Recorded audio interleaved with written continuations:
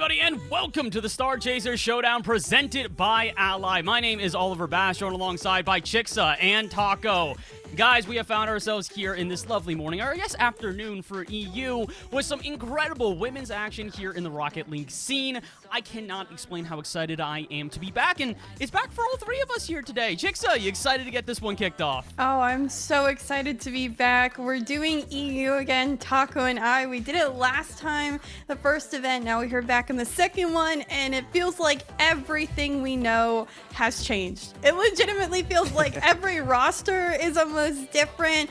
The vibes are different. I'm just so ready to see how everyone is playing today.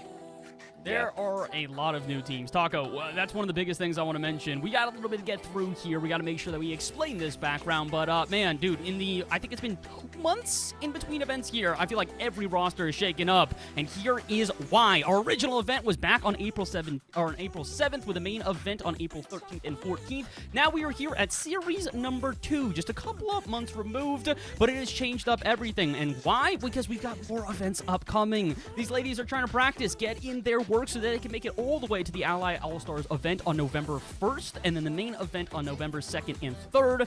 Taco, it has been quite a while since we've seen these lovely ladies, but they have done fantastic things in the meantime. The practice that we have seen from all of them, the different rosters that have been formed, it has been an impressive showing thus far. It really has been, and that's the crazy part about having to organize all these rosters is that with so much time in between, it creates this kind of like de facto off-season for all the teams to be able to shuffle up a little bit, figure out what works, what doesn't, who's not available. We've had cross-region players now, and a decent amount of these teams both in NA and EU, so I think making it work in that capacity is pretty impressive, and the fact that we still have teams that we come in with and say, hey, that's still a strong squad, but with so much shuffling, I do think it throws a little bit of a wrench into things, which is fun. I mean, as an analyst, it makes us have to do more note-taking, but I like that. It keeps the scene fresh. It makes the teams feel like they're always trying to progress, reach that upper level, because, of course, it's always just such pandemonium, I feel like, among both the regions for who's really going to come out on top.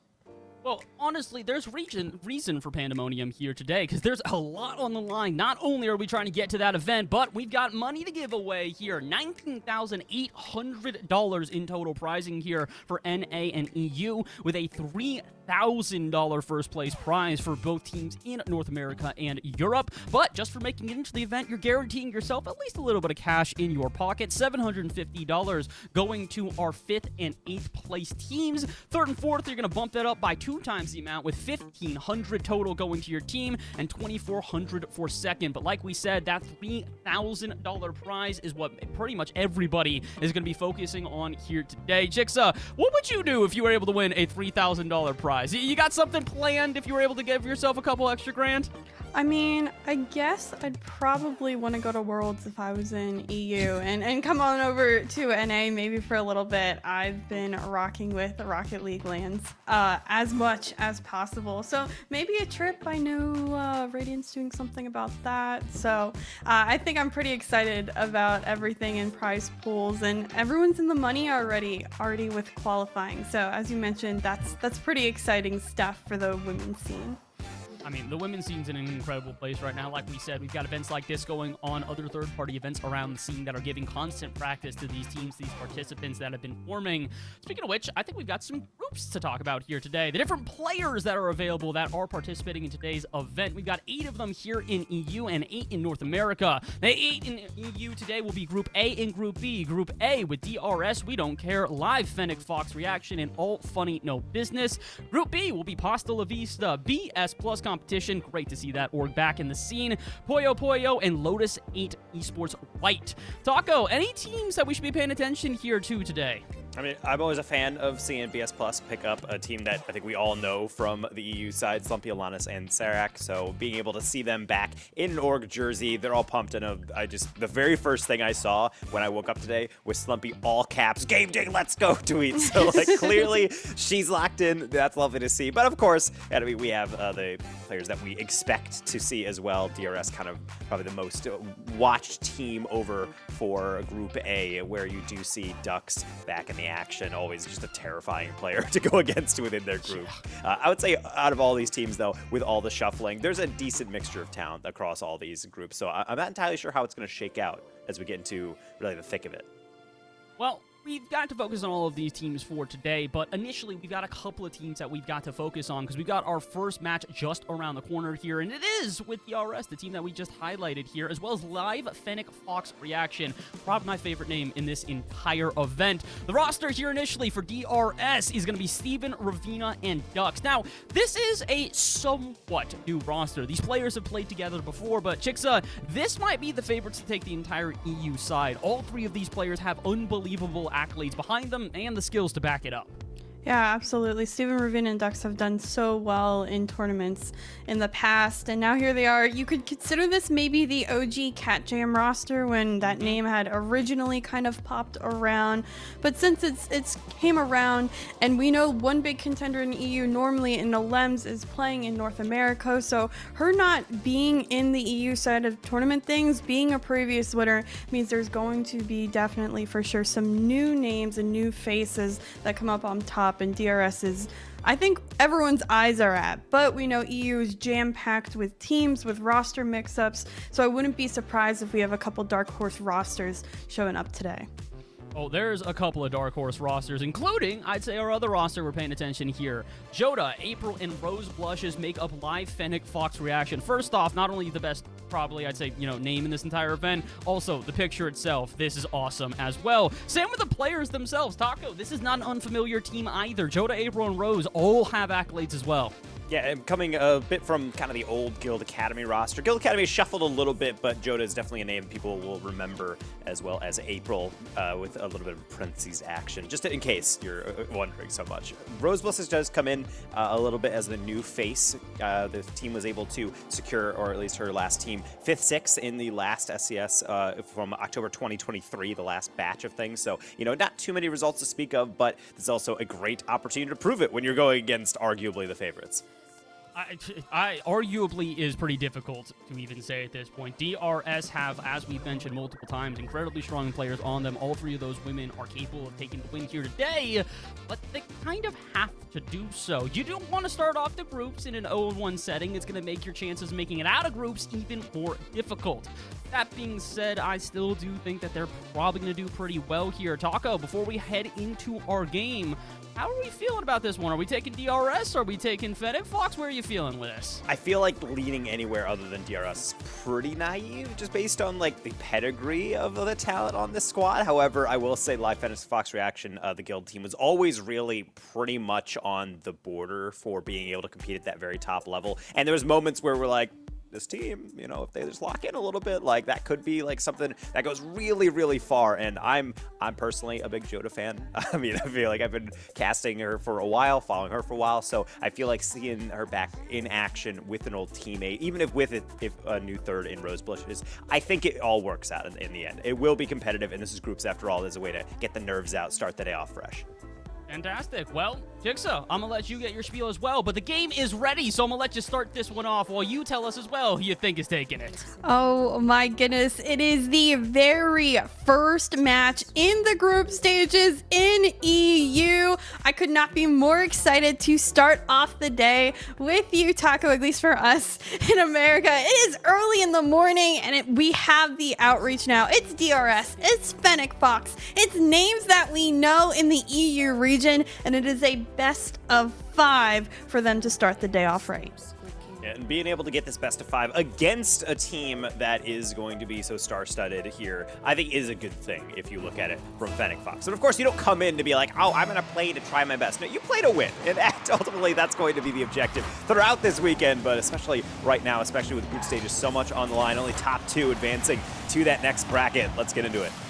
Yeah, not much room for failure here. With you saying there's only two teams that move on out of our 2 groups of 4, so you really want to start the day off right. Looks like it's Fennec Fox on the attack only to start, and a huge clear out actually bounces off the post. The follow-up by Dux, though, on target, and just like that, DRS on first. And that is really the introduction to the margin of error here. Hey, let's push up. Hey, we got to get attack going. Oh, that's a long clear. Oh, no. And that's just a horrific read to be able to try to make from Joda. So difficult to be able to read, not only if that's going to go straight in off the post, but react to it in time. And that's not going to be a problem for Dux. As usual, usually someone who's going to be sniffing out the goals early and often. have to wonder what could be going through everyone's head.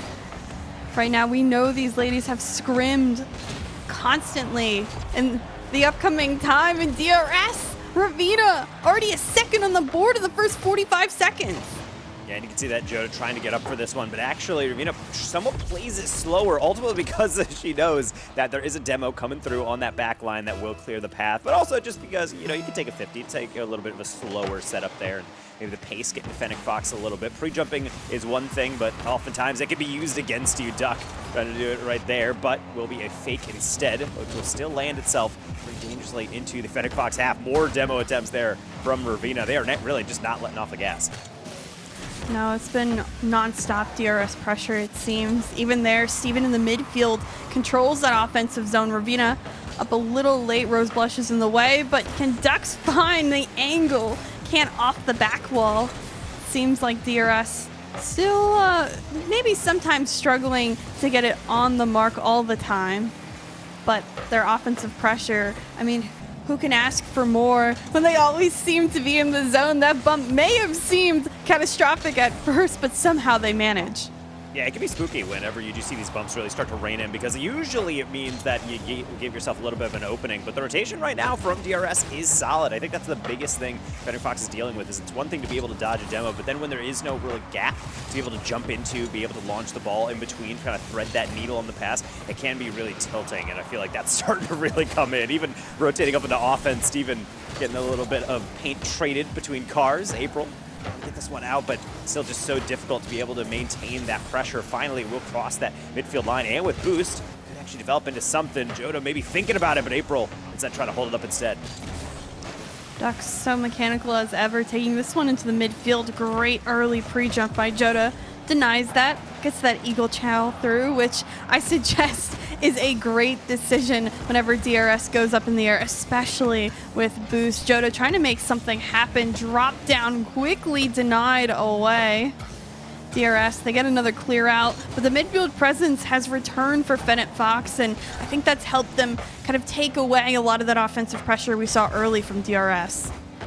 And right now, you're starting to see him push out a little bit from Fennec Fox, and I think that's exactly what you need to focus on. You don't need to focus just to get back into the game, immediately get your goals, but be able to get some shots, but the confidence kind of helps. That one's going to be met right on contact from Joda, so she's going to get out and then wait for April to kind of fill in the gaps here. Nice fake to be able to facilitate that giveaway into Steven. Down the line, Joda's trying to chase again. That's a heavy deflection across, but April just not nearly fast enough to be able to catch up.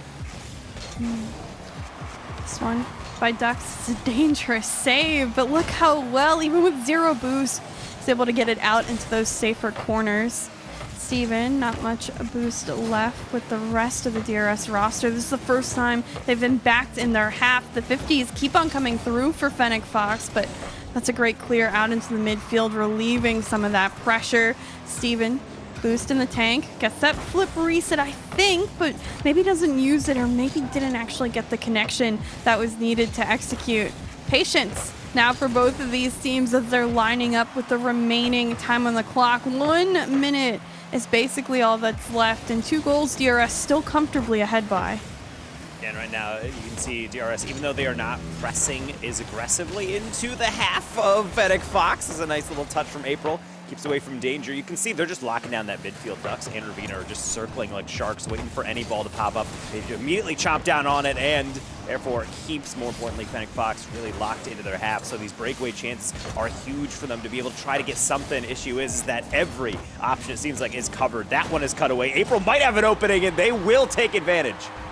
Wow, what a fantastic goal. A great pass from Rose Blush's sidewall into midfield, and quickly, Fennec Fox find one. Now they need to find another with 36 seconds left, so is there enough time is my question. Are they gonna get scored on right off kickoff? That could have been dangerous, but somehow it's deflected away. Going to get sort of a lighter clear, but actually that's better off because that allows Ducks to maybe have to work at a fake there. Anyone else making that decision except for Ducks, I would be a little bit nervous. But no, the coverage is great, and being able to then eventually get somewhat of a clear. Bit of a hefty deflection there as that one goes into the backboard. Now it's going to have to go coast to coast for Fennec Fox, and That's going to be quite the task, even with April getting that first touch. Deflection heavy into the midfield. April into the middle now for Rose Blushes. Joda, there's the next touch. Is anyone there? April getting interfered with. Not the rule one to end game number 1. I think that was a little bit closer, a little bit more hectic, a little more crazy than we anticipated. There was a chance there to the very end that Fennec Fox would come on through, get the second goal they need, and make this go into overtime. That would make it a tied game. DRS seemed to have all the pressure in the beginning, but that soon wavered off if Fennec Fox got back into things. I would not count them out. In game number 2, I think Fennec Fox has just as much of a chance going into this next one to maybe get that upset win and tie this series up. I think the first couple minutes is exactly what you would expect from any team facing up against DRS, or really any team that you find Dux, Steven, or Ravina on top of. It's going to be really difficult to be able to match the pace at first. But then as you acclimate and you start to understand, all right, this is the style they're playing with, watch our demos, make sure we be a bit more opportunistic and be a bit more decisive with our reads, then I think it works. And that's why I think we saw the gap close. Now, I don't think Fennec Fox has necessarily figured out everything they need to do, but going into DFH here for game number 2, I think the plan is a bit more clear on how they need to handle it. So whether or not they come out a bit faster, I think is a bit up to them, or if they're maybe just going to feel it out, see if there's any adjustments on DRS's side, since after all, they did lose the grip just a little bit near the end. Who knows what would have happened if Joda got that pass off to an actual teammate in the backfield who weren't interfered with. So I'm curious about this. I mean, this is a good opener. These are 2 evenly matched teams, especially as we get more and more into this best of 5. And do not count out the chemistries that we have on both sides of the field. What more, again, can we ask for from our very first matchup of the day? And is that an own goal? Did I see things correctly? Am I awake enough for this? Well, Dux is certainly awake. Look at this. The drop down into the dish. I'm not going to call that an OG. That's incredible on the adjustment. What a way to make an imprint. 12 seconds in, just doing it all by herself. So glad we have replay review for that. I did not catch the mere little adjustments made throughout the entirety of that. But DRS starting off with an early goal yet again. They scored in that first 15 seconds in game number 1. Now here we are, game number 2, same fashion. It's so nice to start off with momentum, to be able to find the success early on. You could tell they're still locked in. But is Fennec Fox going to have an answer earlier than what we saw last game? That touch isn't that great. April trying to take advantage, but look at Ravina saving that one off the post. I genuinely have no idea how Ravina was able to react to that one, because that is one of the more rare things you'll see. Dux just not really getting the touch that normally you would expect from her, as we will see. A little bit of an awkward touch across in the back line again. Dux will get the clear past the defender this time, but I will say Ravina is also someone who has been grinding like crazy. I've been playing in NA ranked, and I've been seeing her pop up, but doesn't mean a completely impenetrable wall. Joda finds a way through. Oh, great bounce back from Fennec Fox. They've gotten way more shots already to this game to equal the amount that they got in last game. So starting off upfield a little bit more aggressive has worked out for them. I think they've figured out the answers to get through that DRS defense. Joda going for the bump there, and I figure we're going to see a lot more of that aggression than we did in game 1 with those bumps, with those demos, with just trying to disrupt the entire rotations of the enemy team. Getting a little loosey-goosey there off the corner. Ravina trusting in the rotation to be able to get onto that one, and more importantly for Fennec Fox not to be able to hop on top. Another demo in the midfield, but this time it's actually going to be on DRS, so maybe a little aggression, a little pushing back from Fennec Fox, not just allowing themselves to be punching bags, which is always nice. Now to be mechanical. Joda off the ceiling for the reset, not able to catch up. I wanted it just to be play of the day, to be able to scream about something so early, but not just yet. We'll be able to find a nutty goal, at least to that extent. April, though, seeing Joda in that midfield, gets the shot, but quickly blocked off by DRS, who has been on now defense for quite some time. April, sidewall, gets the double tap read. Steven backflipping, ducks as well, pokes it away safely into the corner. How many last second saves, pixel saves, are DRS gonna save to stay alive at this point?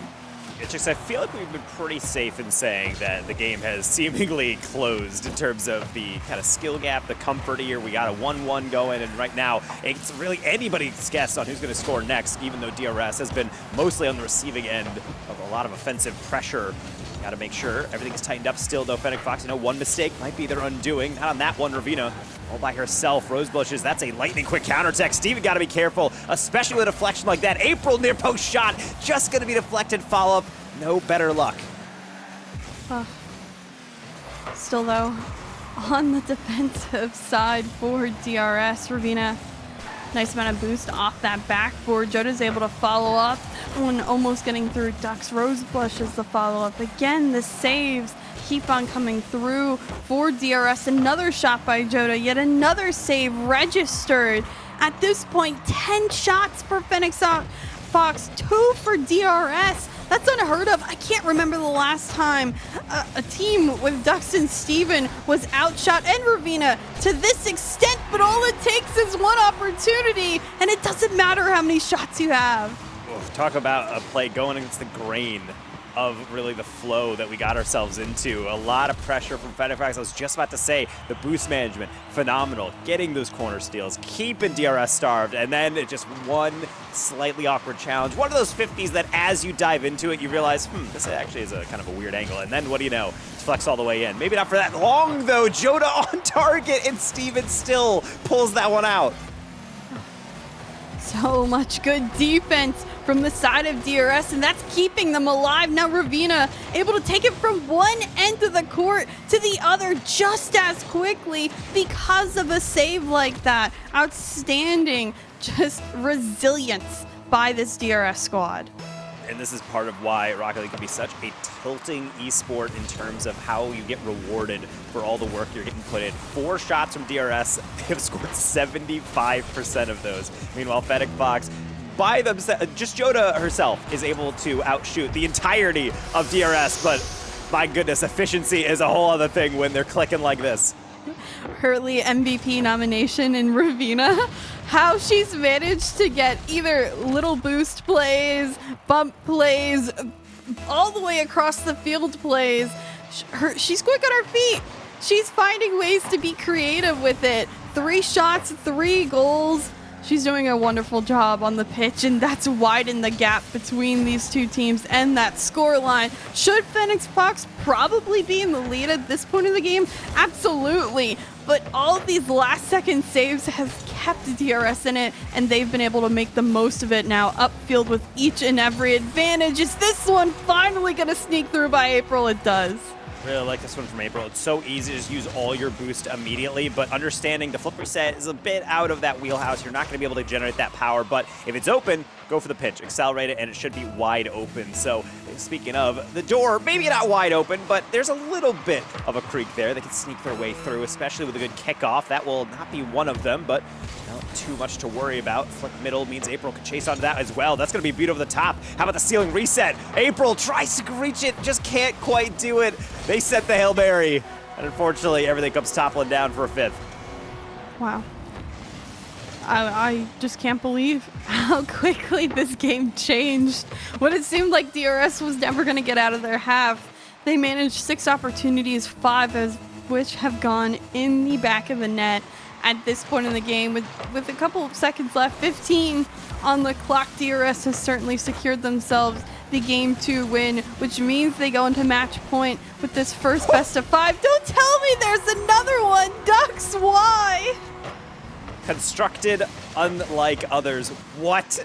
0 boost, the doink, all the way from midfield. No bounce either, by the way. Just flawlessly placed. Not that it really had to be at 0 seconds, but even in the closing moments, that is going to be a goal for Ducks to make sure in a game in which DRS seemed like they were getting shoved into a locker for most of it. Both Ravina and Ducks finishing with a hat trick each. Unreal performance down the stretch.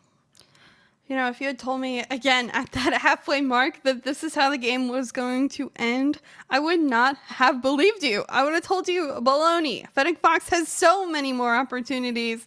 They're finally going to get their game win. They're going to outscore, but it doesn't matter. Again, it doesn't matter because the save count, the pure 7-1 on DRS kept them in this game. You can't ask for more from a roster.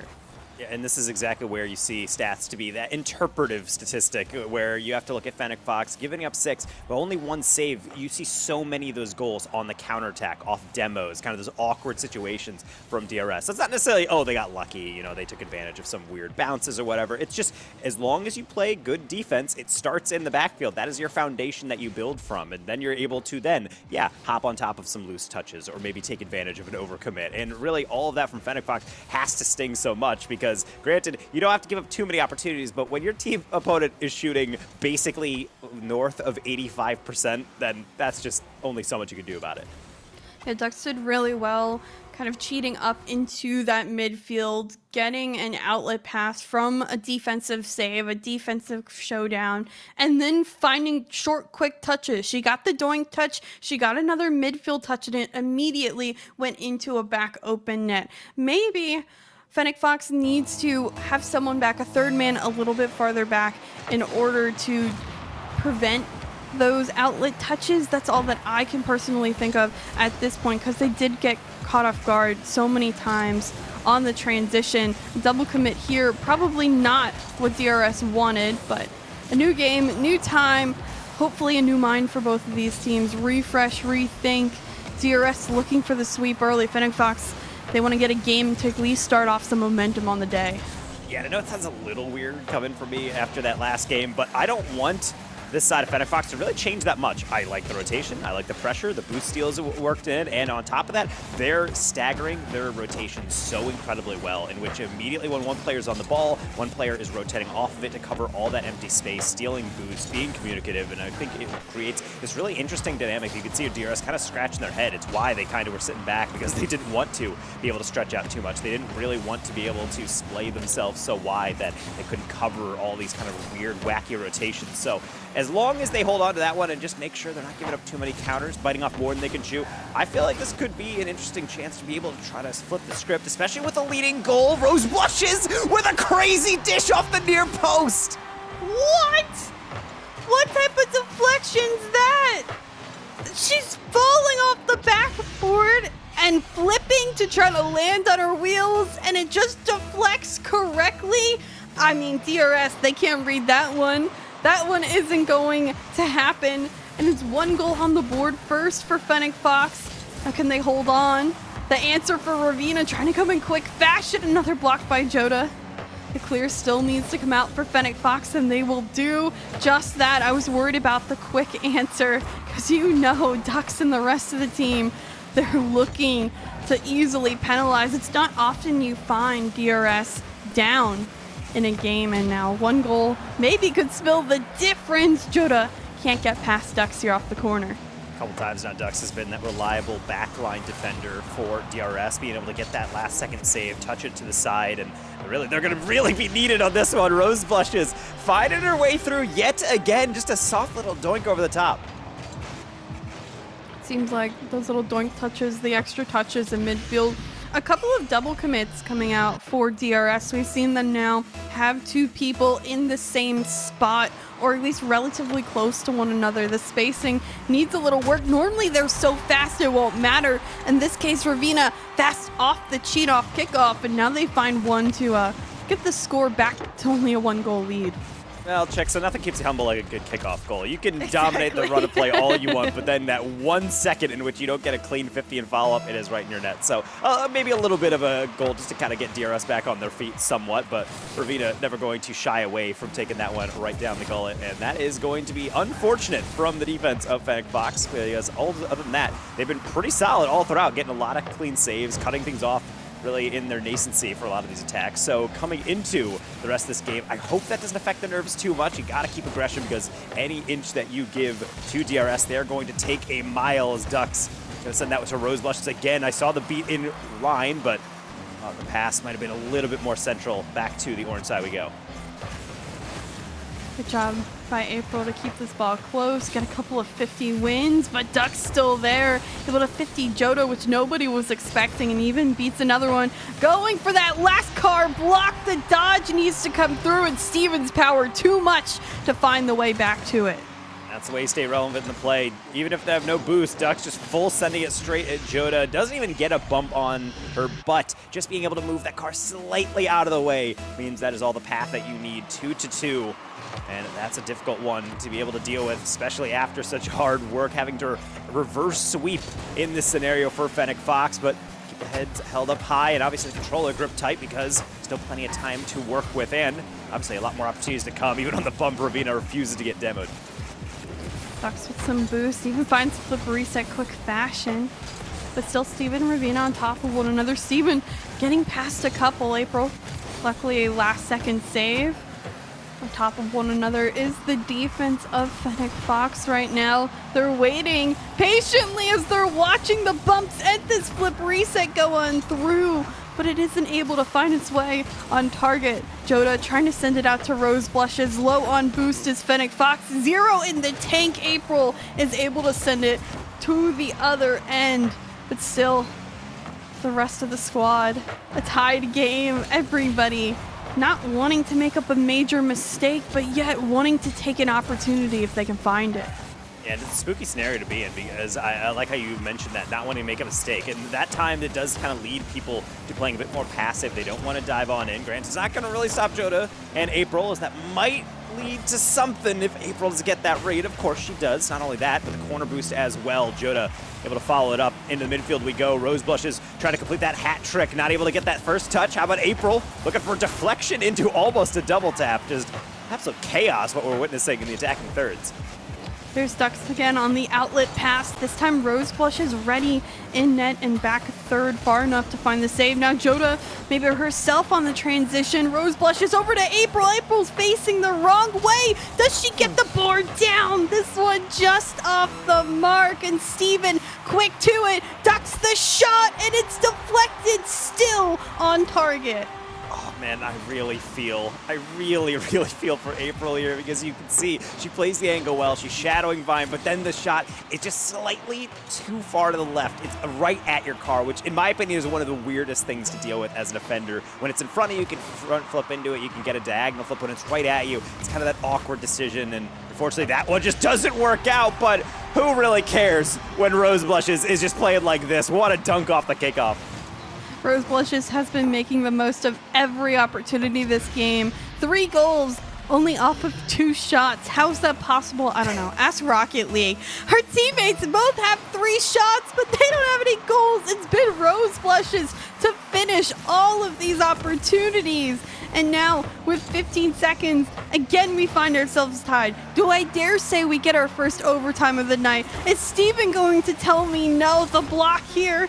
Ducks, maybe one last opportunity. Joda does get the poke away, though. Can she fall on it? The 50, the bounce isn't in favor. The read's not there, and we get overtime today. That is sweet. One more second, and that's a game winner. And off the kickoff again, not like this. Ravina is gonna grab yet another one, and unfortunately for Fennec Fox, that is the final one, capping off the sweep. Wow. Well then, yeah, I know that's what I'm thinking. Oh no, Ravina twice now off the kickoff. I mean, if that's one thing that Fennec Fox needs to live with, you have to cheat off those kickoffs or either have someone back and ready, because that's twice that Ravina caught you off guard, and that is not a difficult adjustment to make. No, and when you do have those moments, it's also just the most debilitating way to give up goals, because I think that is by far the best we saw Fennec Fox play. Everything was clicking together, and then kickoff goal. Okay, that's fine. Surely it won't happen again. And then we have it happen again. So the fact that came right off of the fact that if there was a single more second at the end of regulation, that was a Fennec Fox win, in my opinion. They had the rotation, they had everything clicked in. It just, the bounce came in a bit too early. So that's something I hope they don't let get to them. That's definitely a series that can tilt you a little bit, knowing how close you came. Psychologically, that's even more tilting, I feel like, than just getting a blowout and getting blown out and then being like, okay, well, moving on. But either way, this was always going to be the best possible warm-up kind of for Fennec Fox. We suspected they might be a little bit of the underdogs, and they kind of were in terms of series scoreline, but I think anyone who watches, true ball knowers, would know that was right down to the wire. Yeah, I really think DRS had just a little bit better consistency and maybe a little bit more pizzazz with the mechanics, and that gave them the slight edge. But that's our Series 1 of the Star Chaser Showdown presented by Ally for the EU region. We have 3 more series today. We're going to take a quick break, but then we'll be right back with our second series of the night, so stay tuned.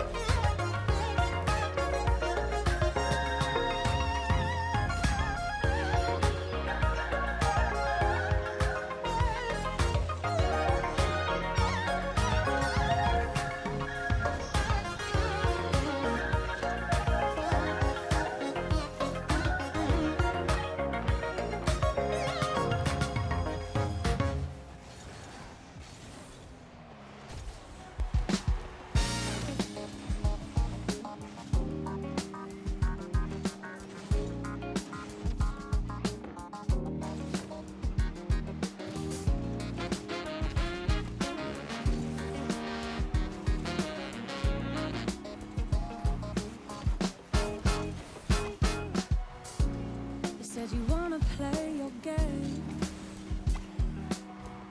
You tell me in, I said I'll pick it up, it's all the same.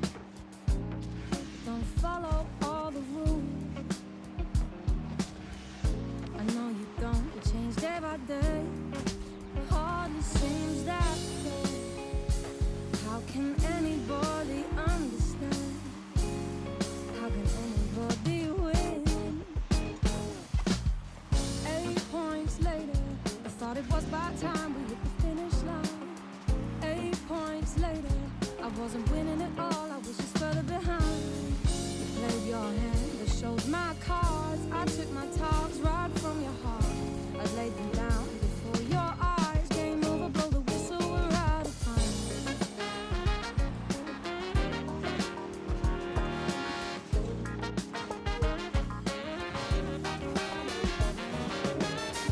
Come on, baby, it's your time to play. What are you scared of? Why do you keep running away? Come on, just show your hand. Do you even want to play? It was your idea. You hardly seem to care.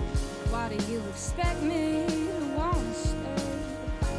How can anybody win? 8 points later, I thought it was about time we hit the finish line. 8 points later, I wasn't winning at all, I was just further behind. You played your hand, I showed my cards, I took my talks right from your heart.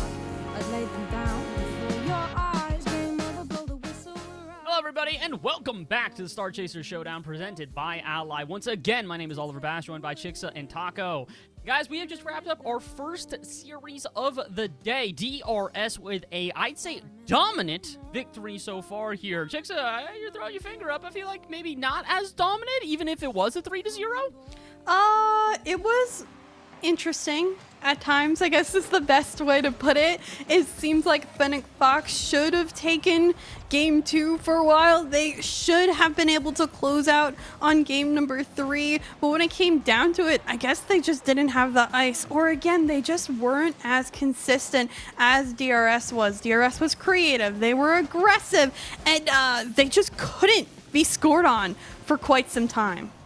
I mean, it was kind of a stark contrast to look at the score lines between the two teams here, especially in game number 2, where Fennec Fox, despite the fact that they got outscored 6-2, had the overwhelming offense. The shot totals, I think, almost double in favor for Fennec Fox, but Taco, that apparently was not enough for them. For Fennec Fox throughout the rest of the day, I'm curious how they change that up and maybe find some success through this all-out offense. I think it's going to be fine, to be honest. It was just like some awkward timing as well. Obviously, you're going to get taken advantage of when it comes to those demos. Every time there's going to be a lead blocker, it's going to make your job 10 times more difficult, especially when DRS was clinical. So incredibly good at being able to put that one on target away from the defenders. And I would say a lot of Fennec Fox's goals were a matter of variety. And that's a good thing to have. When you have goals that are just all-out pressure and then eventually just that light tap in, when you have those lead demos, when you have cuts across the midfield, when you have reads off ceiling and you're trying to get that, you have crazy dishes like that goal of the series from Rose Blushes. I think that stuff like that is encouraging. I think when you look at this game, yes, you can look at it and say, wow, this one really slipped away, especially how well game 2 was looking and how great game 3 was looking in terms of finally getting that dub to be able to bring themselves back in the series. But other than that, it's hard to compete, especially when Ravina's playing this well. I mean, Ravina, the MVP there, and I'm glad to see her being able to get this MVP, especially considering I feel like it's a bit different now. They're the favorites in this event. DRS, like we mentioned, probably the team taking it here in EU, but there's a lot of contenders still left. Good luck contending with Ravina, though. 6 goals, 577 score per game, 3 assists, and honestly, the most impressive part about all of this, 6 goals, 9 shots. As you mentioned, Taco, very efficient when they did move into offense, even if they weren't necessarily firing a flurry of shots at all times. When they did get offense, my goodness, was it effective. Efficiency is the name of the game when we talk about high-level play, because you're not often going to get those chances where your team is hitting 20 shots, even like 15, reaching in double digits is sometimes optimistic. So when you do only get about 3 or 4 looks at the goal at most games, you really need to take advantage. Yes, some of them are kickoff goals from Ravina, but other than that, I mean, a lot of them are like, hey, you absolutely have to nail this at this angle, at this trajectory, away from defenders, and that is a skill that takes a lot of hours, thousands, to be able to master, and clearly Ravina doing just fine in that capacity. Ravina has had accolades out the wazoo in so many different spaces, including in North America. But now, back in EU, they're doing something special here. And not only have they started off the day in a special way, but like we mentioned before, they're getting themselves in closer to that $3,000 prize if they're able to get first place. Not quite there yet. Do you know where we're not quite at either?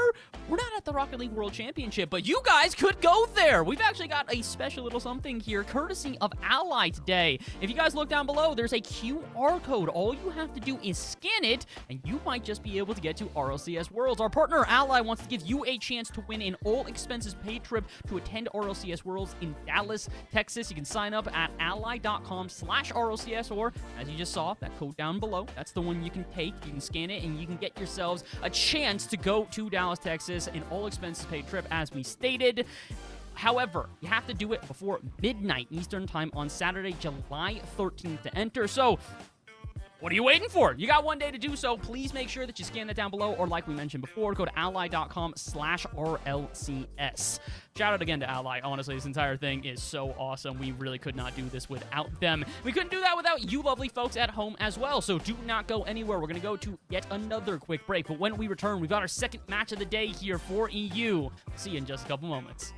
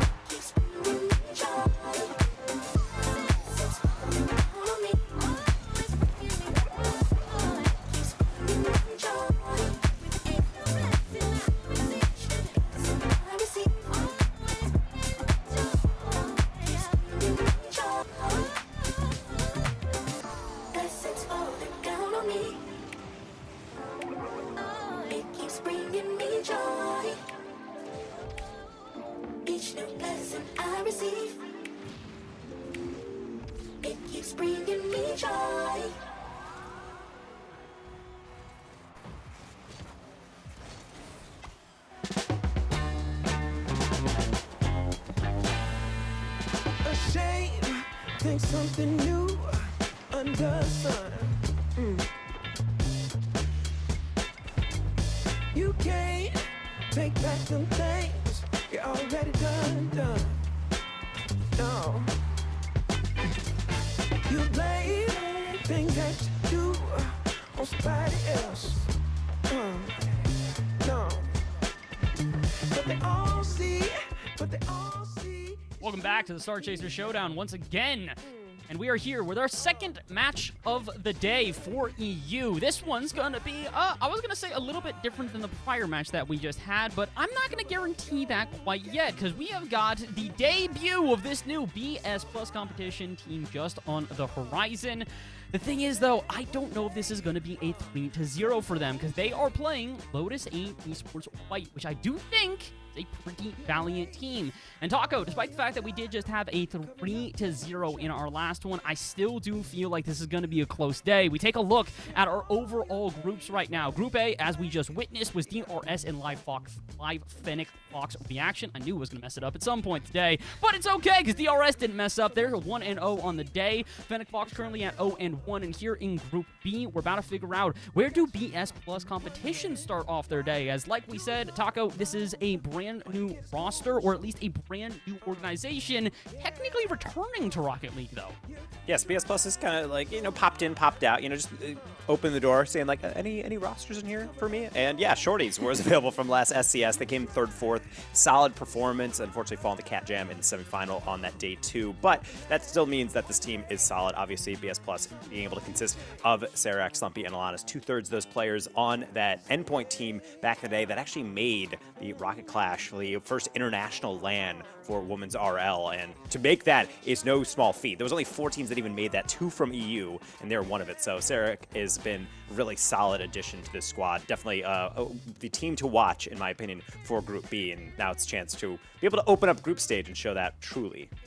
Yeah, this is definitely a team that is not, I'd say not as used to kind of being the favorites in a group like this. They do have some pretty stiff competition around them, so I think it's not going to be all too easy, but it's a bit different when the last time, like you said, when they did qualify for that LAN, they were technically not even supposed to make it. A couple other teams, including Guild Academy, projected to make it over them. Now, today, though, they've got some pressure on them, especially as they compete against Lotus 8 Esports White. Like we said, the other roster on the other side across from them are no slouches either. They had a pretty impressive run through qualifiers, and the names themselves speak and back up this roster as well. Nines, Violet, and Rexy. And Chick said these are not unfamiliar names. We are very well aware of what this team can do.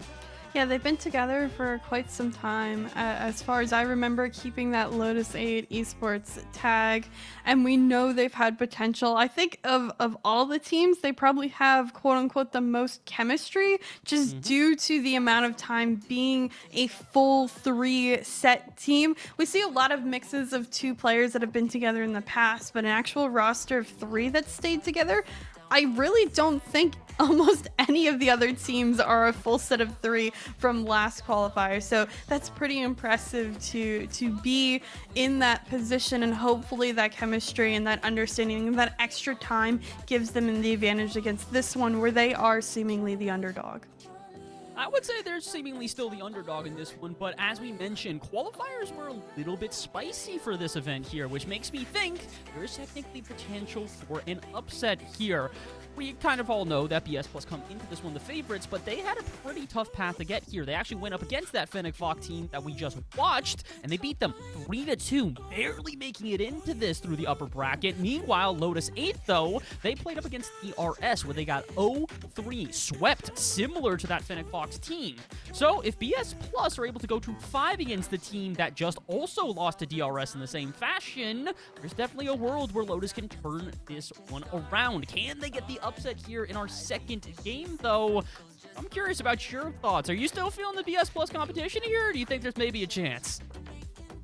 I mean, yeah, I think every team is great. I mean, that sounds like a really generic response, but yes, I do feel like Lotus 8 could be able to get into this competition and be able to play well, especially because when you look back at that loss they took to DRS, it was pretty close. 1-goal game, then 2-goal game, and then unfortunately Game 3 got away from him. But being able to hold that close of a game, especially in the upper bracket for a qual match with nerves on the line, does show a lot of quality. And BS Plus, I think, is a team that, above all, the chemistry is really going to be on display. This team loves hanging out with each other. They're always on socials together. They get to, I believe, believe, boot camp for this as well. So should be really fascinating to see how it's all going to come together once we actually get into the match.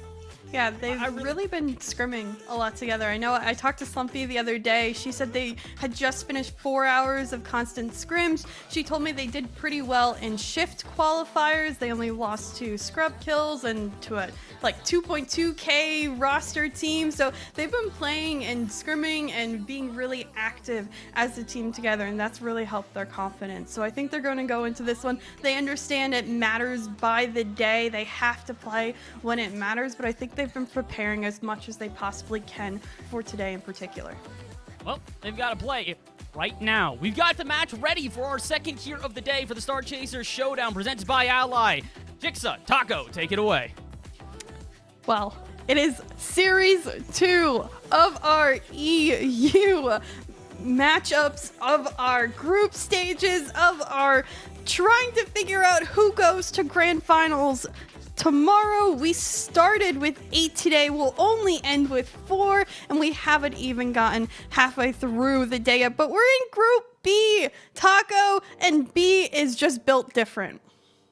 Yeah, Group B is built different. I mean, honestly, every single team in this lineup across Group A and Group B is looking fantastic. So being able to see the competition continually leveling up, it's actually one of my favorite things, especially with the women's scene in Rocket League continuing to blossom, having more and more people within the fray be able to get involved, changing up rosters, optimizing play styles. It's a beautiful thing to see, but BS Plus has been kind of a staple for a while. Same with Slumpy and Alanis, as I mentioned. That is the duo to watch. Serac, of course, going to fill in, but let's never count out Lotus 8 White, even if they are, I would say, the relative underdogs. The org believes in them, and you know what? I do too.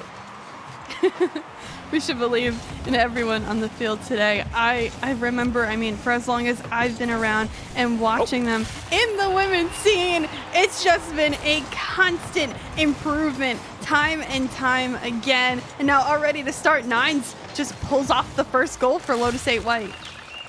And being able to get it immediately off the infield pass, that's something that catches you by surprise. The ball will always move faster than you can with it. So being able to lob one forward quickly, lightning quick even, to be able to beat out that defense is so incredibly important. Rexy also kicking it right back in the middle. If not for that last touch from Alanis, that could have been a very quick 2-0. Already, the nerves, I think, certainly are apparent in our match number 2 of the day. Sarek trying to one-on-one Nines through the corner. Alanis finding the 50 in this one. Another 50 by Slumpy. Violet, huge clear up field, and it just seems like the 50s, the long balls, have been making their appearance to start Sarek. A demo in midfield, another demo onto Violet. It's kind of a 2-on-1 situation temporarily, but Sarek on the respawn, which I believe she was demoed back after she demoed a couple, was able to find that save. A very different vibe to our first minute of gameplay in Series 2 of the day. We're looking at the boost pathing here. The patience also being shown by Lotus 8 White. A lot of teams are just kind of just dive at that one, not a lot of boost in the tank, and just got to see where that one goes. But right now, Lotus doing a good job of making sure they're taking an optimum path to the ball, not diving in. You might want to do it on that one as Alanis was bearing down. Slumpy on the follow-through, only going to find that bar. Rexy and Violet both up for it. Serac gets it past both of them, if only to the corner and into the waiting bumper of Nines Dominus. Rexy still can't get it out. This is the moment BS Plus kind of waiting for to move on forward. Problem is, not always going to win all those 50s. A brief respite in pressure from Lotus 8 White. Nine should be able to take advantage of it. A demo by Nines as well. Gives some space to Rexy, who is able to get on top of her car. It's just off the mark on the flick.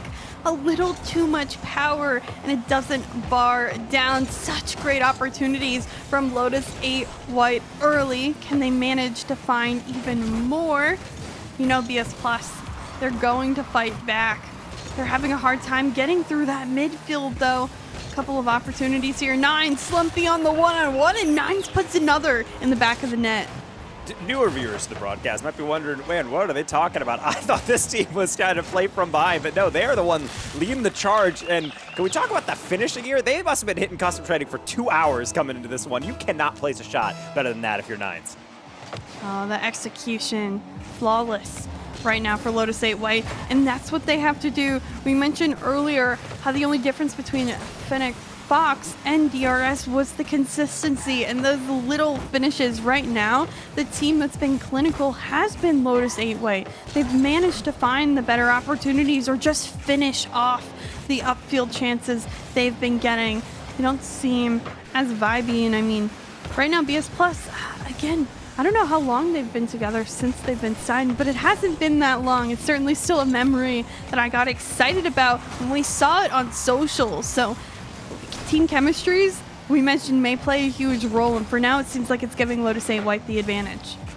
But at the end of the day, game one, always kind of a feeler game for most teams, being able to see how everything stacks up. And while they're definitely not strangers to each other, there's definitely some expectation about the playstyles that have worked and haven't in the past. So being able to maybe go to something new, like a demo from Slumpy, now fully boosted up, and be able to hopefully follow this one. But Nines snuffs that out immediately into the long clear. And I gotta say, Nines positional play really been the pivotal kind of variable in a lot of this rotation. Fully agree on that one, Alanis. Trying to get through the midfield. Nines back up again. Does she slot it? It's saved by Slumpy, but 2 commit and Violet able to clean up that play. 3-0 lead for Lotus 8 White right now. Can they be stopped? It's a little bit of an awkward moment. That might be a comms issue where Slumpy calling out, no boost. So Sarek says, okay, well, I can go for that. And then eventually you have a little bit of crossed wires and definitely some paint being traded there. That's a rough bump, and things are going to get even rougher here. We still have 90 seconds just about, and yet a 3-goal lead. Nothing to sniff about. Maybe going to cut that one down, if not for Violet being able to fill in that goal. Start floating, not able to get the touch. Another save needed. And another save, back-to-back for BS Plus.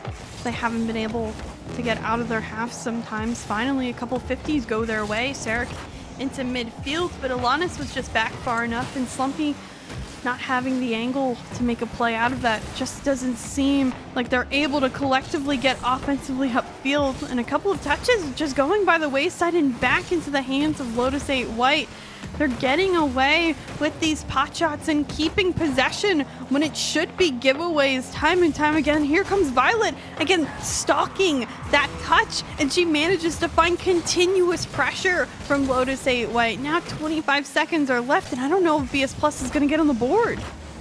Well, I don't want to speak too soon because I do agree with that sentiment, but it is looking a little rough around the edges, and you're seeing maybe just trying to fully wake up into the series, Slumpy not able to get that first one. And honestly, a lot of the backboard reads, a lot of the advances from BS Plus have been really unanswered throughout this one. It has been all Lotus 8 White, and there might just get yet another one. Nines complete the hat trick just in time.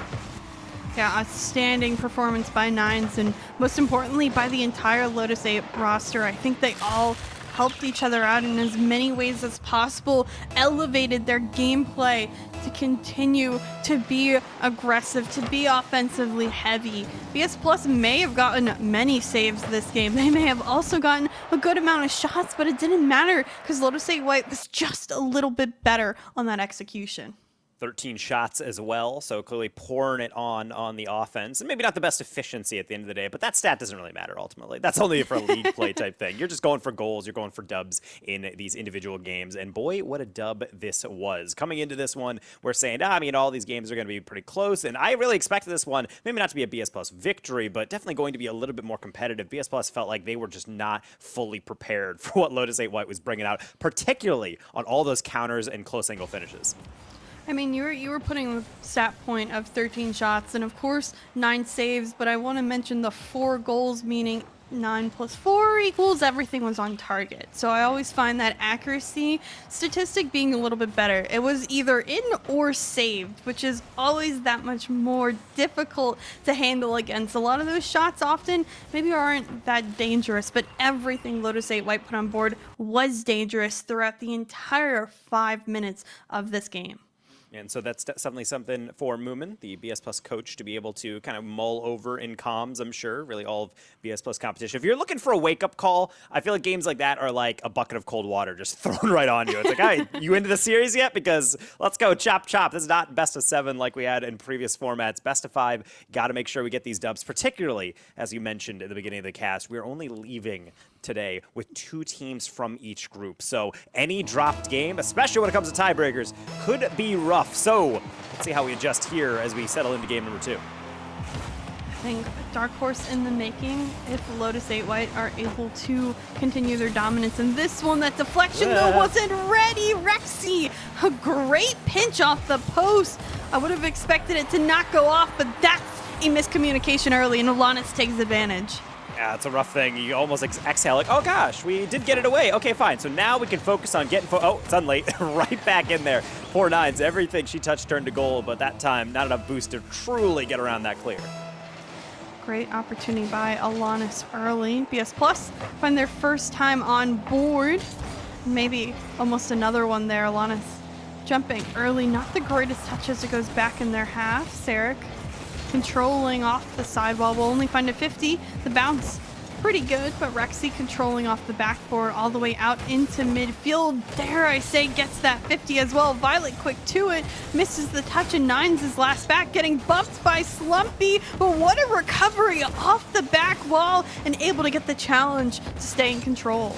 Really like that challenge from Rexy, as well as the follow-through. Well done. Be able to put that one into open space, buy time for the reset, or the rotation really, to completely reset, and then also get the dunk down. It's plays like that. It's that combination of kind of that nice field awareness as well as the individual skill to stay relevant on every single ball that I think has kind of propelled Lotus 8 throughout this series. Game 2 obviously not going their way immediately, but that's all fine because that one goal can be amended, particularly with solo plays like this. Potentially Rexy getting really the first bad flick of the entire series, but that's fine because it's wide open for Nines after the lead demo. Yeah, you could say, yes, that flick was bad, but you know what was good on target? That demo. Be a heat-seeking missile and have the trust in your teammate to follow up on the play. Great execution again by Lotus 8 White. They only take one opportunity for both of these teams, but both have been able to get it back in the net. Violet interfered with a little bit by Slumpy, still being able to stay involved with everything. Another bump as Nines will try to follow through. Alanis with one beat over top, but Rexy gets a dunk, and then even more. How about a double tap? It's right in the middle. Violet and Nines go for it. That is real greedy, but Slumpy, unfortunately, not able to take advantage. The pass off target and the shot as well. Seems like this game could only get more and more pressure intense. A miss. Back wall. Save needed by Alanis. Dare I say another touch? No, this one though by Sarek. It has so much power. Nines deflecting Slumpy off the backboard. And it bounces enough away. Sarek, BS Plus, looking for an opportunity. Great touch by Rexy to get this one out in midfield where Nines extends further. Alanis, the catch. Taking her time underneath. Does she beat out the entire defense? She does. The patient play by Alanis to execute. 2 shots, 2 goals, but this one requires some finesse. Look at the placement. Back post, but has to get it above the defender. And that is a tough tightrope to walk sometimes. I've seen that situation so many times for players where they will just wreck that shot as fast as possible, trying to beat the defender, and then it just blazes right over the bar or just gets deflected right away. Good job to be able to take your time and be able to convert from Alanis, but doesn't mean anything if the defense doesn't hold firm. That one, bit of a double on the near post, but all works out, and with a Rexy miss, BS Plus might be going yet again, if not for that brief threaded needle from Nines in the clear. Violet in midfield will win in the 50, in fact, twice over. Keeping this in the BS Plus half. Sarek trying to get out. Can't do so as Nines is already back on it.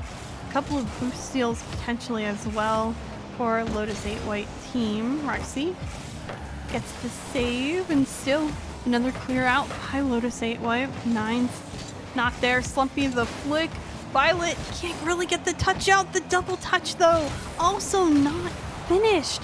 Back and forth. It seems like no one can find the opportunity they need because everyone just keeps poking away at every shot that has so much potential to it. Rexy into the ceiling. Luckily, no one for BS Plus around to be able to take advantage of that one. As Slumpy just going to try to advance as much as possible, as much as more or less 20 boost it does allow. Everybody really far back on BS Plus trying to reset everything, and now here they come. Fully boosted up Slumpy. Near post going to be saved away by Rexy. Nines with the assist. The immediate follow-ups, though, from Lotus 8, even when they're getting into these situations, you're like, it's a little sticky. They're able to navigate their way out of it because of that teamwork and honestly because of the solo play as well. Let's not forget that. That's another 1v2 potential situation from Lotus 8 they get away with. See the pop up. Nines almost has the angle, can get past the last defender, but unfortunately can't get back to the ball for a difficult shot. Sarek losing control. Slumpy to take over. This one off the post and bounces away. We like a cushion goal, that extra bonus, but instead it's denied again by Violet when the post really ends up being that second defender to save it and go on out. I have no idea how this ball has not gotten into the back of any net for quite some time now, but we're under 30 seconds. This one still saved away. Taco, what is happening? I got a lot of love for Slumpy, but I gotta be saying that's gotta be such a tilter. That is 3 straight shots in this game that have been at some point deflected off the post and out. Hey, you gotta throw your hands up and say, what else do I have to do? Well, you have to defend because you still got the lead. That's all that matters. And for how much longer, who knows? Rexy tried to pop that one up. Fantastic challenge by Sarak. And unless this one is a miracle, which it is not, BS Plus right back in this series. I gotta take a breather there, honestly. That was a lot for me to handle, and all I had to do was watch it right. Slumpy 0 for 5. That statistic, I understand those shots were on target, but it just seemed like no matter what, the save ended up coming on through. Nonetheless, BS Plus had so much more offense. One opportunity is all that Lotus 8 White got from Nines. I forget how much they had last game. What? We said 13. 13 to 1. That's a stark contrast from game 1 to game 2. It actually might be one of the more violent changes I've seen in a team's momentum. And it's definitely not because they were lacking in terms of the coordination. The rotations still looked good. The speed that they were playing and how many times that they were in a situation where I was saying that could probably be a double. And they actually still managed to be able to play pretty well off of that is great. After all, this is a 1-goal game, despite the shot margin starting to grow a little bit in favor of BS Plus. So I definitely think this is exactly why we see these org sign teams with the coach, with the manager, everything in place. They're trying to boot camp as well. They're getting in a lot of scrims. This is the reason why, because the adjustments are immaculate from game 1 to 2. It's like a completely different team. So who knows what's going to happen here in game 3 to see who's going to take the lead in the series.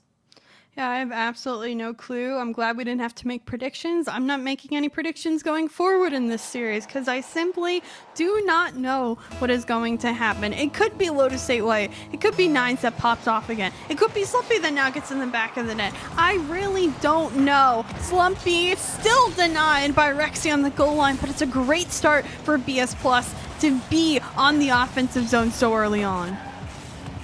Zach going to think about touching that one. I think she made the right decision there. That one not going to deflect in the middle, but doesn't much help their chances as Alana's getting bullied by Nines. It still pulls out that save. Good job to be able to muscle through that one. Always kind of a spooky moment where you can hear the engine of your opponent kind of revving right behind you, especially when you're trying to defend. Violet, speaking of, you can't be throwing that one middle. Slumpy never going to say no to that.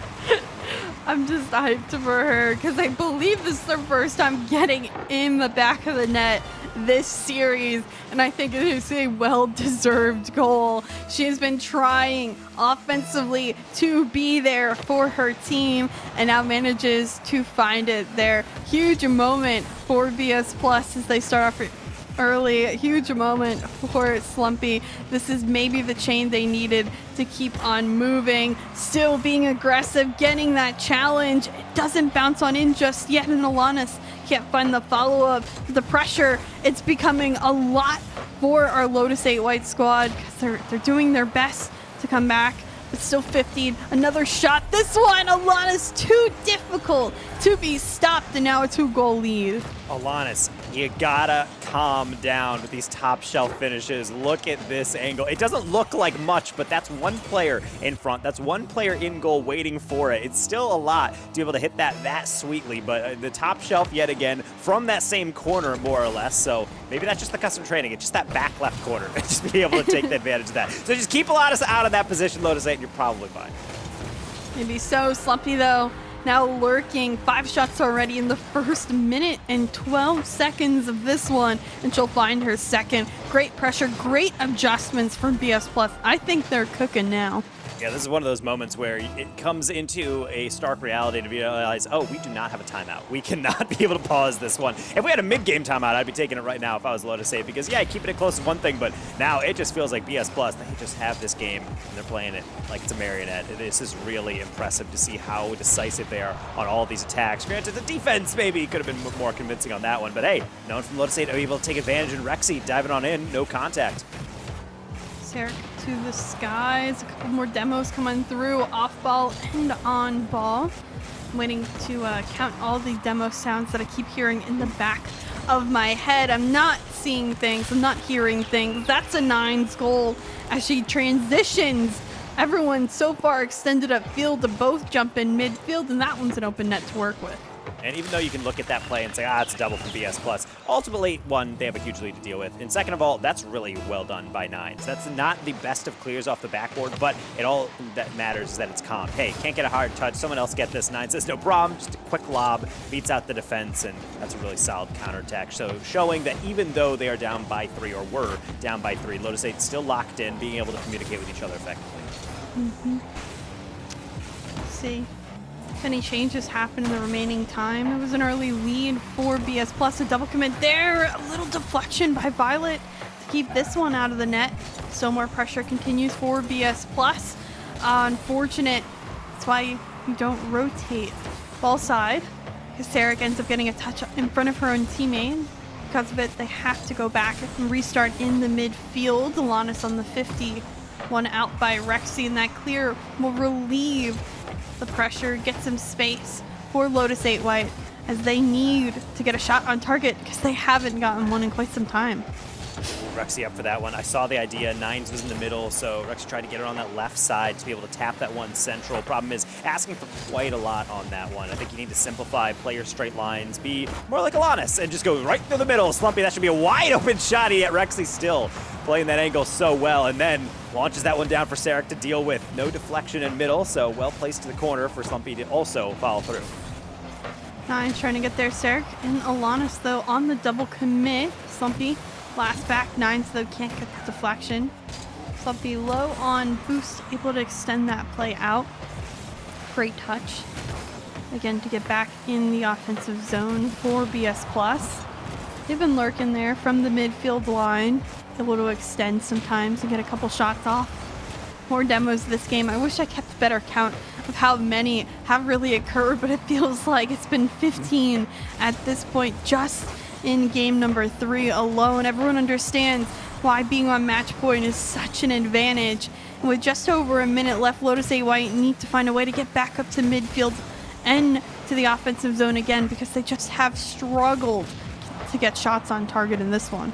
Big fan of what you don't see on ball from BS Plus. I've noticed a couple times, even when they march on forward, if there's not a chance to win a 50, they just kind of ignore the ball. And it's not because of just some ignorance or really a lack of pressure, but because they know that, hey, that ball's not going anywhere. Let me just steal this boost. Let me just sweep through that upper deck of that top of the box and just say, hey, I'm going to steal these 3 pads. That's 39 boosts that the other team is not going to be able to obtain. So being able to actually have that all come together over time really shows why you're seeing Lotus 8 White struggle with pressure, because half the time when they do get it clear, they're like, all right, cool. Now I have to deal with this with 20 boosts. That is just simply not enough. Sarek trying off the backboard. Maybe get a little bit more momentum forward, BS Plus. 20 seconds left on the clock. Slumpy out towards midfield, Alanis. Maybe a double tap read. Doesn't have enough boost to get back to it, but Sarek to slot it top shelf, and I think that's the nail in the coffin for this game 3. Yeah, if not, then maybe an excess of nails. Just another one, just for good measure, making sure that thing's not coming off. Sarah getting the goal, making sure to join Slumpy and Alanis in the goal scoring, but also just showing really the respect that BS Plus is commanding here. Alanis going for that double tap. That's going to be a pretty rough read to go across the ball to be able to get that one, and yet the defense still respected it, which left it wide open for the follow-through. But that is the last game. We have to look towards the future, because right now BS Plus certainly is. They're looking to be able to complete this nice gentlewoman's sweep, as they lost game 1, and now it seems like they are in full control.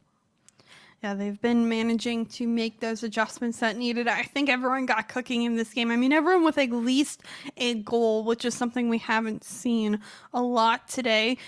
Everyone involved, whether it's offensively or defensively. I mean, you only have a 63-point swing from the upper end of the leaderboard to the bottom for BS Plus. Lotus 8 White also pretty tightly grouped together. I feel like every member on both of these teams, it seems like they're all equally matched and they're all playing every single portion of the field together and rotating through it at times, which is why we're getting this back and forth.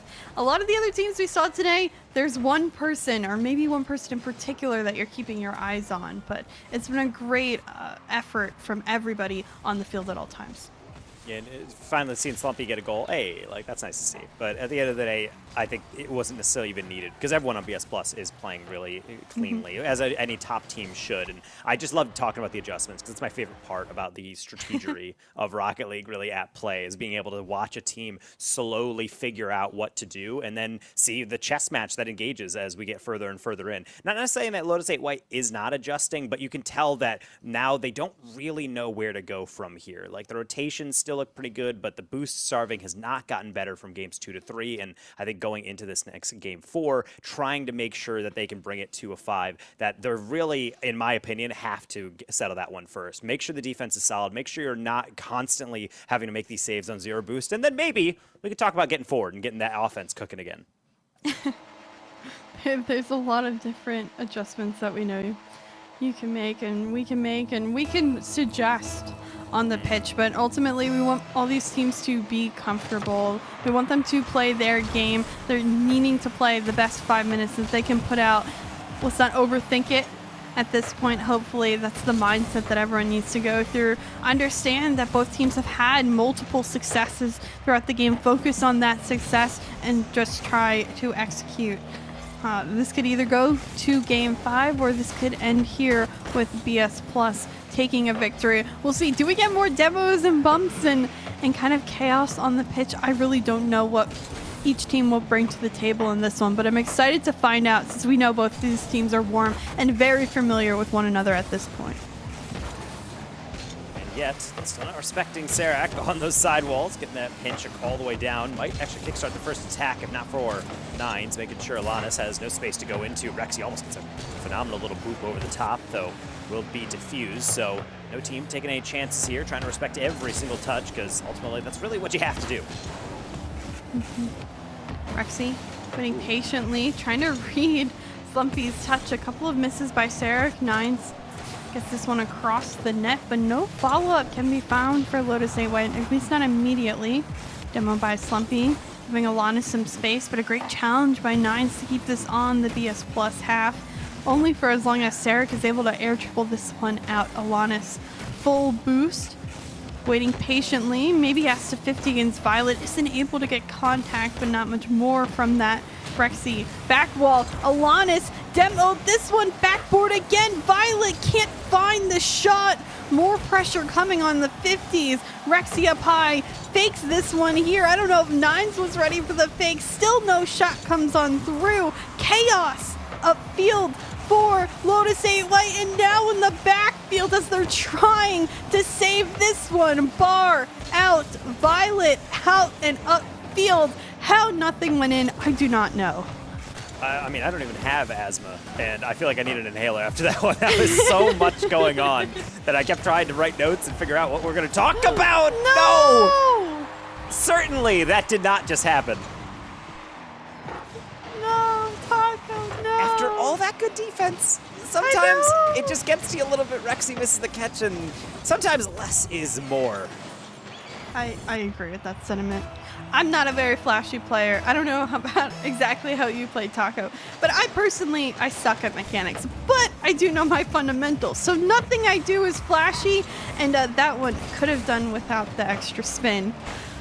But you know what? It's okay. It happens. What's important is that we don't dwell on it, especially Rexy, because it seems like now this goal line defense has become more and more hectic, more and more panicked as we've gone through this game, and that's exactly what you don't want to happen. But the offense, still very clinical for Lotus 8 White. I love this one from Violet. Reset perfectly, hit into the middle. And sometimes you flick it way too high and it really doesn't get put into a dangerous position. But that one is a low pass into the middle, only works if Nines is there to immediately hop on top of it. Nice way to get themselves back in and kind of just shake off the jank. And it's a tied game. It really is a tied game at this point. I don't know what we've watched to this point, but it's close. It's been back and forth. This one, just off the mark, even with that extra demo, the net was open for that play. 50. Won by Alanis off the corner. Couple of wave dashes, and Sarek is able to follow up and clean that one up. BS Plus, great job upfield. Like this from Alanis. You got to play the ball, but sometimes you just got to play the read right there. Defense going for a read, then tries to shadow it, and that is sometimes your mistake. You slow down, you become an easy target. Alanis knows that. The ball's already going middle. Half that job is already done. Just take them out and let Sarek clean up the rest. Ooh, almost a kickoff goal early for BS Plus. 2 demos, 3 demos in a matter of seconds. And this one stays in the Lotus 8 white half. Rexy taking her time. Please take that away from the front of your net. Thank you very much, whoever put it into the corner. Dangerous angle. You don't want it anywhere near the front of your net at this point in the game. Violet, good touch. Can't get it out though into the other half. As Rexy finds the clear here. Lotus 8 white looking for an opportunity late in this one to try to extend this series. But it seems like at this point BS Plus has been able to make some of the better plays upfield. Can they defend here? A great touch by Sarek. Another shot saved away by Slumpy. Now Slumpy can't get to this one, but does demo. Now time for Alanis to make a play. Fakes it and ends up going on in. Really like this one from Alanis because you have really all the defense guessing where this one's going to go. The double tap is obviously where you want to go. So Rexy goes high. Understandably, you have to choose an option, and unfortunately chose poorly on that one by design from Alanis. The mind game to really start opening things up. 62 seconds separating BS Plus from completing this series with a dub, and Lotus 8 having to deal with a rough series that got away. I do think what Lotus 8 has shown in this one has been more than some expected, and that just shows how all 8 teams in the EU region right now are that closely stacked to one another. Do not count anyone out at this point. Don't even count the comeback, because you never know what could happen in the remaining 30 seconds. Nine's able to defend. Rexy picking it up. Can't do much more than that. It's BS Plus sending the house time and time again. Get rid of the remaining time on the clock. Slumpy, the touch over to Sarek. Another 50, back up in the skies. Dangerous touch out. Can Sarek find the angle? Alanis able to clean up, and that's certainly end all be all for this series too. Nice little hat trick to cap this one off, I will say, as really BS Plus has been able to show, I think, exactly why we look at Group B and say, man, this team is going to be irritating to deal with. The chemistry is locked in. Sarek, obviously, kind of a newer third in terms of this team's history, but everyone's slotting in, even Slumpy getting some love there. That's their 5th goal. Everybody with something, and now as we will slowly be able to tick down this clock, you can really feel like BS Plus really establishes themselves as really the queens here of Group B in terms of the adjustments needed to stay on top and get these dubs. Seconds on the clock, but I think a very demanding finish for BS Plus. They almost find a way to get another in the remaining seconds, but that is game match point for Series 2. We saw one Group A match, one Group B match. DRS, BS Plus, both taking the dubs on our first half of the day. I really think this was quite a crazy matchup and mix-up, to say the least. Yeah, and being able to watch that slowly develop is really something that I love to watch, because you get to see how the game adjusts, especially in terms of pacing, but also just in terms of the sheer chaos of it all. I mean, I'm not going to focus too much on the first goal that Lotus 8 unfortunately was able to give up, but outside of that, it was really just pandemonium in front of the net. They really did not know how to handle that from BS Plus, and that was all by design. They were throwing the ball into dangerous positions. They had follow-throughs just enough to be able to force the defense to adjust to it, but they also had everything else covered. It's just the rotation locks in, and that's the beauty of having a team that boot camps together, that scrims together, and then slowly just kind of grinds together to make sure everything is locked in. The mental is never really flying off the handle, and felt like they handled that game 1 loss probably the best possible way. Yeah, I think it was a back and forth. I think it was times where both teams had panic moments, but they were able to kind of calm each other down, adjust when needed. We saw glimmers of kind of the brilliance that both of these teams have and each player has on the field. I feel like I can remember kind of a memorable moment for everyone, and with time on both of these teams and maybe a little bit more throughout the group stage today, we'll see more of that develop, and hopefully whatever teams that make it to tomorrow, we get to see them in their perfect form. Yes, in an ideal world, that is exactly what we want to see. And I want to see more Star Chasers Showdown, so at least for now, we're going to have to take a little bit of a breather. We'll throw to a brief break, but of course, we'll be back potentially talking with Bass, bring him back on the desk, get his thoughts, and be able to wrap up everything. So please do not go anywhere. We'll be right back.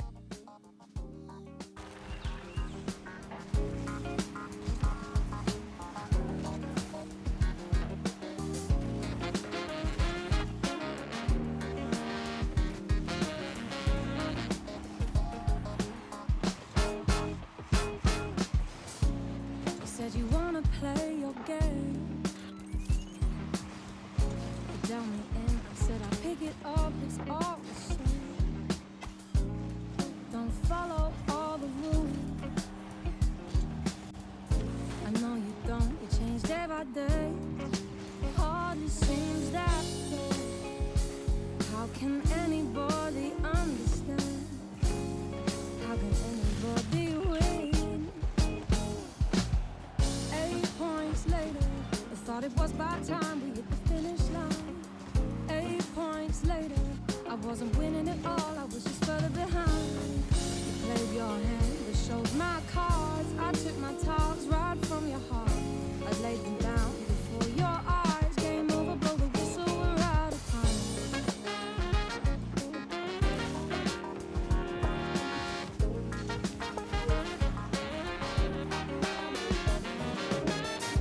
Come on, baby, it's your time to play.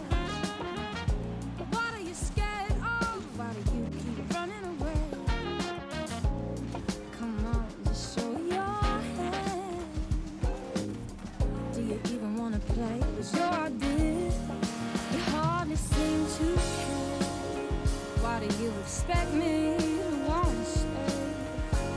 How can anybody win? 8 points later, I thought it was about time we hit the finish line.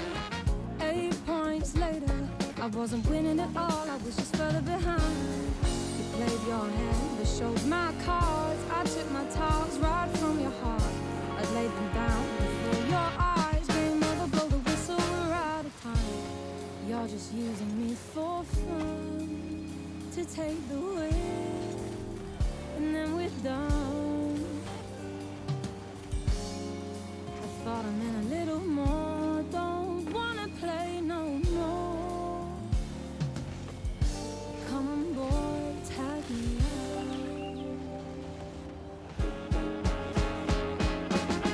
8 points later. 8 points later.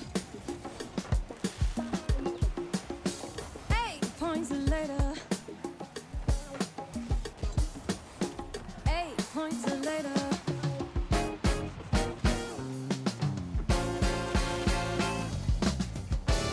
points later. I thought it was about time we hit the finish line. 8 points later. Hello, everybody, and welcome back to the Star Chaser Showdown. Once again, that is our second match for you, officially wrapped on up. And Taco, similar sort of dominant fashion there. It wasn't a 3-0, it was a 3-1, but outside of game one, that was a bit of a struggle to slow down that BS Plus competition.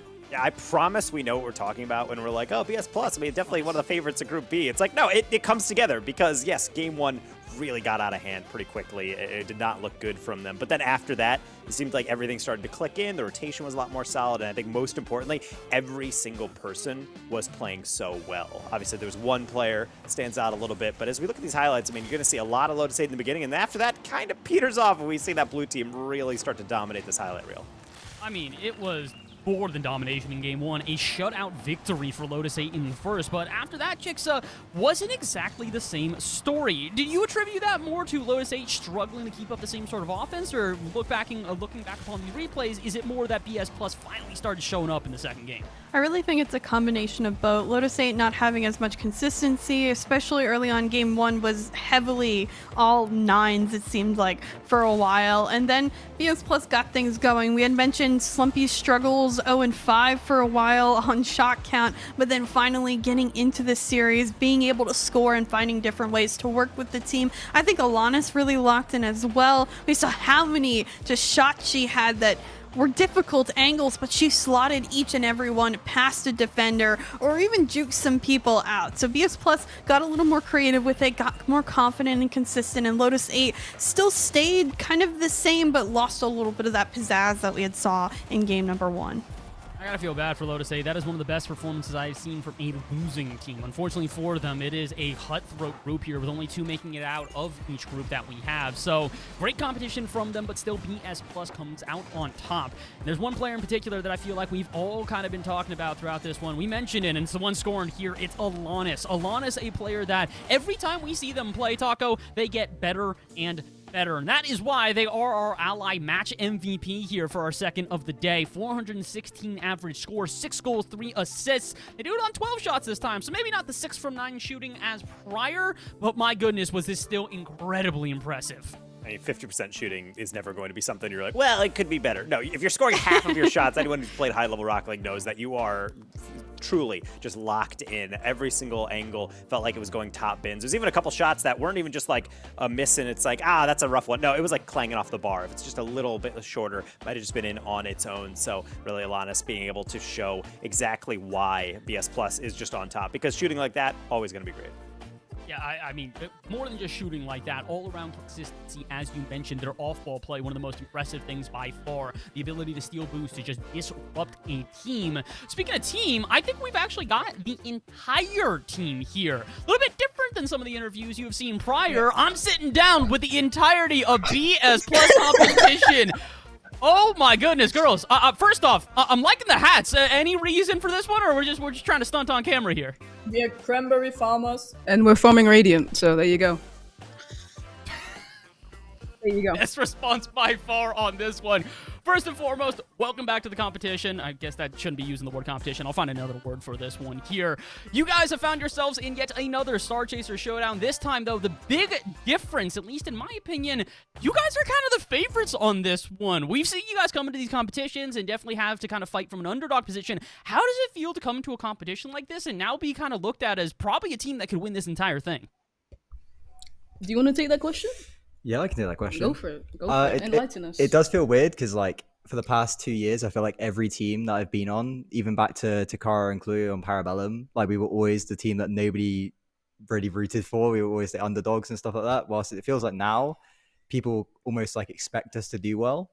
But I don't think that bothers any of us. I don't think we, like, have any of that expectation on our shoulders. I don't think that really has anything in mind. We just have our own goals and we want to, you know, complete our own goals. And that's it, really. That's all we care about is doing as best as we can and doing crazy stuff at the same time. I was gonna say, is that one of the goals? Is the snack toss? Is this like a required, like, you know, team bonding exercise at this point? Yeah. You have to eat as many cranberries as possible. What's the record so far? Do we have a record, or are we still establishing that? An entire bag? I don't know. An entire bag, yeah, in one session.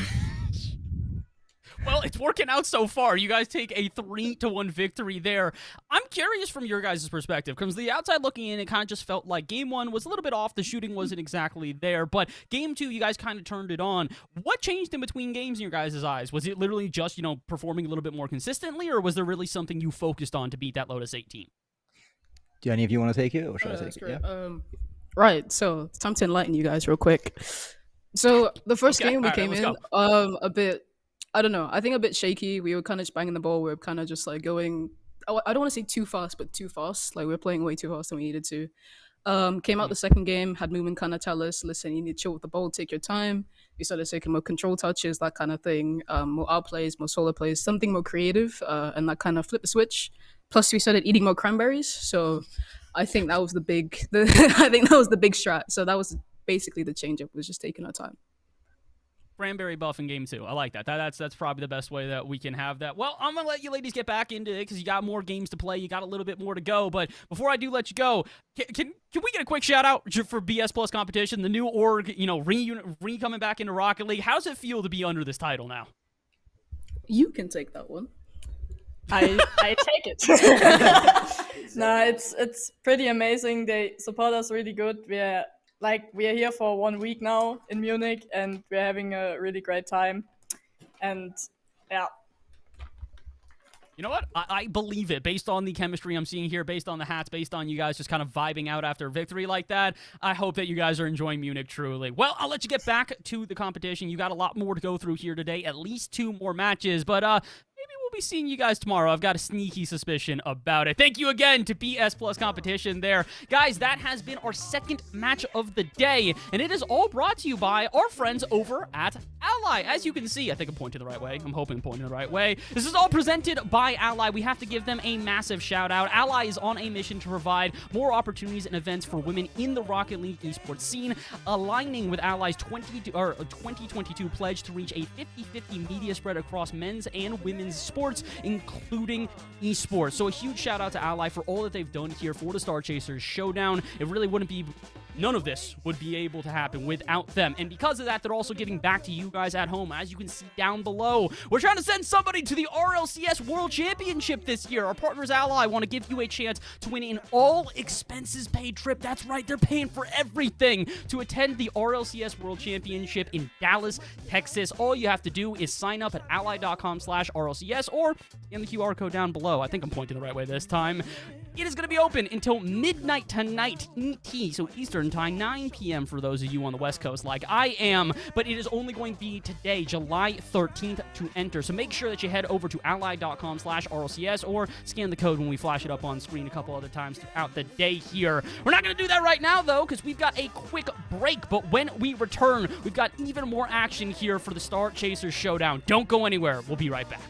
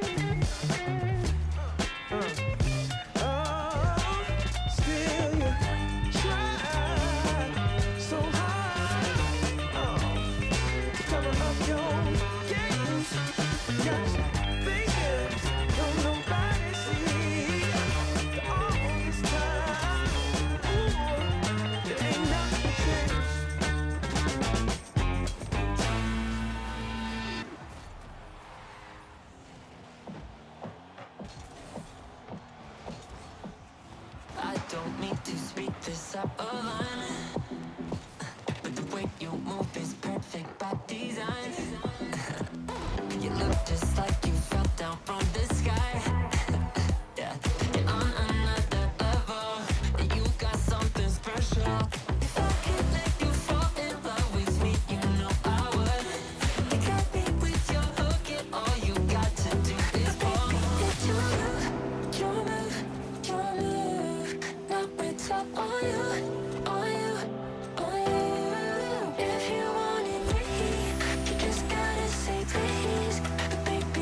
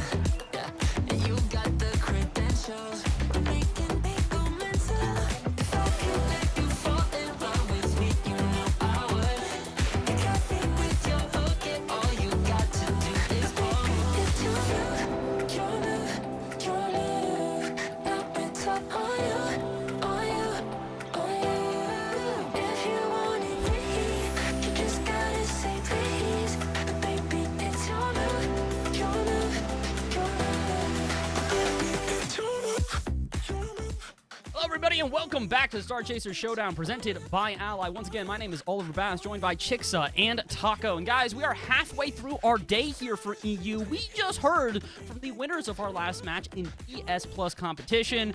And Chixa, they look like they're vibing. They look like they're having a good time. All of them in Munich in the same couch. They got the cowboy hats on. Vibes are looking immaculate over there. Yeah, the hats felt very Texas for Taco and I. we were fully not prepared for that when we saw it on screen, but honestly, very Worlds themed. I feel like they're vibing, they're feeling the confidence, and it's nice to see a team that's all together and playing together. Like, that's such a wild feeling that you don't experience often. Seeing them all there, I just loved it. I felt the aura coming off the screen. Aura is a good word to describe that team. A couple other teams probably got some aura here today, as they are not the only team looking to make it out of groups. Looks like we've got one of those teams already, DRS, at a 2-0 record, meaning they were able to not only take down Fennec Fox Reaction, they took down the second team as well. We don't care, though, grabbing a win there as well, making that second spot out of Group A a bit spicier. Group B still getting underway, though. BS Plus competition and Puyo Puyo able to take their wins in the first round, while Pasta La Vista and Lotus 8 White unfortunately taking a loss. But Taco, I don't know if you're having the same reaction to this one as I am. Pasta La Vista taking a loss is a bit surprising to me. I mean, at the end of the day, every team can take a loss, but yeah, if you're looking at Pasta La Vista and you have the previous SCS1 winner, Cloudy, and then 2/3 of Anonymous, team that did come in top 8, be able to make it into the competition last time, then yeah, you're doing probably fine, but a loss always kind of stings. Granted, it is against Puyo Puyo, which is Sniper and Pads, two teams, players that you know from other events in SCS. They're kind of on that Guild Academy, one of their former rosters. So I think at the end of the day, yeah, that loss kind of makes sense, but it's going to be a tough one. At least Group B still has some stuff to play with. Group A, you have a lot less room. So pretty much tomorrow is going to be decided how this next game goes. Well, this next game we have coming up, though, is basically going to decide who's making it out of Group A alongside DRS. Next up, we have got ourselves quite the competition here in We Don't Care and Live Fennec Fox Reaction. I got to make sure I'm saying the entire title here. You guys already know this team. You've seen them play. Live Fennec Fox Reaction is going to be Joda, April, and Rose Blushes. Now, I don't really think we need to hype this team anymore, though. We know about this team, Shixo. We know what they're capable of. We just watched them play. And had they had a couple of things go differently, they might have even been able to take a couple games off of DRS. Yeah, they really had the recipe for success, it seemed. It's like something you burned slightly along the way, and it ruined everything when it came down to it. But we saw a lot of really opportunity on this team. Hopefully now, with a little bit more games under their belt, they're looking to finish off the day strong, and I think that's the mindset they're going to have. Well, in order to do so, they need to take down the other team awaiting them right now. This is not going to be easy for them by any stretch of the imagination. As we've mentioned before, We Don't Care, a roster that has accolades behind them and already has a win under their belt. Emma, Yas, and Paige, 3 players we are very familiar with, Taco. The question is, are they going to be able to stand up against a team that, well, I would say played out of their minds in their first match of the day?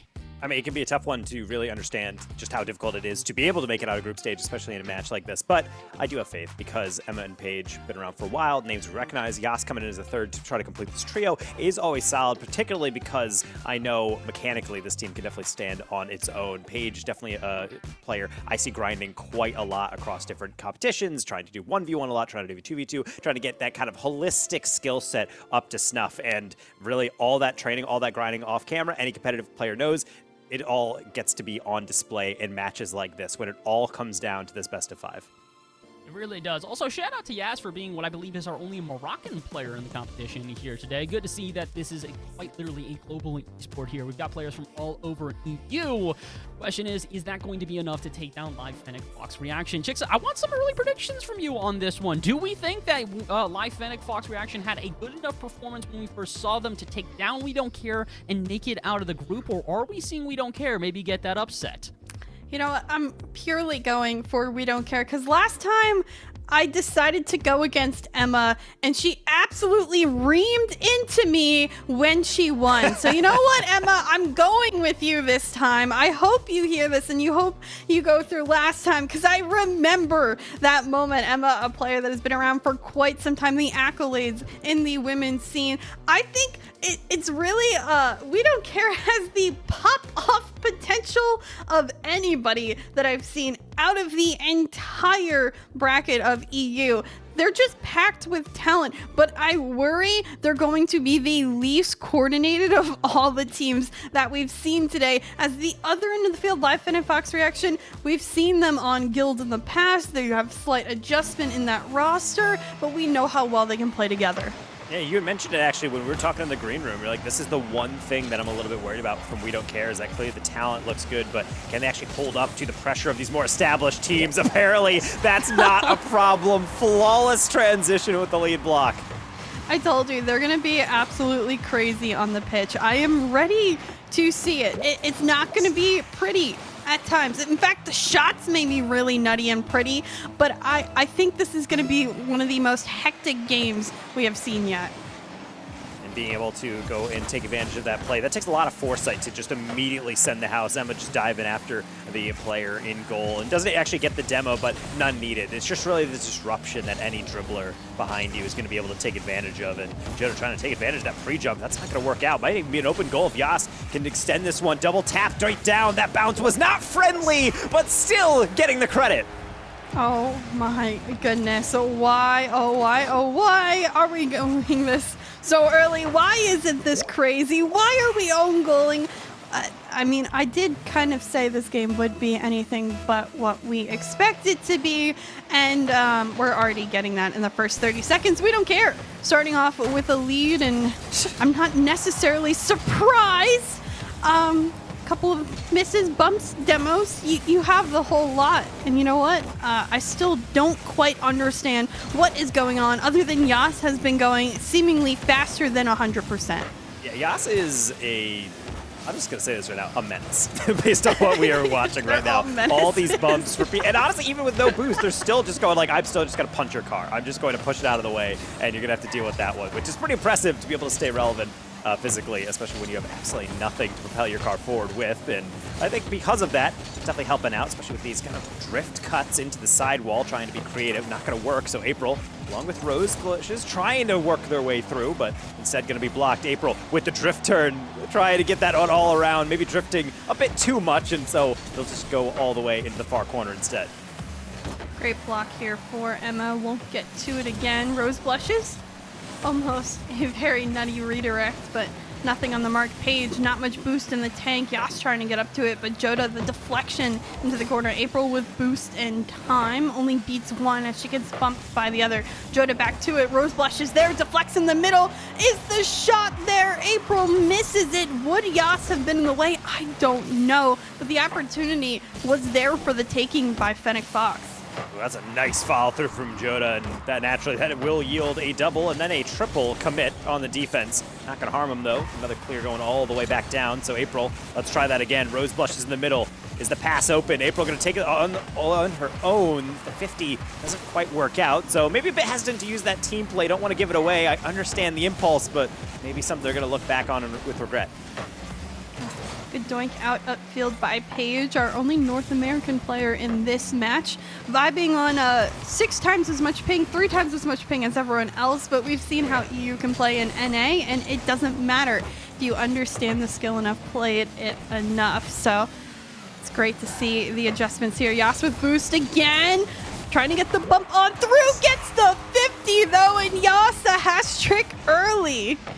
Yeah, within 3 minutes, goal per minute, and honestly, love this play from Yas, understanding that, yes, I could shoot that, I could extend it, but the bump attempt has already done its job. Let's just take a 50 and then play for the angle after that. And with that said, because the first goal was a little bit janky, we have quite the efficiency stat, Chicksa. 3 goals, 2 shots. Dub. That's all I gotta say. Dub. It'd be crazy if by the end she actually ends up getting more than 100% shooting percentage. I don't think that's going to happen by the end of the day, but Yas has been absolutely deadly when it comes to shooting upfield so far. And constantly, I swear I haven't seen her without 100 boost, or at least a sizable amount of boost at the start of every one of her possessions. There's those Paige mechanics we know. Gathers the ball, gets the flip reset, and extends that ball forward. And that's why I mentioned Paige's grind. She does so much work to make sure those mechs are topped off. And that while that's not the fastest reset you're ever going to see for the defender, that's a nightmare to be able to say, okay, I got this tap. Wait, why are you going underneath it? Oh, that's why, because it was scooped right over my head. This one really getting away from live Fennec Fox reaction, and honestly, it might even get worse. Yasmin trying to carry that, but we have called for a pause on the Yoda chat in the top left, so we will be taking a awkward kind of moment here as Yas drops a wow in quick chat, just about to get a goal in her mind. Yeah, we're going to, of course, give this one to our admins. Of course, shout out to our entire team today working behind the scenes. We have so many people up in our Discord chat that we can see all working on everything and making sure everything runs smoothly today. So I'm going to give a quick shout out to them as they handle this one. But Taco, this team, they're all menaces. I think we figured that out. Yeah, and being able to just constantly attack the ball is something that's nice. And I do like how you described that earlier on. You were saying, man, this team, they're going to go crazy on the ball. And I'm thinking, well, what does that even look like? Well, this is what it looks like. They are just constantly air dribbling right at the goal. They are double committing, seemingly, because they're so close to the ball. But it's not even like a chaotic way in that they're completely losing control. They're really just trying to play as fast as possible. Typically, I feel like that's a double-edged sword because it really backfires on you. You give up open nets, but that really hasn't been the case so far. And that's really impressing me. I mean, granted, it's game one. Obviously, there's going to be a little bit of kind of this trial period on your gameplay, but I definitely feel like live Fennec Fox reaction in this literal pause, kind of like the in-game timeout, which we don't get, obviously, in Rocket League, but acting is one right now. This is kind of where they just need to say, look, 90 seconds, we might not be able to pull out a win, but let's at least get something on the board as we are getting back into live gameplay. Oh my goodness. Good thing the reads was there. I was unsure what the shot would come off through as or anything would happen, but we paused completely from where we stopped, and now we're here. We're back. 1:16 left on the clock, and we will see if Fennec Fox can come on through and find a way to score in the remaining time on the clock. But it's been a really wild game by absolutely everybody on the pitch. This shot by Joda, the first one to go on in for Fennec Fox, and they find one. Well, her game is now perfectly working. As you can all tell, Rose Blushes, I'd like to set down right on top of Yas's head, but it's been really hard to be able to react to that one. So Yoda will do that for just being able to put that one all the way back in. And so now, as I mentioned, just getting one goal is enough to kind of just get yourself in the series. Say, okay, at least we're not going to get shut out, and then you kind of boost the morale from there. Only maybe so much, though. Yeah, it's not taking that sitting down, almost getting another one to extend the lead back to 4. Rose Blushes does get the beat here. Jonah trying to find a deflection and extend that one, but not able to get it here. April shot on target saved by Yas, who again, I still think has been seemingly everywhere on the field at all times. I can't keep track of her, which is probably why she's been so great at scoring. Emma able to get back upfield. A quiet game for her, but it doesn't matter when you have Paige and Yas absolutely lighting up the field. In this one, 20 seconds left on the clock. We don't care, just need to hold on a little bit longer, and I'm pretty confident that they're going to be able to do just that, especially with clears like that, a demo, and no one able to execute for Fennec Fox. A couple seconds, but an interesting game one, to say the least. Joda will grab a second before the game's over. Hey, stat padding, if nothing else. I mean, maybe we can look at some kickoffs, but I'd have to say pretty comfortably we don't care had this game. That's the advantage of having all those goals in the beginning, is that you have that cushion to be able to play off of. So I think with Fennec Fox getting these goals near the end of the game, I definitely think it's more of a return to form for them. Going into game 2, it's interesting to see whether that leads into momentum that they can carry forward, because certainly there is quite a lot of it coming from across the field. We don't care, seeming like they do care, because they are just imposing their will. Interesting. I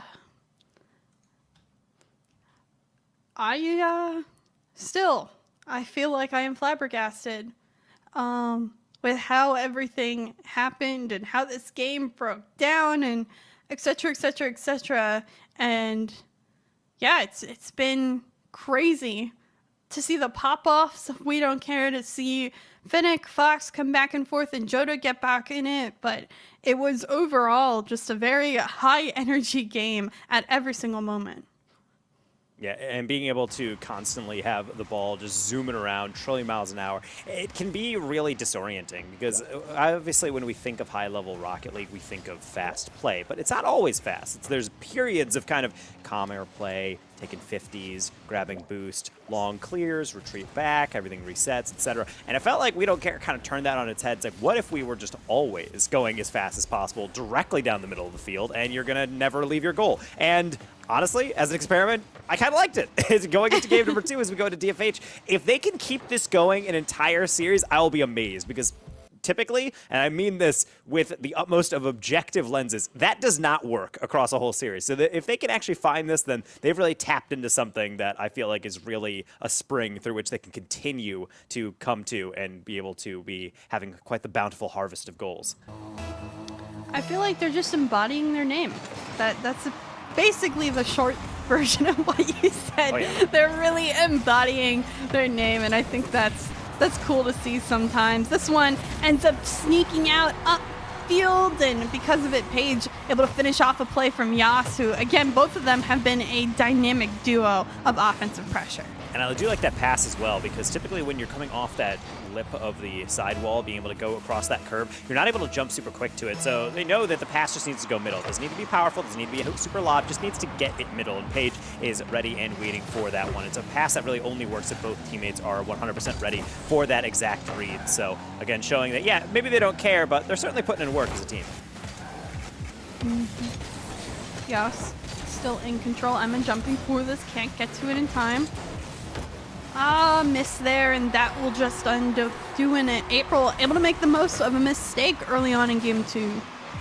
Yeah, Yas getting that corner boost. Problem is, really anticipated Paige getting that one. April able to react to it, slot that one in the back post, just in case there was a recovery attempt there. So back to a level scoreline, and obviously a much better start here in game number 2. Might have been falling behind, but that did not last long from Fennec Fox. Now, what can they do with it? Maybe getting some 50s. Rose Blushes not able to follow it up before Emma. Down Emma, a little bit of a ceiling shot. Isn't able to find it. Joda on the save. Yas gets it into midfield, able to stay with this ball. Flip reset, almost finds it a second time. Paige now, a field off the corner. Full of touches and a 50, but April is there. Can Paige get another 50? Gets it around her. Outstanding effort to stay on this one. He just, again, a menace upfield, which I feel like will say a lot today with how they've been playing. Paige, the patience working out in her favor, ends up finding the save, and now Emma, towards the under end of the field, gets the 50. Yas trying to take her time, gives it back to Emma, but the 50 will go back into the mid, where we're finding ourselves in an even duel. Goes up for this one again, going for the bump. Yas decides better of it. Again, just full sends into that tap forward into the clear, which now leads to potentially something in the corner. April did not get that one, but certainly gets all of it on that 50. Going to reflect through the back corner. April nearly getting a 50 across for Rose to be able to chase. No one in the middle, so going to have to buy time. April actually corrects me on that one. The half rotation nearly getting the shot off. I feel like I'd be interested, in those ball chasing stat reports, the amount of time that Yas is in the air, because it feels like she's in the air almost more than any player that I've seen, whether it's high air or low air, constantly jumping, having boosts to play with and work with. Right now, boost starved, though, is the We Don't Care side of the field because of the extended offense from Fennec Fox. But this one, Yas doesn't grab the boost, instead able to just get a shot off in quick fashion. And unfortunately, the save does come on through by Fennec Fox. Trying to play fast still is We Don't Care, but halfway through this mark, we've seen success from both teams, and back and forth, we stay in a close game. You're able to steal that boost off camera a little bit as Joda's trying to make sure they lock that in, but the problem is Yas, again, doing so well. Even with no boost, being able to get that 50 and extend those plays means so much. Doesn't mean much if everyone is off the field as Yas tries to get back. Thought actually that might be a save, but no, it's April collecting another. Yeah, it's unlucky on the demo. That leaves nobody back. The 50, some other contact needed to be made, but making the most again of just some extra added on pressure. Demos and bumps have been major today for all of our teams in EU. We've seen a lot of plays go in the positive direction because of some sort of offensive bump. And I think we'll continue to see more of that, even in little quantities, going for those extra, making the defense nervous sort of plays have been fantastic. A deflection by Paige on the goal line. Fennec Fox is denied, but we don't care, doing their best to get back upfield. I'd like to request someone checks Paige's PC. I don't know how many times it's been a wide open shot for the opponents here in Fennec Fox, and Paige is just somehow able to just pre-jump that one. Insta save. It's looking like Searbot out there. I've never actually seen someone that consistent on the goal line, and it's for a large reason this goal line isn't even wider. But of course, as I say that, you gotta toggle it off. Don't make it too suspicious. Can't save that one. No, really, it comes from the bump from April, or at least the demo attempt that makes Paige jump early. Not being on those wheels means she's completely floating, and without boost, she can't really find any way to get back to the ball in quick fashion. Again, the real pressure coming from the offense of Fennec Fox. Bumps, demos, strategic as ever, have worked out in their favor. Now, a minute 20 left on the clock. I think there's still time for We Don't Care to get back in this if they're able to get something upfield earlier. Granted, Paige having to beat 2 Rose Blushes as well in the same corner as all 3 players, but We Don't Care doesn't have the shot potential. Paige down to Emma!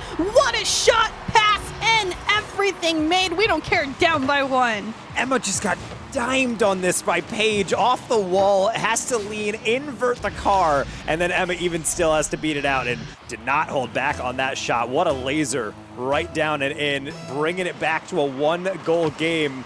And this is where live Fennec Fox reaction. I would like to see the reaction to that one, because now gotta be a little bit sweaty now knowing that the game is starting to hang in the balance. I think that's one of the best shots we've seen as a team combined today. I hope to see more of that as we continue on.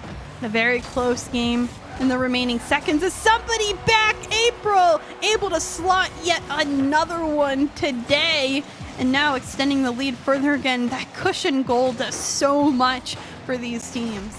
Yeah, this feels like a sanity restoration type of thing for the tacticians of Rocket League, because We Don't Care full sending it in every challenge. Works really well in game 1. Right now you can see it start to backfire a little bit. Yas full sends on that ball into the midfield, and it's kind of an ego challenge. Doesn't really work out, but it's even worse that everybody else is up. You're only down by 1. You don't really need to panic that much, and this is where you need that kind of aspect of subtlety sometimes in your movement, and maybe there's nothing subtle about Yas trying to go downfield, go for a lot of 50s, but able to win that one. Joda, fantastic challenge. That's another one that not only is going to potentially secure another shot, but going to burn down a lot of time off this clock. How about another one, April? No. Paige is going to step in.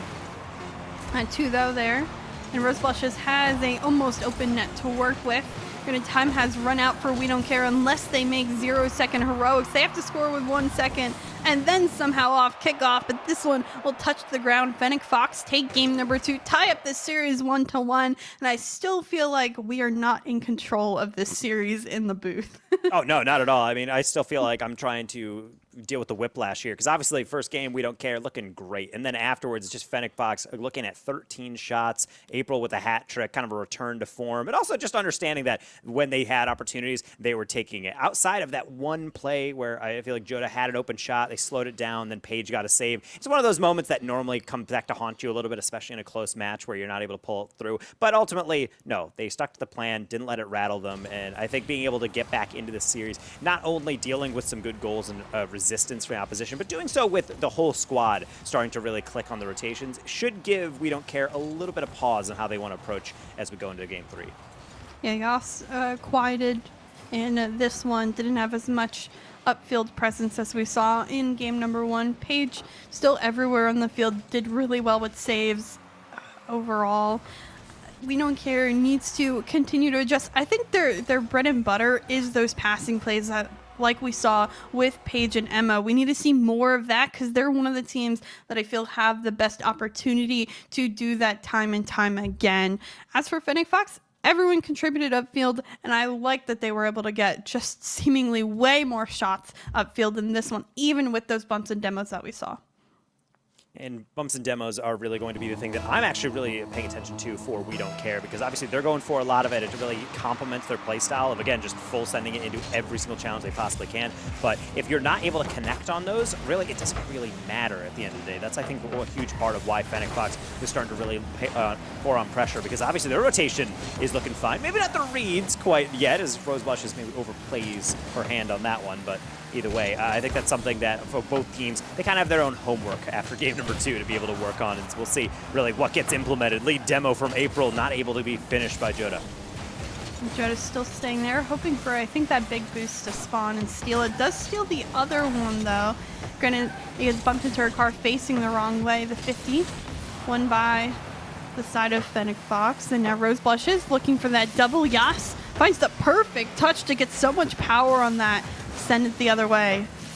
Now still Emma on that side wall. Can she do it all by herself? Her teammate thought it was a pass, but she says, no, ma'am, it's my ball, and I'm going to score that myself. I hate the team pool shot. That's wild. In no world should that work, but you know, they make it happen because, simply put, Jigsaw, they just don't care. They just go for it, and why not? It goes top shelf, far post. If I'm Fennec Fox, I'm just shaking my head and say, well, sure, that goes in. I guess just, you know, we regain, go again, and as we re-enter the game, I've been waiting for even more crazy goals, but maybe April stick to something more conventional, flick over the top, but follow through not fast enough.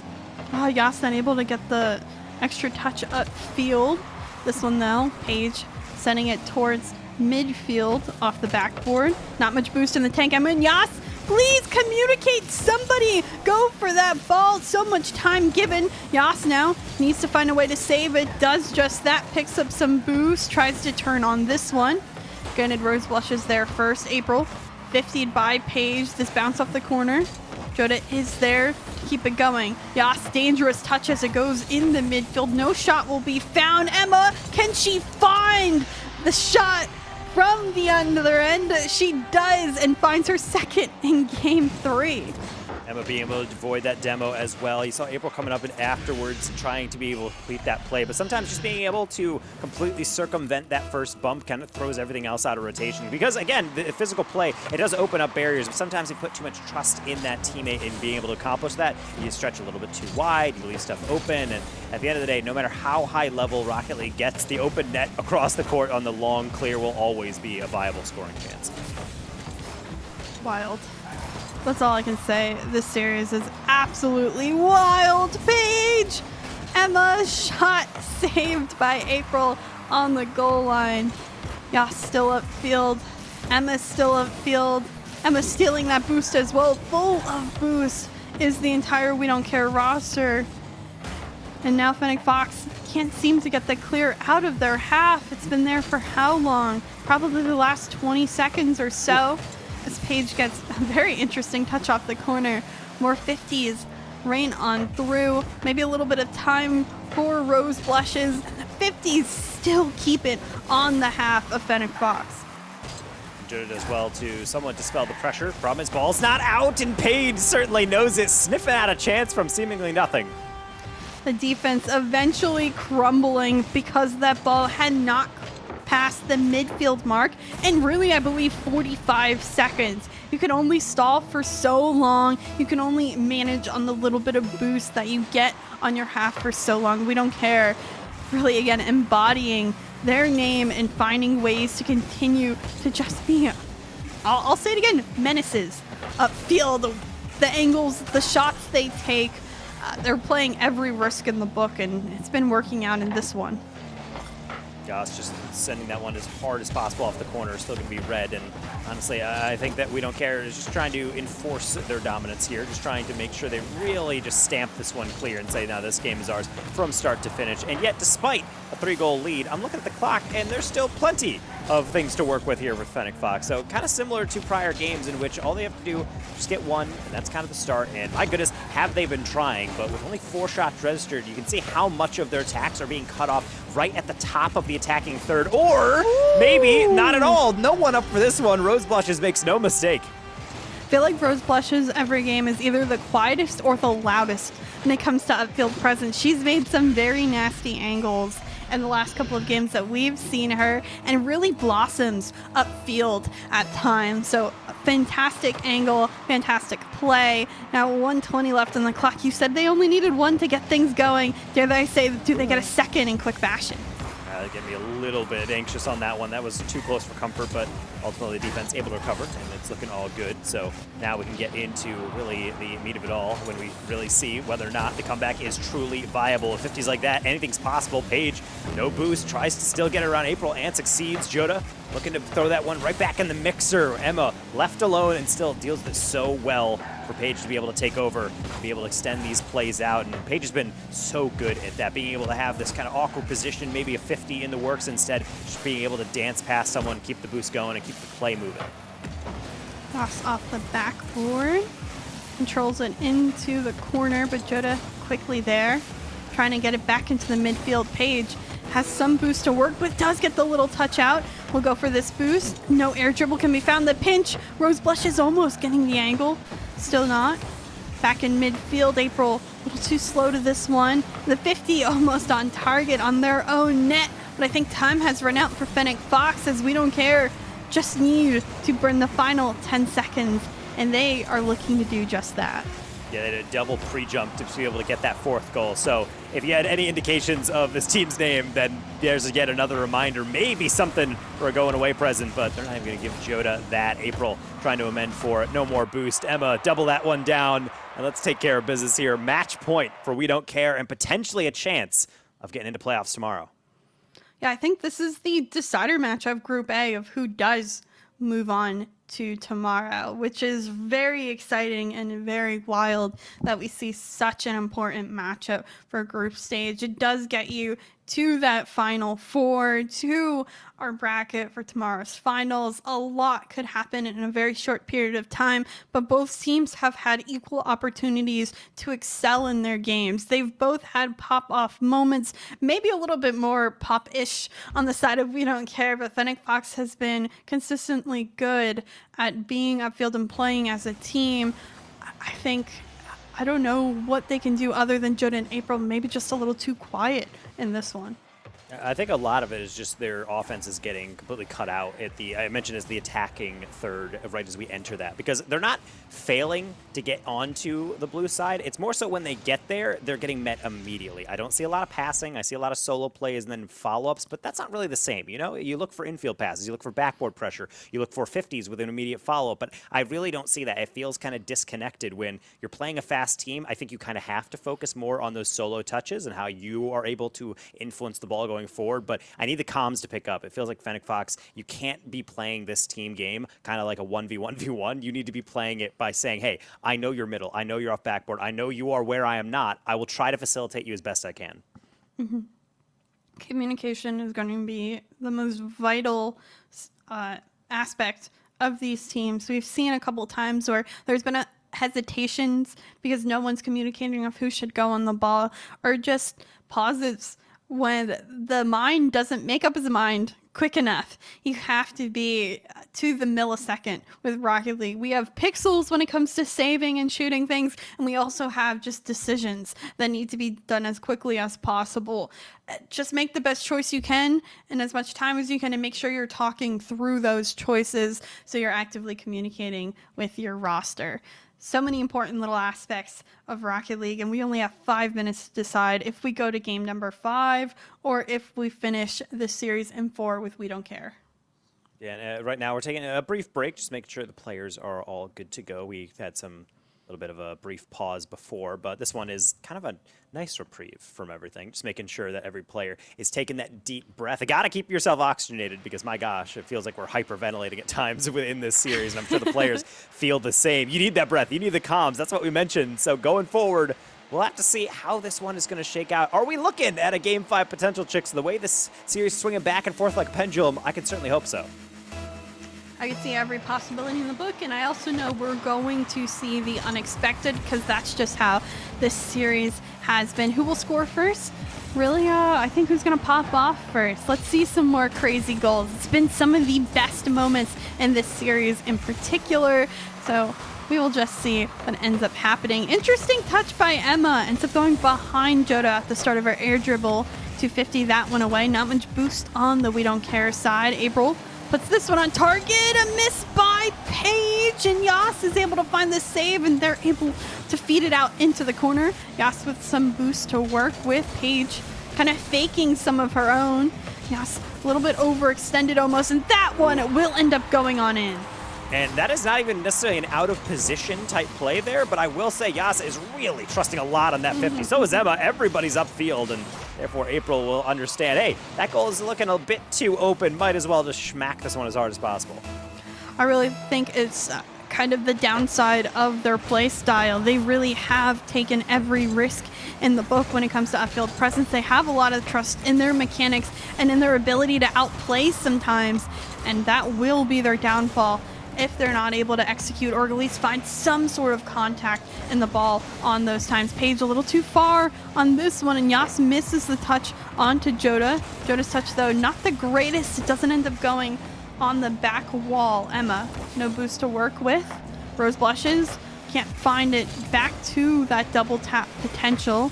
And Yas to clear it out, actually put it on target. Rose blushes the save, and into the corner this goes, and back out and upfield for Fennec Fox. Only so much boost to be able to carry these balls forward, so now it's about, again, finding those combinations. That's a good one by Joda and April, which will yield Yas into a clear. Paige following this one up. No boost, but I don't think anyone on Fennec Fox is aware of that one. The handoff to Emma works well to be able to move on forward again, and the flick as well. Paige already up because, of course, why not with this team's playstyle? Everybody up for this one, but the double pinch means the counterattack might be going the distance. Paige, that is a recovery there. That's exactly why she's been grinding those 1s and 2s games. Dangerous, though. Emma isn't able to find the clear initially, has most of the boost of the team, so has to play this one safe. Paige doing her best on the 50s. Rule 1 will not stay in Rule 1.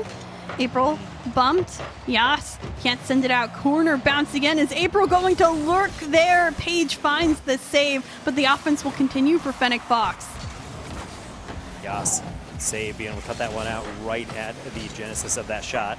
As Rose blushes with a pre-flip, actually facilitating a nice pass. Issue is that sometimes you need someone to follow up on this one. You see both teams wanting so hard to be able to make that push, get that goal, maybe try to obviously equalize or extend that lead, but you don't really want to fully bite in. This is the one time where I feel like caution starts to creep into these players' minds. When you have space to move in and the series doesn't really matter yet in like games 1 and 2, then you don't really think much about it. But when you're on a match point situation, everybody plays a little bit different. That's a nice pass straight down from Yas as per usual. That is the one thing unchanged. Yas always trying to put that ball in the most dangerous situation. I was able to recover well, used a flip reset, I believe, at a time. Gathered her flip again from landing on her wheels on that sidewall. Just gets so much extra touches because of that extension. This one, though, could potentially be straight down. It's off the backboard. Shot comes quick. Paige with the save. Able to send it away towards the other end of the field. Emma, sidewall. Can't get it past Rose blushes, but Yas there quickly soon after to follow up. This one sent out, deflection on target, but Emma the save. 1.5 minutes left. We Don't Care hasn't able to get in the back of the net yet, and holding on to a 1-goal lead is Fennec Fox, and they've had a majority of the offensive pressure in this one. And honestly, they're not blinking on We Don't Care. A lot of his defensive plays from Fennec Fox I really do like. It's really subtle touches, trying to bait in a challenge, and no one is biting. They're really standing their ground, saying, no, I understand that you have to get through us on near post, so we're going to force you to do that. But at the end of the day, all the defense in the world doesn't really help if you're still down by 1. As Paige has an open shot. That's not going to come around often, and unfortunately, it's going to be well wide. Try to turn back, make amends, and get the clear will come through. Joda had the pass, but instead will opt for the backboard. April absolutely slots that one for 2. What a great transition.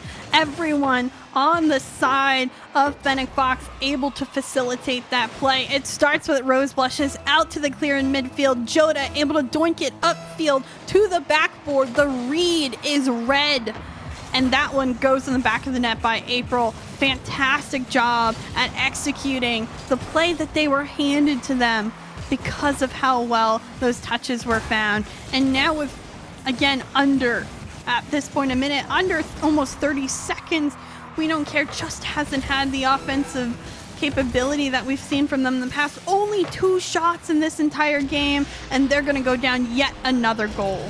And that's a heck of a redirect here from Rose Blushes, being able to start it off with Joda. Paige, honestly, just getting blindsided. It's so hard to understand that redirect is even coming in. That's the 10th shot for Fennec Fox. And when we say a team is fighting for their life, usually we mean that just in terms of the gameplay, but this isn't a literal sense. This is a great performance in Game 4 to be able to force this Game 5, because again, this group is going to be decided. The second team getting through out of group stage is very much the winner of this series. So seeing your back against the wall and then delivering a performance like this from live Fennec Fox reaction cannot be understated how impressive this is. Couple seconds left on the clock. A very dominant win by Fennec Fox.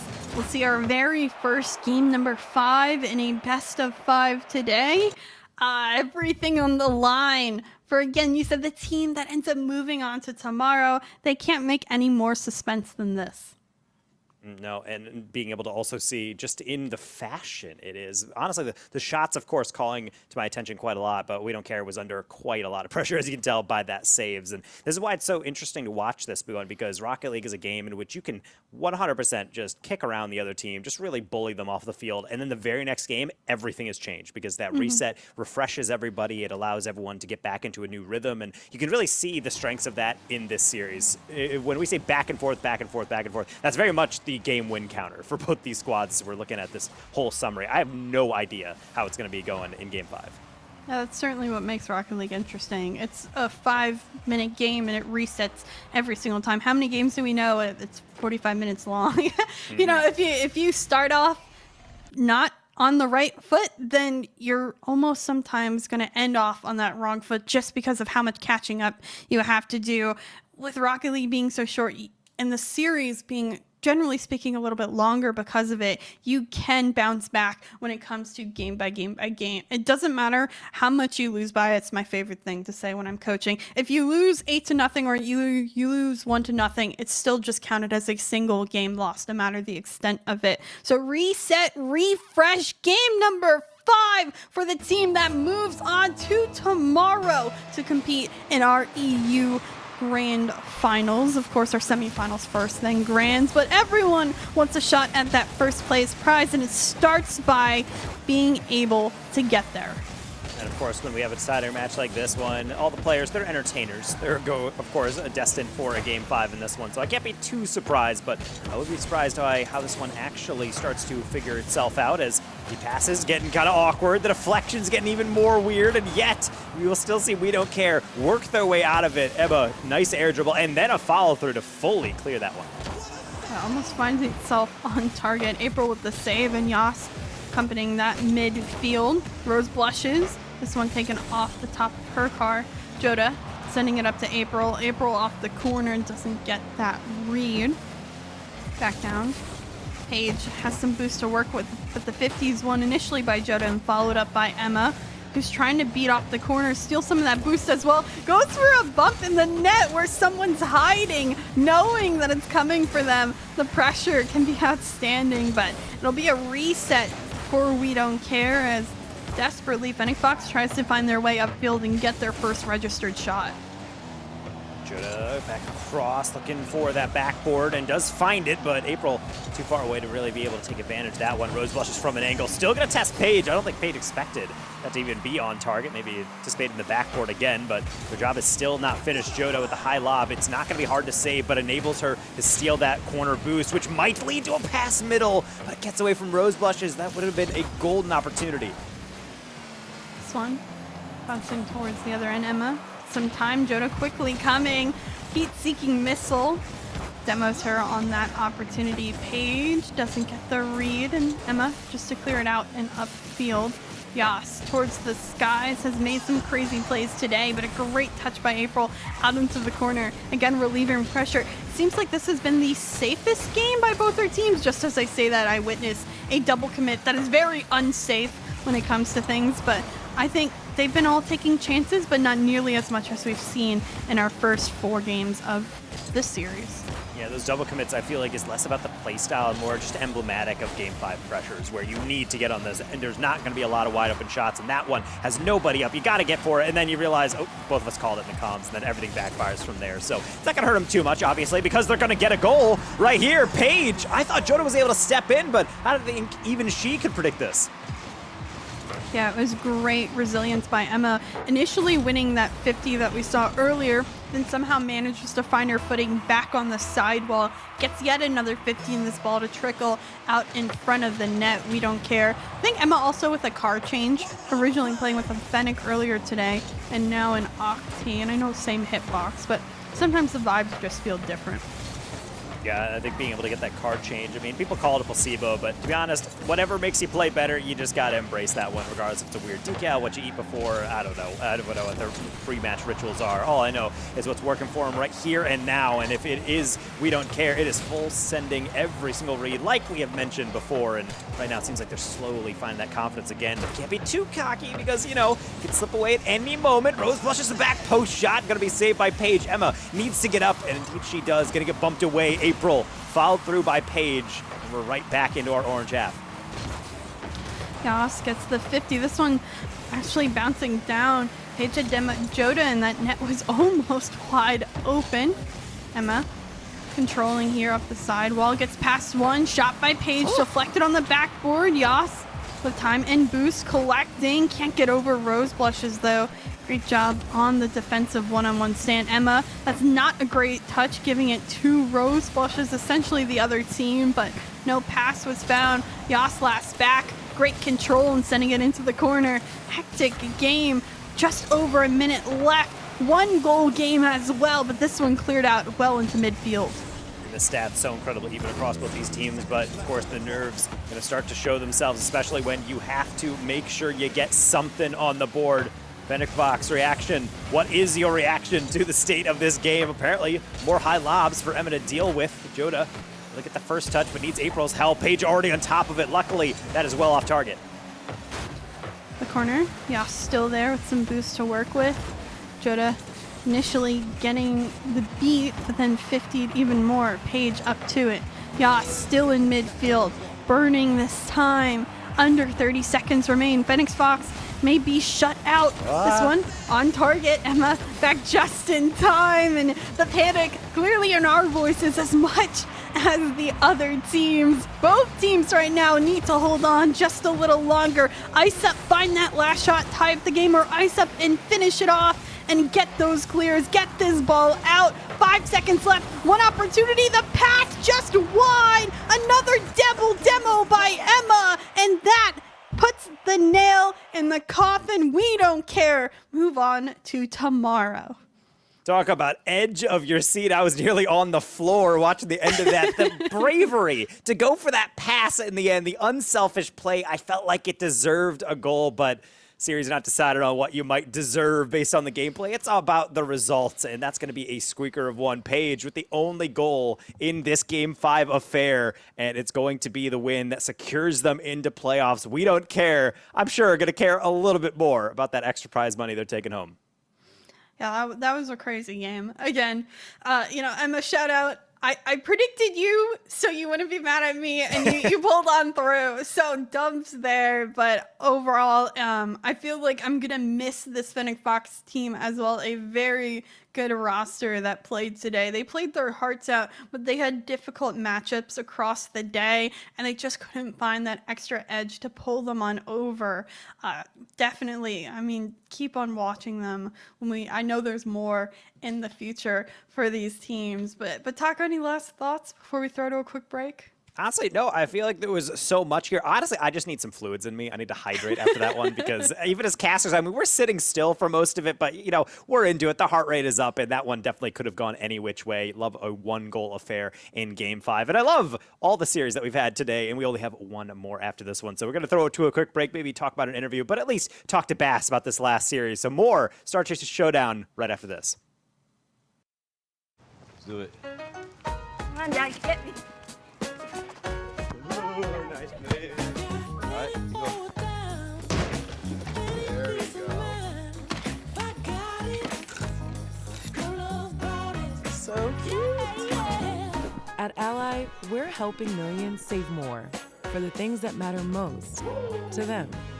Whatever you're saving for, we're all better off with an Ally. I'll get back to work. Oh.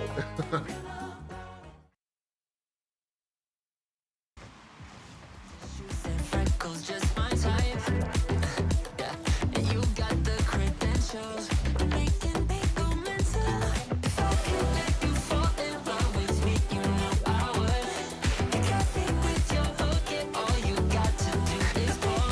It's your love, your love, your love. Now it's all on you, on you, on you. If you wanted me, you just gotta say please. Baby, it's your love, your love, your love. Baby, it's your love, your love, your love. Now it's all on you, on you, on you. If you wanted me, you just gotta say please. Baby, it's your love, your love, your love. You got something special. You take it to another level. You got something special. You take it to another level. If I could let you fall in love with me, you know I would. You got me with your hook, and all you got to do is fall. Baby, it's your love, your love, your love. Now it's all on you, on you, on you. If you wanted me, you just gotta say please. Baby, it's your love, your love, your love. Baby, it's your love, your love, your love. Now it's all on you, on you, on you. If you wanted me, you just gotta say please. Baby, it's your love, your love, your love.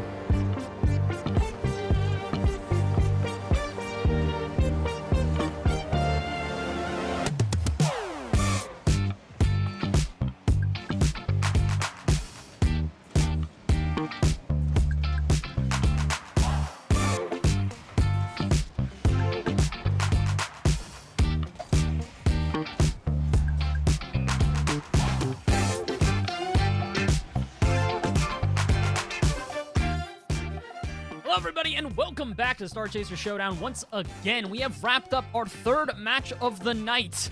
It has resulted in quite the spicy bracket here, as we have found all of our teams making it out of Group A. The two teams that will be making it through here are going to be DRS, and our winners of our last match, we don't care. And Chixa, I think they might care a little bit now, because they've just guaranteed themselves some more money here in the prize pool.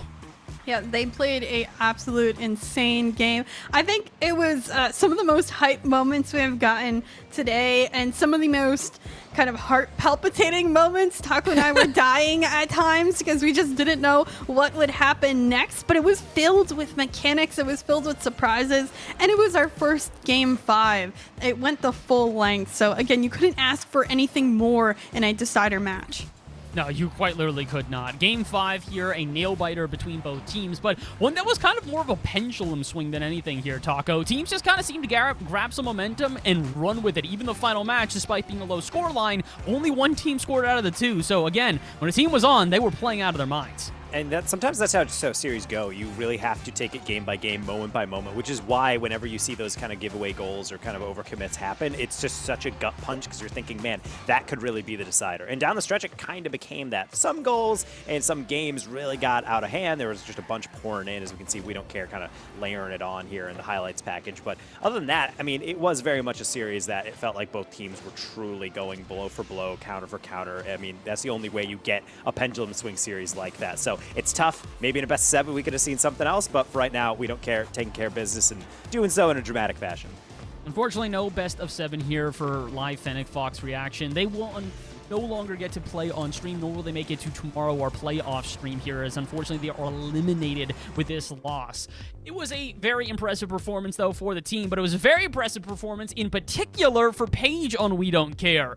4 goals, 3 assists, 14 saves. By far the highlight of all of this, as much as they did shoot 4 for 7, which is impressive, is 14 saves. Chicksa, this was a brick wall on defense. Yeah, she really locked it down, and I think that allowed, of course, Yas and Emma at times to just get absolutely mechanical upfield. We mentioned how much they were menaces, and that's because Paige was locking down that back end. They're very susceptible with the way their play style is to kind of those transition goals, but Paige adjusted very well and made some very cheeky saves on the goal line that kept them in it. I think, again, she scored the only goal in their final game, number 5, but also she just locked it down. It was fun to watch her, even on North American ping, which is very impressive.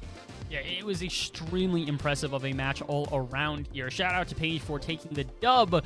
I don't think we're going to be speaking to Paige on this one here. I think we've got an interview we're trying to line up with another one of the players from We Don't Care, who I think we've got on the line now, or at least I'd like to hope so. I think it's probably going to be audio on this one. Emma, can you hear me? Do we have you on the line?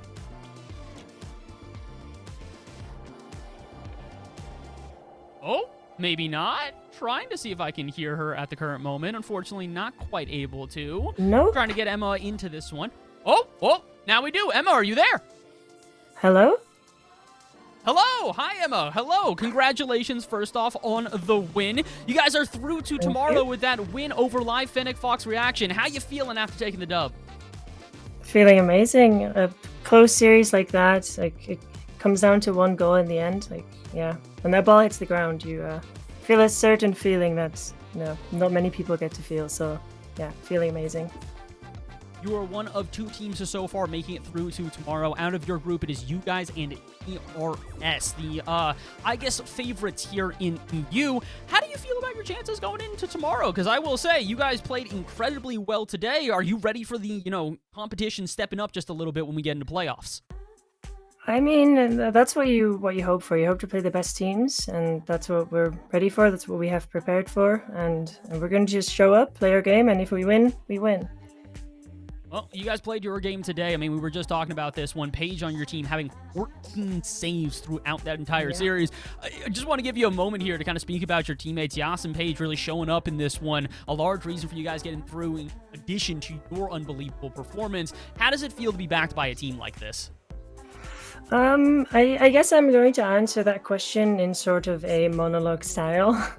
I think that the very first thing I'd like to say is thank you to everyone on the Ally team, the casters, the people behind the scenes, Cat Jeans, working overtime. It's amazing, and the fact that we get opportunities like this, all of us that have played over the years have kind of paved the way for players like Yas and Paige to come in. Being as young as they are, and being able to play on a stage like this, that is fantastic. And I'm just proud of everyone that is involved, and everyone that's made it so that they get to perform. You're part of those people. I want to make sure that you get your credit as well for paving the way and creating a legacy for these players to follow after. Again, congratulations, Emma. Before I let you go, though, we're still trying to figure out who the second team coming out of the Group B is. We're not going to be able to witness that match as it's going on right now between Lotus 8 and Poyo Poyo. I want your prediction. Who's joining you guys playoffs? That is a good question. I mean, we scrim Lotus 8 a lot, so secretly down there, I'm hoping that they make it. Ooh, all right, the pick is Lotus 8. Well, we're going to find out in just a little while. Emma, thank you again for joining us here on the interview. Congratulations again on making on playoffs. We'll see you tomorrow. Thank you. All right, that was Emma from We Don't Care. That is our second team making it through from Group A in addition to DRS.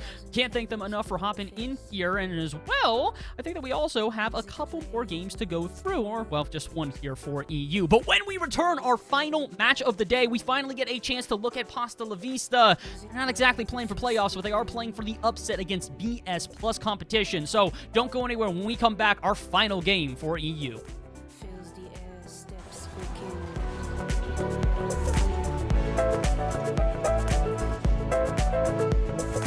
Rhythm beats, high fresco.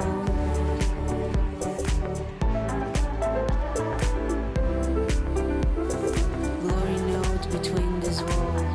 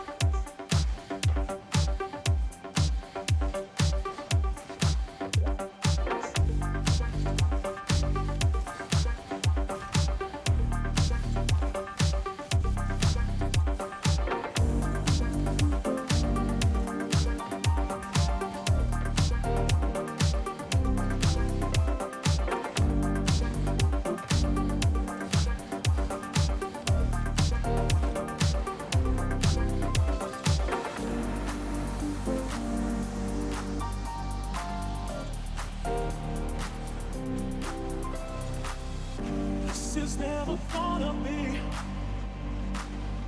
any good for you or me.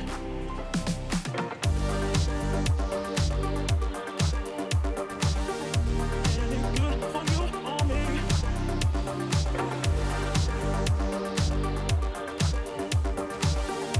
Any good for you or me.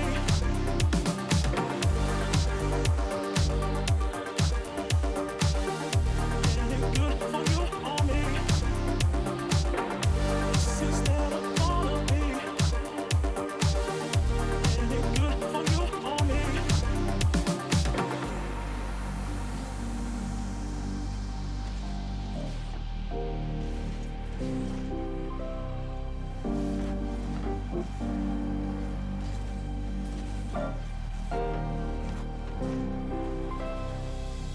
This is never gonna be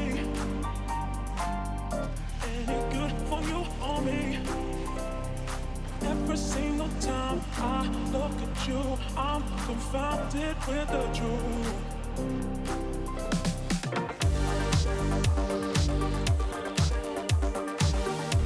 Any good for you or me.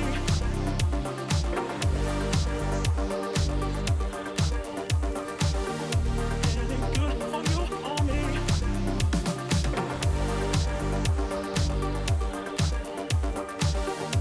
Any good for you or me.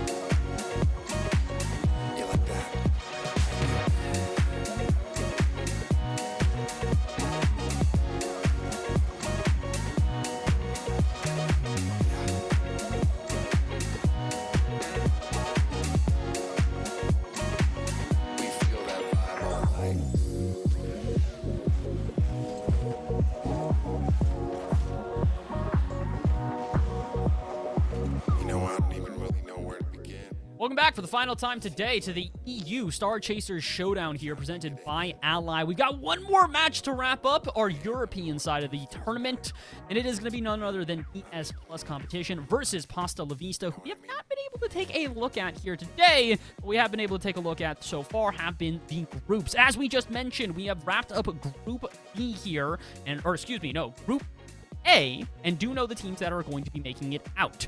DRS 3-0. They go undefeated through their groups, only dropping a single game in their final match against All Funny No Business. Unfortunately for All Funny No Business, they will not be joining DRS in the playoff bracket, though. That goes to We Don't Care, who just took a Game 5 victory over Live Fennec Fox Reaction. Now, we look over to Group B, where it's a little bit spicier here. Our number 1 seed, the top team there, Pasta La Vista, actually 0-2 on the day, Taco.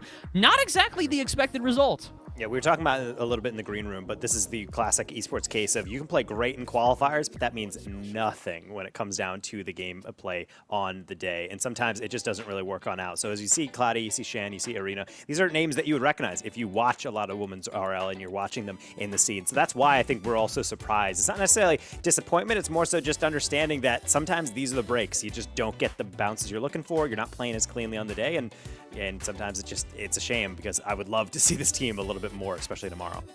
It's a bit crazy to even see what we have right now here in the former Star Chasers champion here in Cloudy. Now on Pasta La Vista without a chance to even make it into playoffs. And again, with a solid team in Shannon Arena, it's a bit surprising. But then you look at who joins them in their group and in this final match on the other side for BS Plus competition, and you kind of start to understand this was a very stacked Group B, and this BS Plus team is no different from the rest. They are just as capable. Serac, Slumpy, and Alanis here. All three very good players. They've proven themselves already here today, Chicksa. This is sort of a victory lap for them and a preview of what's to come tomorrow. Yeah, Alanis has been really the kind of dynamic player on this roster today. She has had one-on-one plays, one-on-3 plays at times, and has just been shooting some of the best shots that I have seen. Not flashy shots, but top shelf shots and across the defense. Slumpy has found her footing and gotten better today, and I think this team's all together. We saw them in the interview as a team, so they're feeling the vibes. I said their aura. You could just see it radiating out of them, and I think because of it, that's really giving them the edge as they play today. They're having a good time.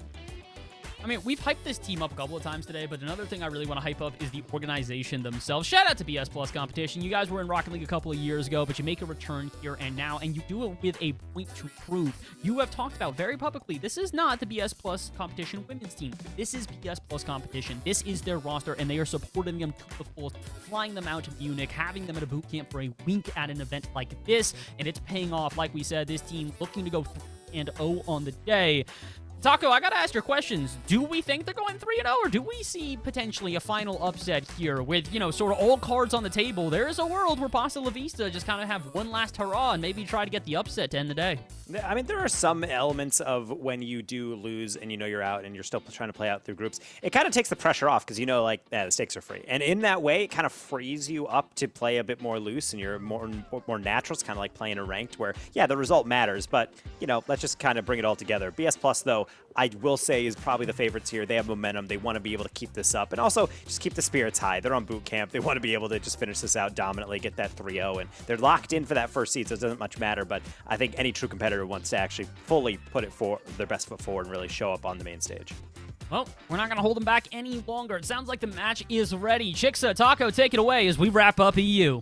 One final group stage matchup. It's BS Plus. It's Pasta La Vista. Pasta La Vista, the number 1 seed, struggled today, but looking to make their mark against a team that has gone undefeated with the backing of an org and also the backing of each other. They're next to one another. They can do those fist pumps whenever they score a goal. I am ready to see how everyone will play the final matchup of the day in the EU region.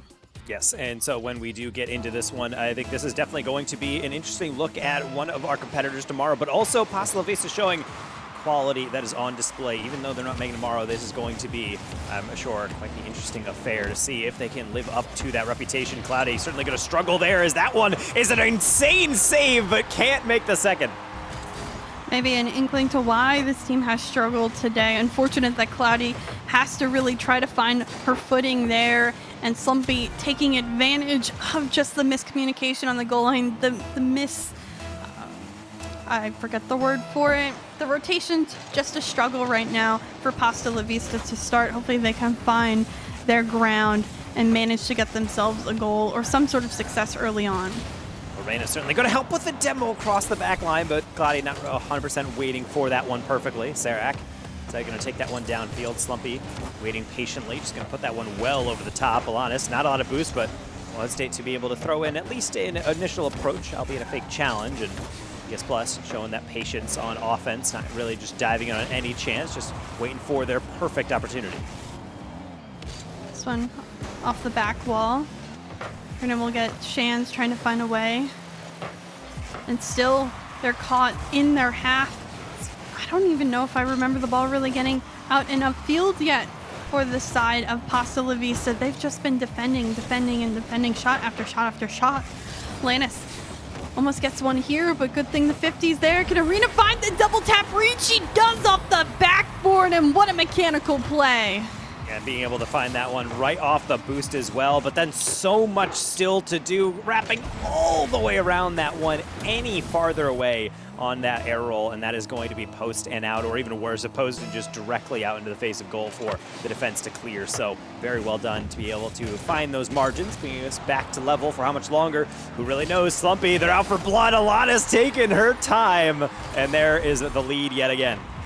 I feel like this is an even more charged up BS Plus roster than what we saw out of them earlier. They seemed a little quieter to start in the first series of the day out of them, but now they're at the end of the day, they're 2-0 in their series, and they are absolutely cooking. Yeah, being able to continually kind of wrap these opportunities up and seeing that demo play go rewarded is always such a fulfilling feeling, I feel like, for a squad, is when you full send something and your full idea, and then just in terms of the idea that you have cooked up, and then it actually works flawlessly. So being able to do that for PS Plus, as you mentioned, they're supercharged up for obvious reasons, but as you can tell, this extends to every match in the group stage, even one that it feels like this is really just their celebration lap. Alanis off the corner, Slumpy, the follow-up, top shelf, what speed, what rotation to be there, right place, right time. Beautiful job by BS Plus to extend even further. And Slumpy being able to put that top shelf, really not messing around, 2 for 3, even getting a partial assist there on Alaz. It's not technically a credit, but you know, that demo into a bump attempt more or less secured that third goal. And right now, Pasta La Vista really bearing the brunt of a lot of the attacking prowess that we've seen from BS Plus. It's funny that the first game we watched them on stream, they were really not too impressive, kind of getting smacked around, and then ever since then, they have just been the deliverers of pain across this entire group. I'd have to agree. Oh, halfway through this game, and BS Plus has shown us a lot of great offense. Looking for more on the Pasta La Vista side. Lannis to put it towards the other end of the field. Shan just seems not to be able to find any contact or touches on the ball. Does go up on this play, gets the beat, gets the shot. A second here for Pasta La Vista, and this lead doesn't look as big of a lead any further. I'm a fan of this from Shan, being able to find that sidewall read and then be able to still tuck it underneath. It's a more difficult read than I might suspect, because as that ball comes across, you're not just making contact, you have to specifically wait for it to just be able to reach past the center of your car, to be able to redirect that onto the open net, as well as having the comms listen to, just know that that is as open as it is. Back to a 1-goal game for how much longer? Who really knows, especially when Slumpy's on the warpath. Gonna be interrupted though, Cloudy choosing violence, and a nice demo to kind of restart everything as Reina tries to kickstart something. That's a Duncan in the near post, can't get the follow. Slumpy sends it back down her teammate Alanis, and Alanis trying to get it in the midfield. Both Shan and Cloudy up for this one, and the demo of the back foot. We play a little ping pong in the net, but it ends up going on in for BS Plus again. Sure, that's a Slumpy goal. Just be able to fall right on top of that one. Sarah, I guess really just sitting here with 0 goals, still like, really? 2 assists? Really? You're gonna take that one from me too? Hey, she's going for that MVP, you know, most points. Trying to grab it, snatch it up in this last game. Maybe they've had a different MVP all day. Who knows? But Slumpy struggled earlier with her goals, and currently 3 of the 4 in this one. So I'm sure it's a feels good moment to at least have that ticked on the scoreboard for yourself. And as we're learning from our sideline reporter, Bash in the Past, aka our host, just chilling off camera, apparently Poyo Poyo is through to playoffs, taking a Game 5 win against Lotus 8. So we have our playoff teams performing right now. We have them all on the stage set for tomorrow. And as you mentioned, this final game, this is just BS Plus trying to make sure that they can show off for every fan at home who would really cheer for as they get into tomorrow. But they are meeting some pretty stiff resistance, despite this being in Game 1. Still 2-goal lead, more than enough to be able to secure the dub. But, you know, always so precarious that 2-goal margin can be wiped out so quickly, especially if they just get one more and avoid giving up one more. Shan able to just reach that. Pouty not much boost, and Slumpy there. Just deflect even with 0, picks up the 100. Trying to go off the back. Well, that would have been crazy if she got another touch from that backboard, but great save by Sarah. Gives it a lot of power and ends up going back into that midfield line. Not going for the ceiling, but Alanis now. Maybe the double tap read just doesn't bounce as she probably wants it to from the backboard. This one floating in the mid-ish field. Sarah, the shot. Again saved by Shan, and with just under 30 seconds left, BS Plus need to hold on a little bit longer to secure Game 1. That's a nice way to do it, Sarah. Getting 1, how about 2? How about 3 50s in a row on the dub? And it's plays like that that really are just something you can't really teach. It's just all positioning. It's going to lead to Alanis, and it's going to lead to BS Plus taking Game 1. Yeah, great pressure coming from Slumpy. Although it isn't on target, it is ending up being a pass, and the finish is there. Slumpy took the last one from Alanis, but she'll give Alanis this opportunity. Great team play by the entirety of BS Plus in game number 1 here. We've seen them all just be so deadly upfield on the pitch. It may be Slumpy and Alanis that share the goals, but Sarek actually has the most registered shots of the 3. Not by much, but still, the fact that that's there, pretty awesome to see BS Plus really a masterclass of Rocket League in game 1. Yeah, of similar minds are people in the chat as well. Lilo dropping the Slumpy masterclass coming in this game. Hat trick, 600-plus points off 4 shots, even getting a save as well. You know, just dabbling that in, making sure that all the stats are accounted for. Pasta La Vista definitely did not start off well. I think out of the stumbling blocks, it can be kind of a difficult thing mentally to deal with when you get scored on right off the rip. But going into game number 2, I'm expecting a little bit better from them because you see the promise. You see why this team made this competition, why they were the number 1 seed coming into things. So I expect a little bit better from them in game 2. And I think they will deliver on that. Yeah, I think they absolutely can. I mean, it's also a hard day for them in particular. I think they had more expectations for themselves, which is kind of hard to deal with. When you go throughout the day, you always want to be in the mindset that you're going to do well and you're going to win. And when sometimes you falter and that doesn't end up happening, getting your mindset into the next series gets that much harder. So it's a tough game 1. It's, I mean, the number 1 team right now in the group, 2-0 BS Plus, and now they're doing their best to play against the best of the best. So a lot of adjustments to be made, hopefully hyping each and every one up for playing today and for being the best that they can on the field right now. This is your time to show off on the mainstream. Make those clippable moments, make yourself known, because there is more to come nonetheless. Yeah, absolutely. Unfortunately, the Star Chasers, we can't have them every weekend. Maybe one day. You know, we can have like a lot of these types of shows, a lot of these competitions. But for right now, we have to settle for every couple months. And this is a chance to show off the roster, maybe press some orgs down the stretch as the women's scene continues to grow. And I'm sure not the last we're going to see of these players, or at least I would hope not. I would like to see more of Cloudy for sure on offense. A lot of defense last game, but this time going to be deflected. Alanis all the way back down, almost the 1-2-1 with Sarak, but no goal found yet. Shan, for a little bit of a musty flick there. Doesn't get much power behind it. Slumpy one-on-one with Arena. Does find the shot placement, and Slumpy really has execution behind her in this one.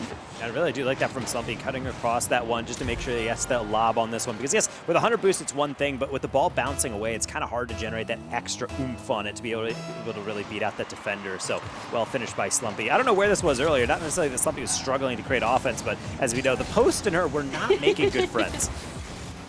I think it was also crazy defense that we were seeing from the other team to boot, but for sure, Slumpy maybe had a couple of stumbles earlier. Now doesn't seem to be stumbling in the slightest. Exciting to watch, again, how players develop even on a day-to-day basis, or, you know, as it gets later. We mentioned earlier about gamer hours.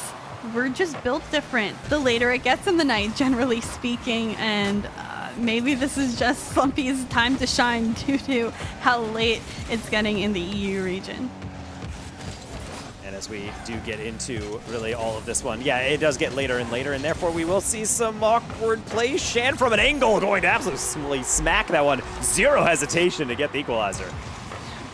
Great opportunity for Shan. You think when you're looking at this play originally, there should be time for BS Plus to come back, but they don't take the right angles. They're all coming back from the same side. They're, I think, also trying to fight over that mid boost mark, and they don't take the straightest shot. So because of it, Shan takes advantage, puts a nice one on target. Now Arena looking to send one down to Shan. Cloudy also up with her as well. This net's pretty open. Can Slumpy find the angle? Looks to go wide, sends it over to Sarek and finds the transition goal. Just a little bit of vengeance, Sarek. Like, hey, you took my goal last time. I can at very least secure this one as Slumpy taking, I would argue, almost too much time. That was very close to a save, but better safe than sorry. Make sure that is 100% on target going between the sticks. At least get the on target shot statistic. But yes, that is going to be the lead. And now a little bit of trick kickoff. Alanis went right to the mid boost and it found its way to her car, but nothing cool to be able to cap that play off.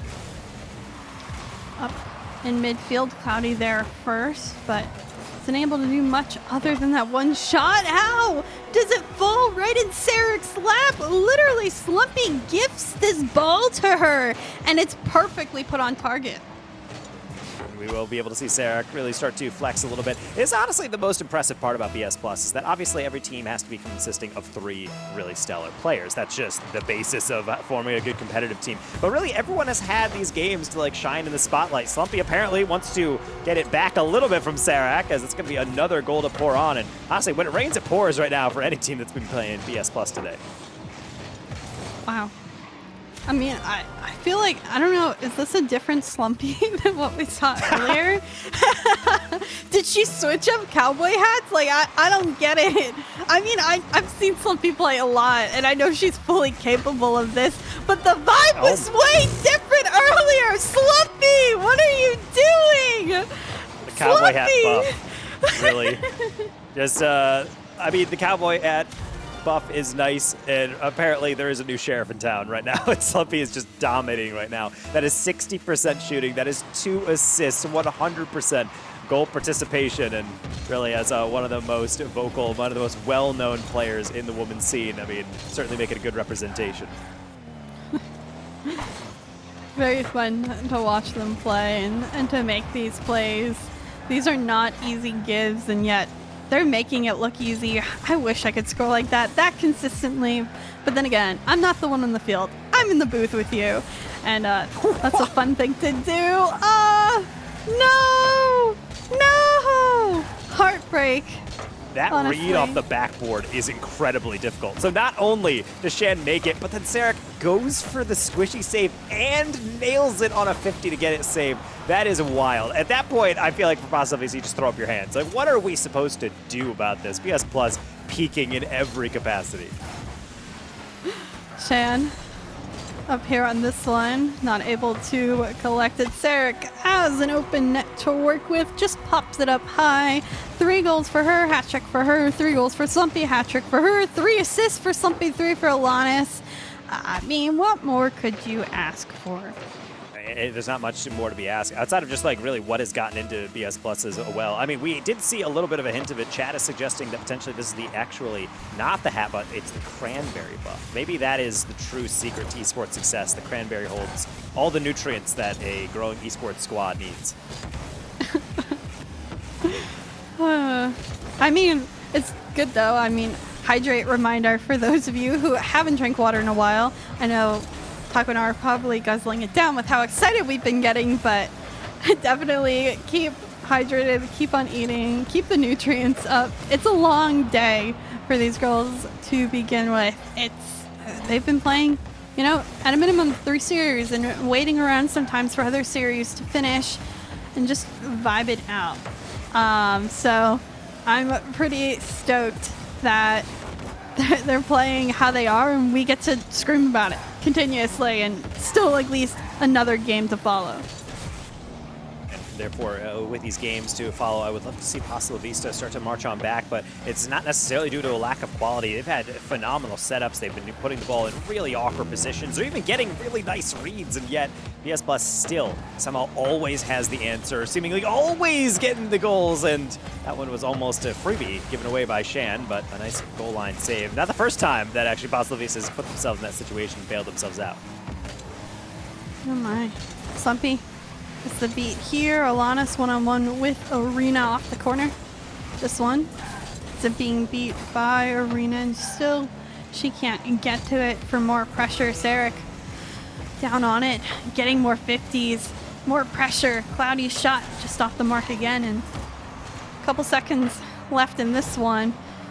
But a crazy showing from BS Plus nonetheless.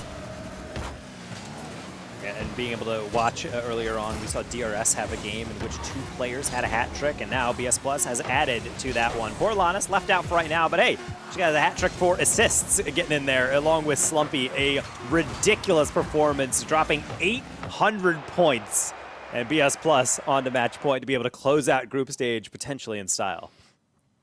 I would definitely say they're styling. That's the least of what we can say for them. I would say Slumpy masterclass moment. Absolute great job upfield for everybody.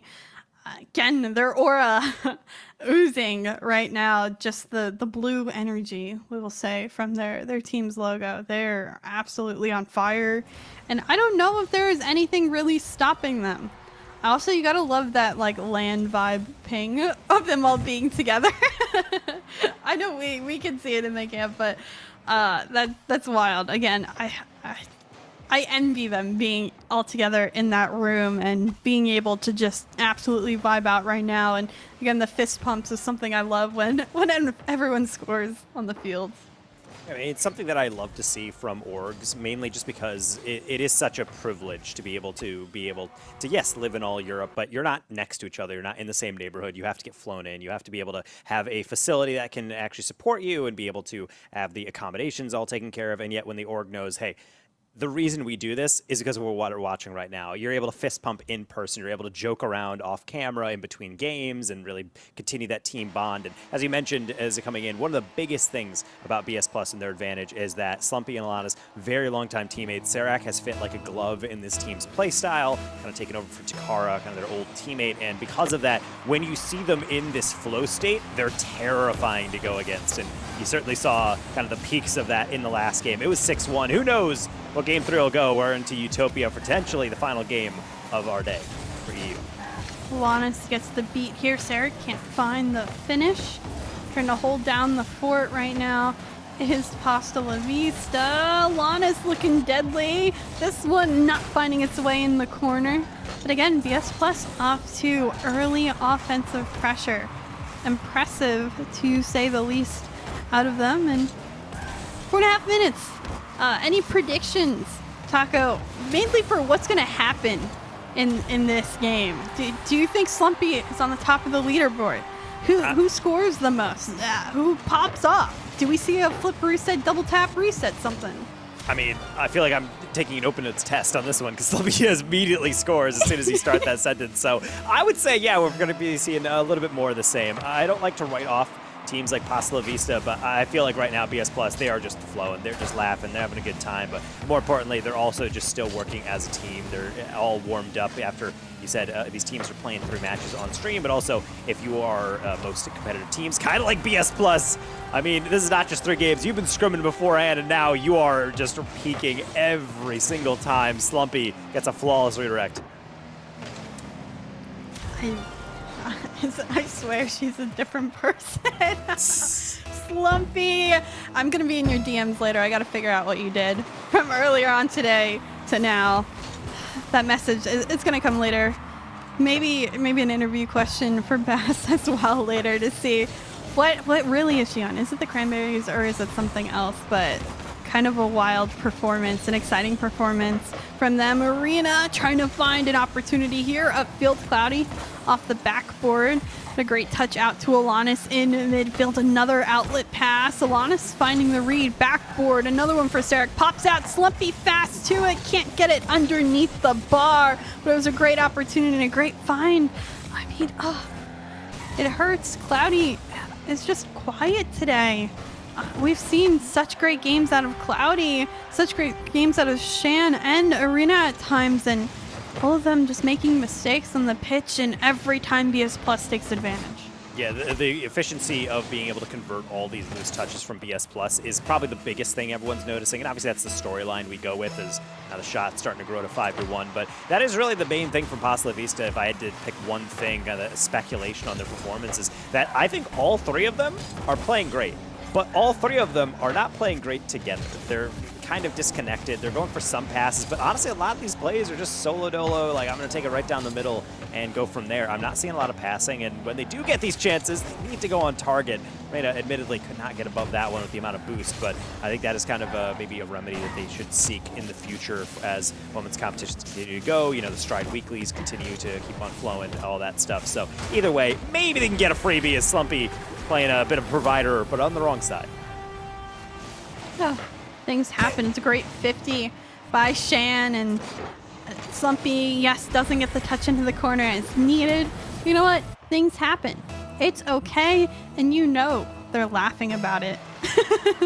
Slumpy even dropping a great pass in the quick chat immediately after that touch went in, so she kind of understands. You know, you overplayed that aerial. Maybe didn't have to go for that fast. Maybe could have taken a deep breath first, but either way, back to a 2-goal game. Maybe something Cloudy can do with as they wanted to go for that immediate jump. Didn't work, but that's okay because they'll get a second chance as they go to the far side. Sarek getting that first touch and then bumps Cloudy out of the way.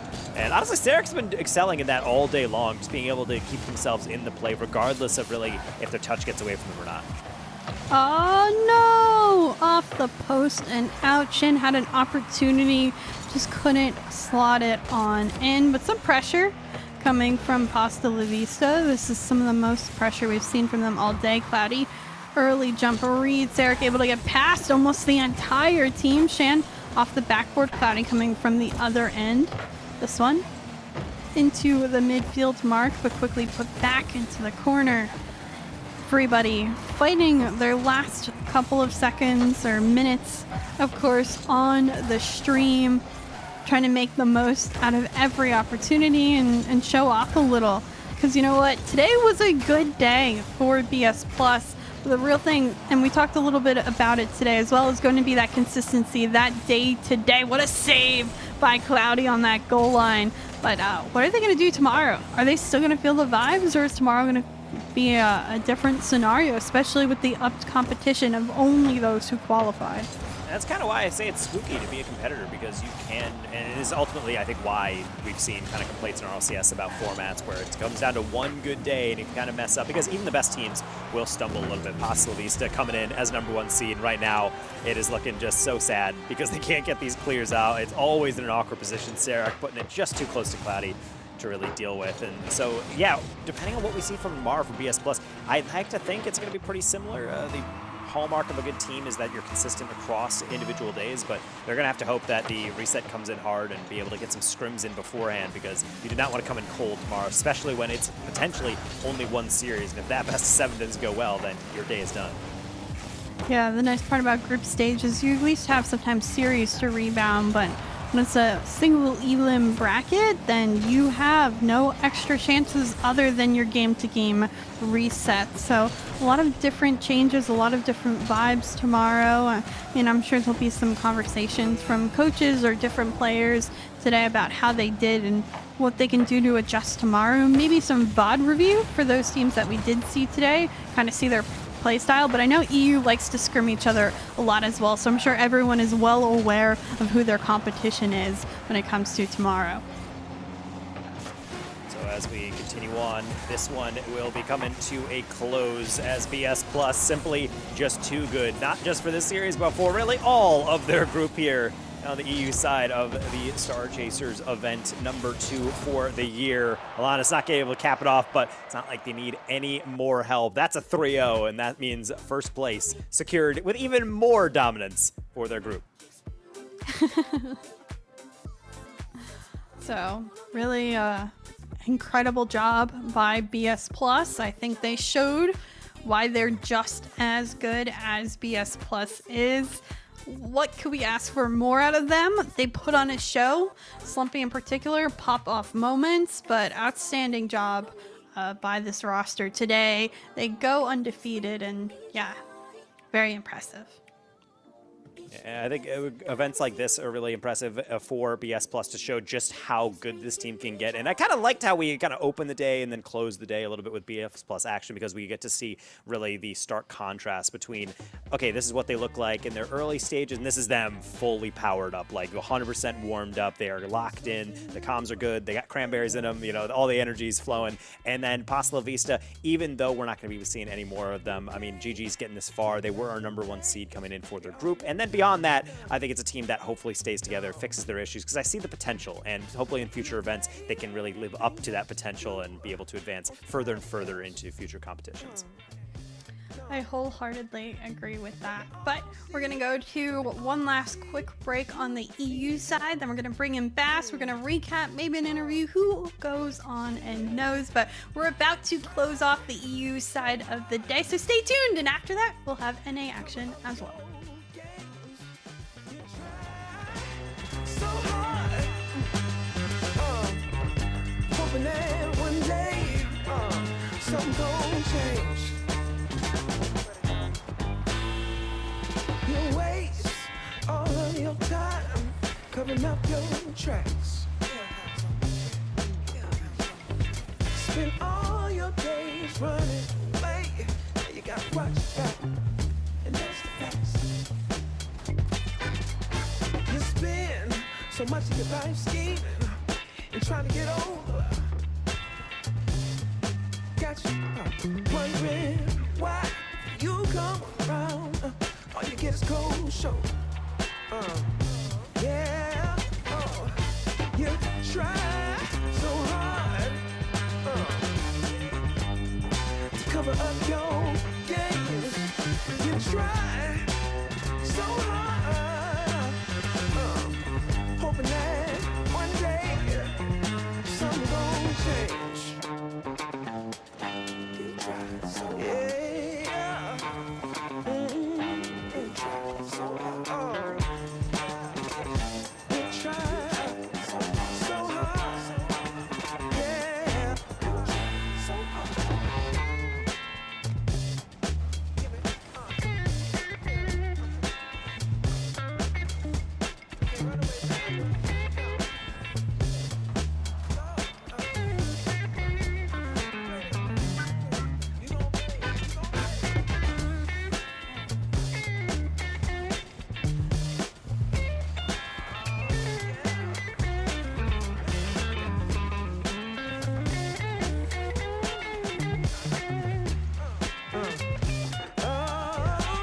Still you try so hard to cover up your games. Got you thinking don't nobody see all this time. Ooh, it ain't nothing changed.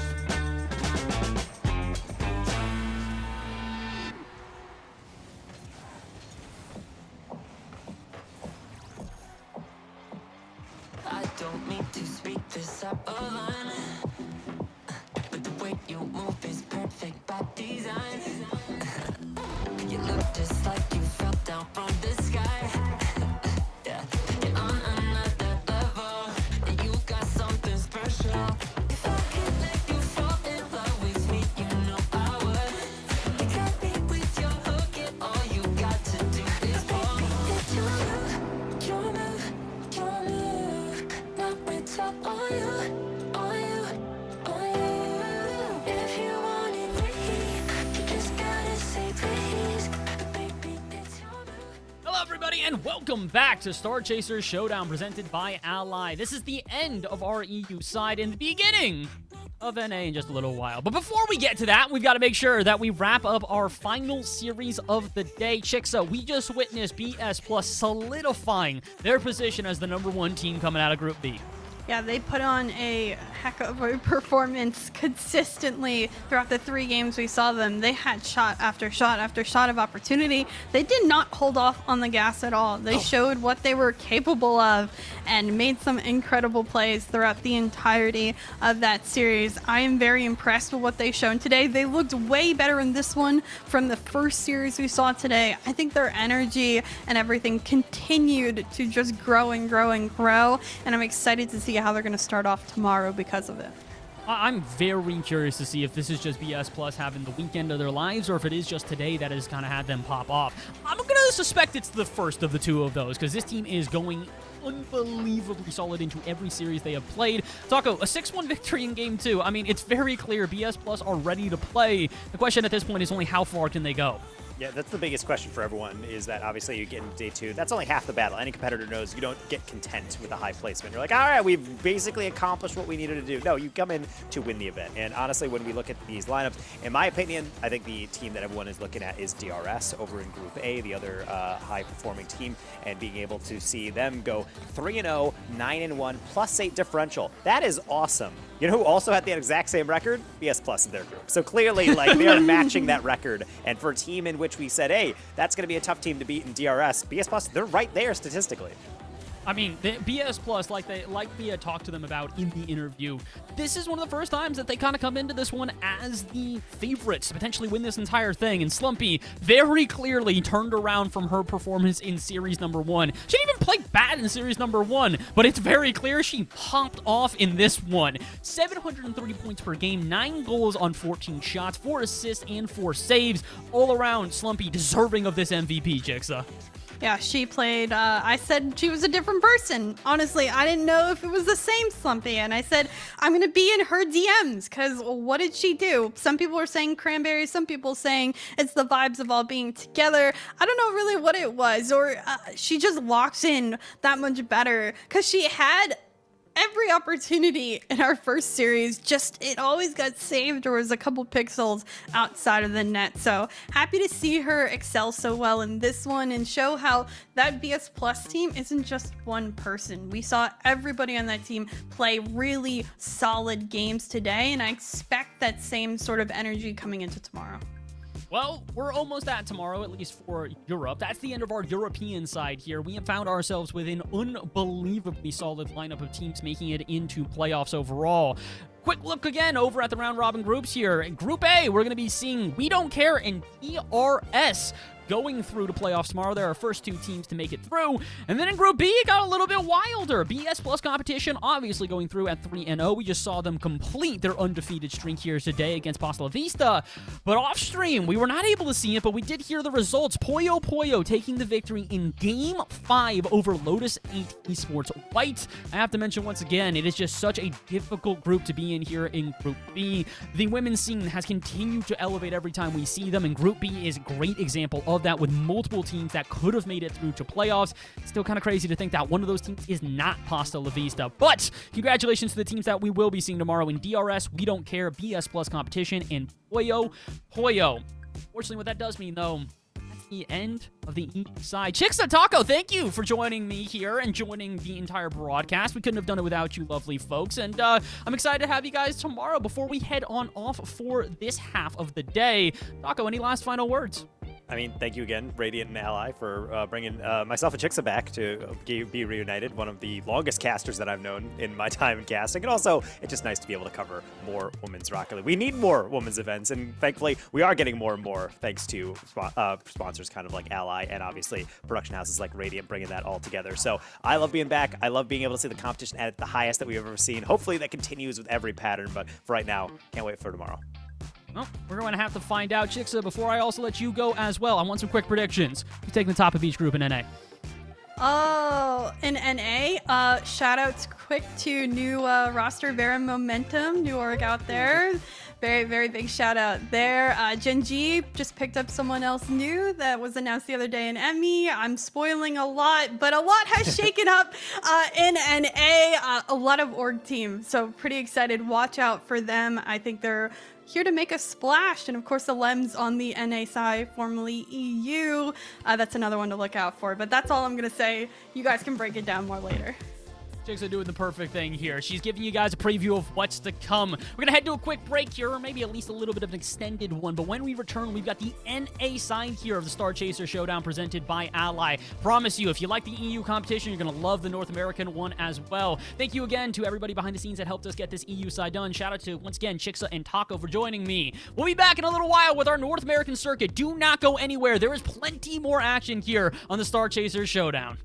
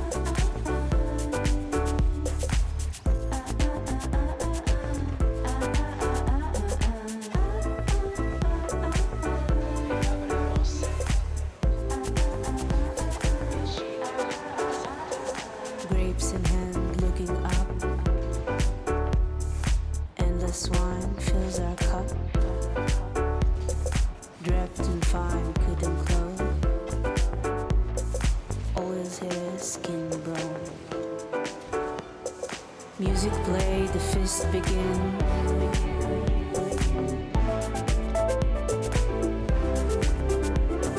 Fills the air, steps quicken.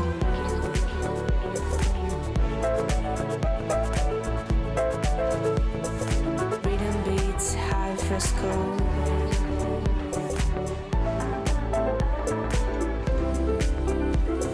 Glory note between these walls.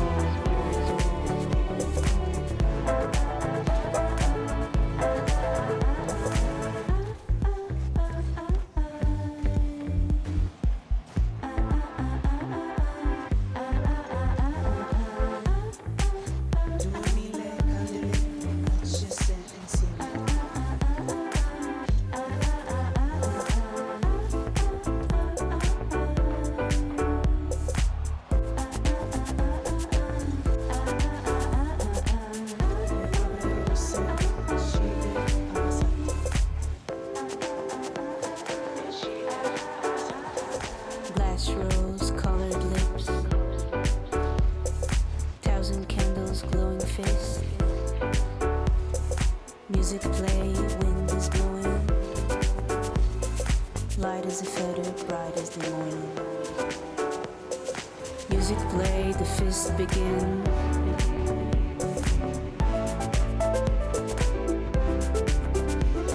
Fills the air, steps quicken.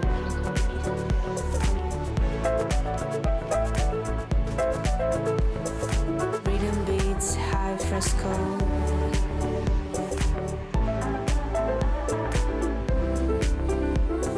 Glory note between these walls.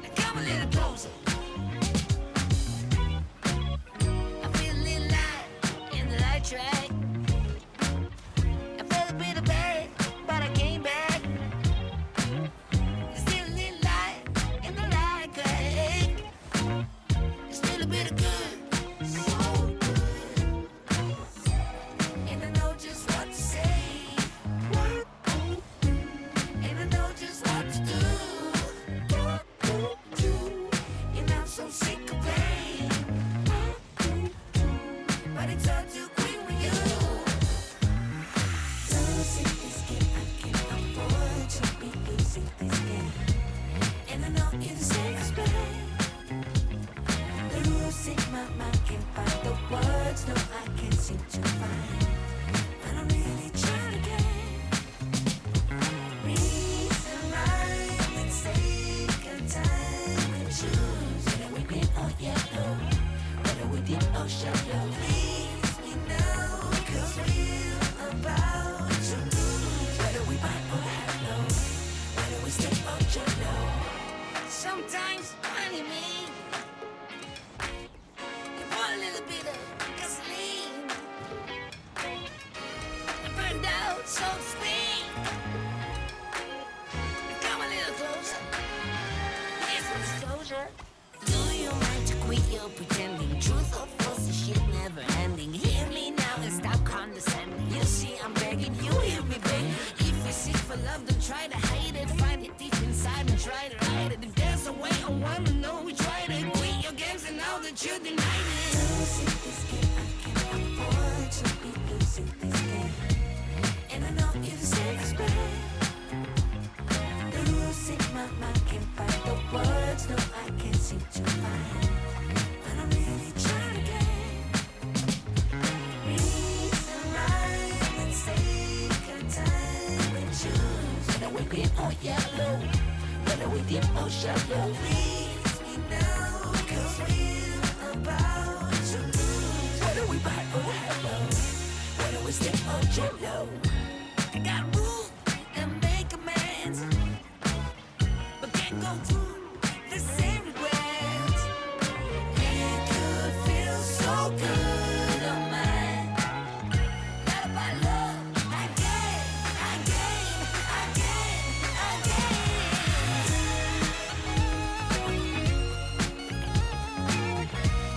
And I know you deserve respect.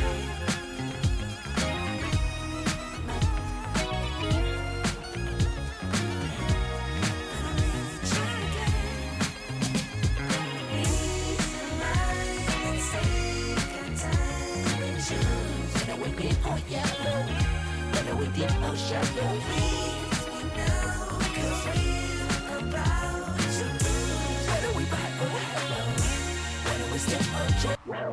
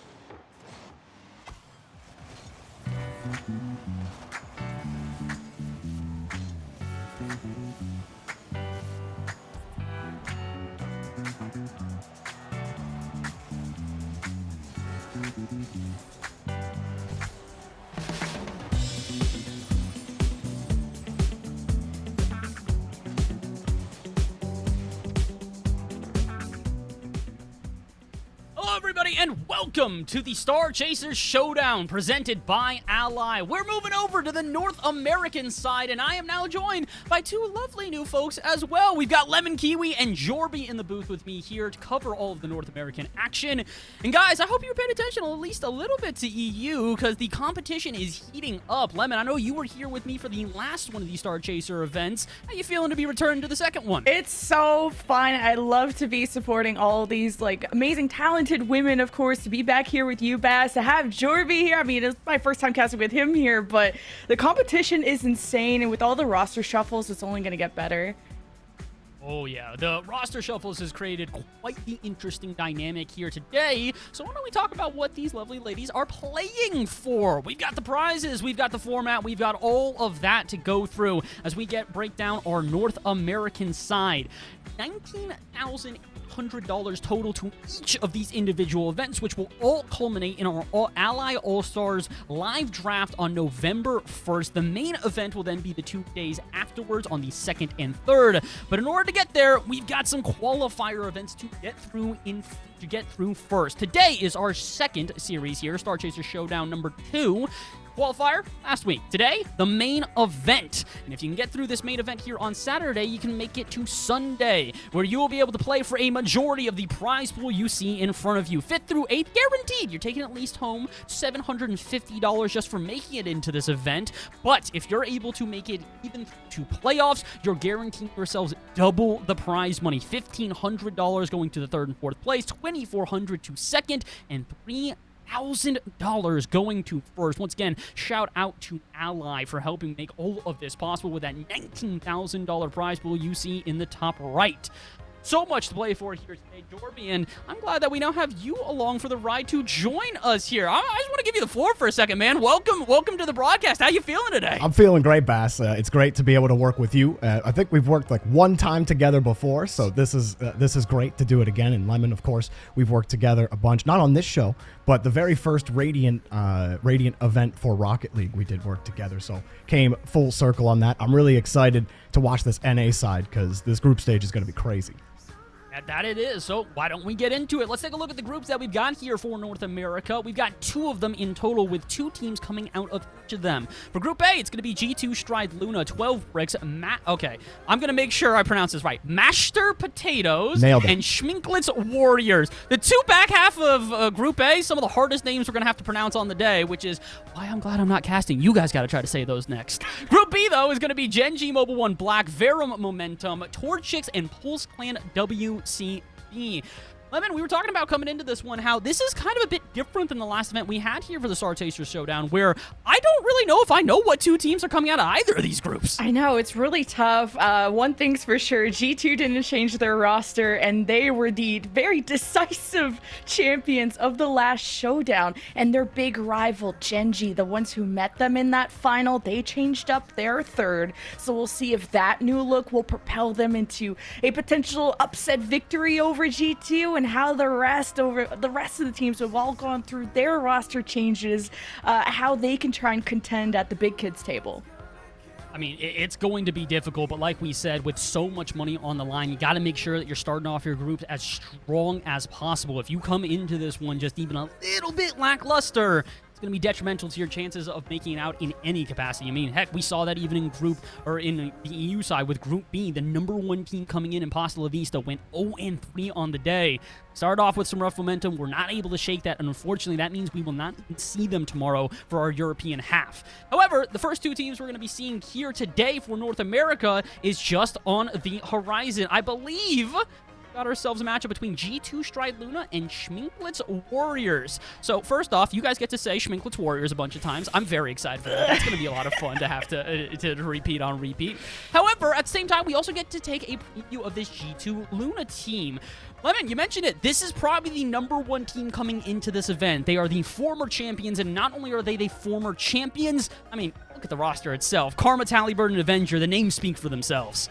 Yeah, this is a stacked roster, the most stacked one. This is the best team in the women's scene. Karma, Talibird, Avenger. If you don't know these names, I don't know you, okay? Because they're so stacked. Karma, I've casted with her too. She had her caster arc, and She is one of the smartest people when it comes to the game and how she approaches it, and one of the most calm people too that you're ever going to meet. So having someone like that on the roster is incredible, along with Talibird and Avenger, who have had so many years of competing together. So these guys have been through thick and thin, and really not that too much through thick because they've been winning everything. So who is going to be challenging them is the question.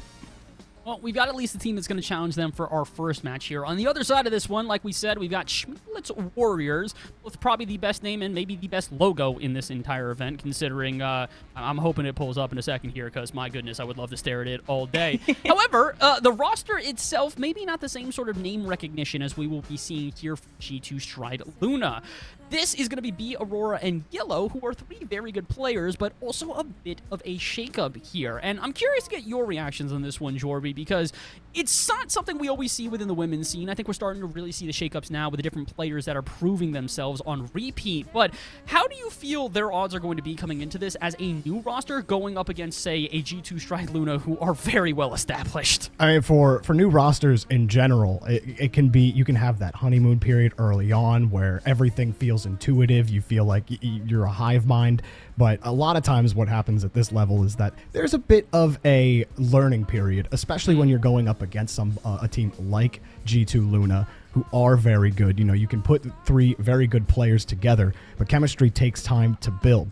Sometimes you find that stride early on, and you might catch a team that is better than you on paper out. But for B, Yellow, and Aurora, against G2 Luna, they might be able to catch them in a trap game a little bit if, you know, they grinding behind the scenes, working on that chemistry. G2 Luna coming in, I feel like they have it confidently, and sometimes that confidence can end up biting you against a team like this if you're not expecting them to come out and punch above their perceived weight class, if you will. So, you know, you kind of can get both worlds in this kind of matchup where you've mixed it up.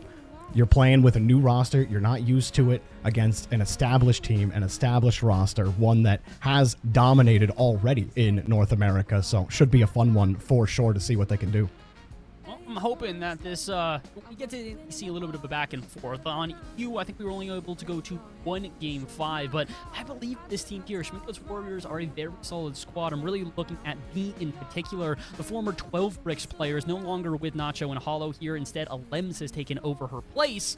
I still do like Aurora and Yellow alongside her. I think she is going to be fantastic as an addition. But I gotta at least get some predictions out of the both of you guys on this one here. Lemon, I'm gonna go to you first. Are we still feeling like G2 starting off the day strong enough to take the win? Yeah, I don't think I've ever seen G2 come into an event like this unprepared or coming in with a slow start. I could see this being a sweep because this is kind of a rebuilt roster. Like on the other side, like Schminklet's Warriors, yes, B got top 4 with 12 bricks last Showdown. Yes, Yellow has experience with Extra getting even to the main event in the top 8. There's some, like Jorby said, there's some serious competitors on the Schminklet Warrior side, but I think they have to build their way up towards G2. But unless there's like something crazy that's about to happen, they could snatch that crown, you know. That I'm sat and I'm ready for that entertainment, but I think they got to start out small and work their way up to G2. There's a lot ahead for this team. Again, they're playing everybody in their group, so even if they do take a loss here against G2, as long as they put the right foot forward, it can give them a ton of momentum. Orby, I now look to you on this one. Are you back in Lemon on this one? Are we seeing G2 take the win here to start off the day? You got to take the favorites, Baz. The favorites is good for the prediction game, and I'm definitely taking G2 Stride Luna for this one. Yeah, understandably, at the end of the day, we're still trying to get into this first matchup of the night, but we got plenty of them to go forward after this one as well. I do think that G2 is probably going to be in our spotlight for most of the day here. Like we've mentioned, this is a very competitive team who have proved themselves throughout multiple events, this being the second of 4 that we have here this time. So we're going to give them actually a little bit of extra time to warm up now. So maybe for the better for Schminklet's Warriors, you got some more time to study up your opponents. We're going to take a quick 5-minute break, but when we return, our first matchup of the day here for North America for the Star Chasers Showdown. Do not go anywhere. We'll be right back.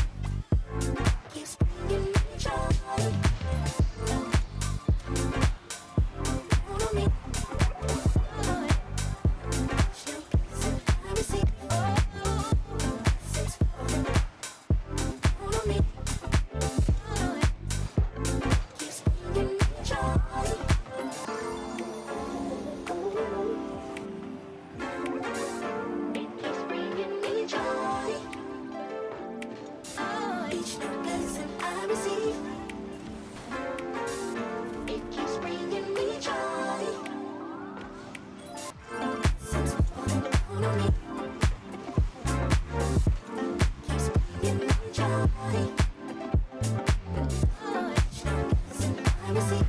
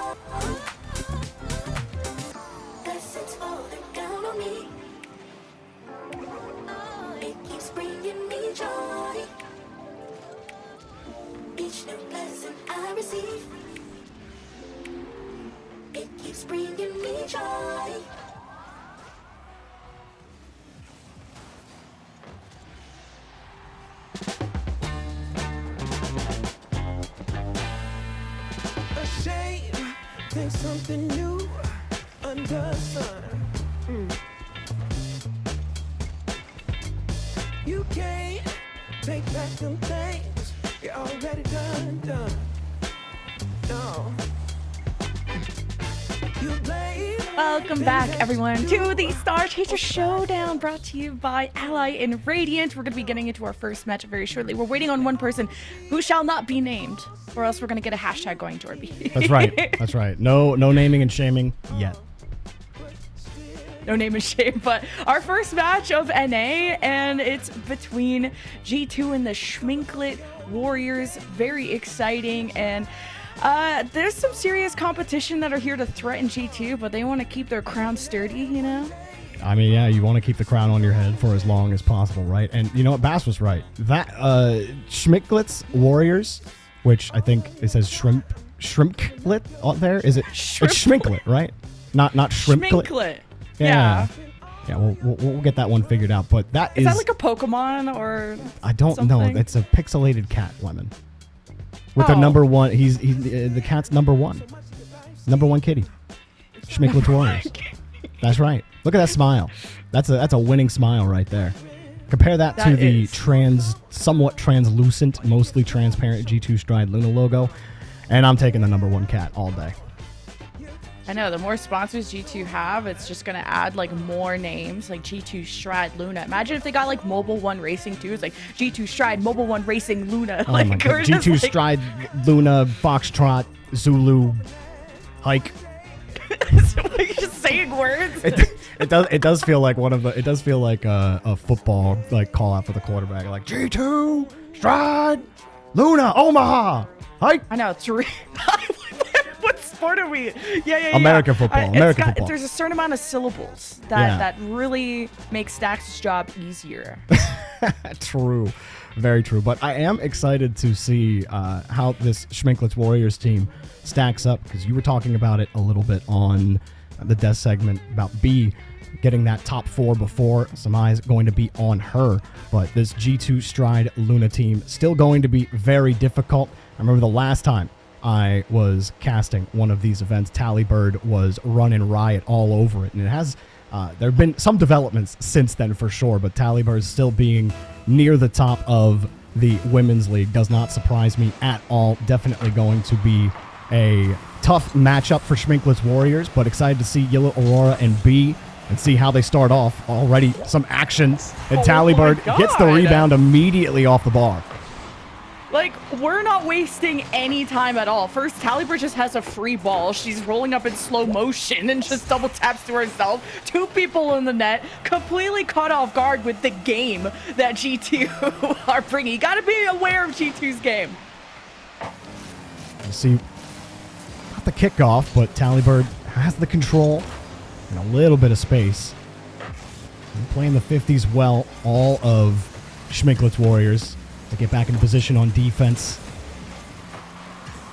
Catch G2 grounded for a moment. Tallybird not threatened, does get bumped off the play. So both teams still trying to figure it out. Willing to give each other space. You don't see a lot of aggression from either team in the midfield just yet. Okay, B using all the boost, got the reset, faking it. No, just shoves Tallybird who somehow plays the 50 and the ball stays out of the net. Now she can even follow through. Yellow didn't produce enough of a threat, and now Talibird gets the pinch across the net. You gotta be worried, especially when Karma's taking your corner boost. G2 have a lot of plans, and Schminklet's Warriors scoring on them isn't one of them. They got good clears, though. B on the goal line got a great touch out. Yellow was ready for it, immediately hopped on top of it. Karma with a reset pass, and AV gets bumped by Karma. Aurora moving right down the middle of the field. G2 end up running into each other. Break what could have been another big push. It was a good initial idea on the pass to AV, but they weren't able to connect.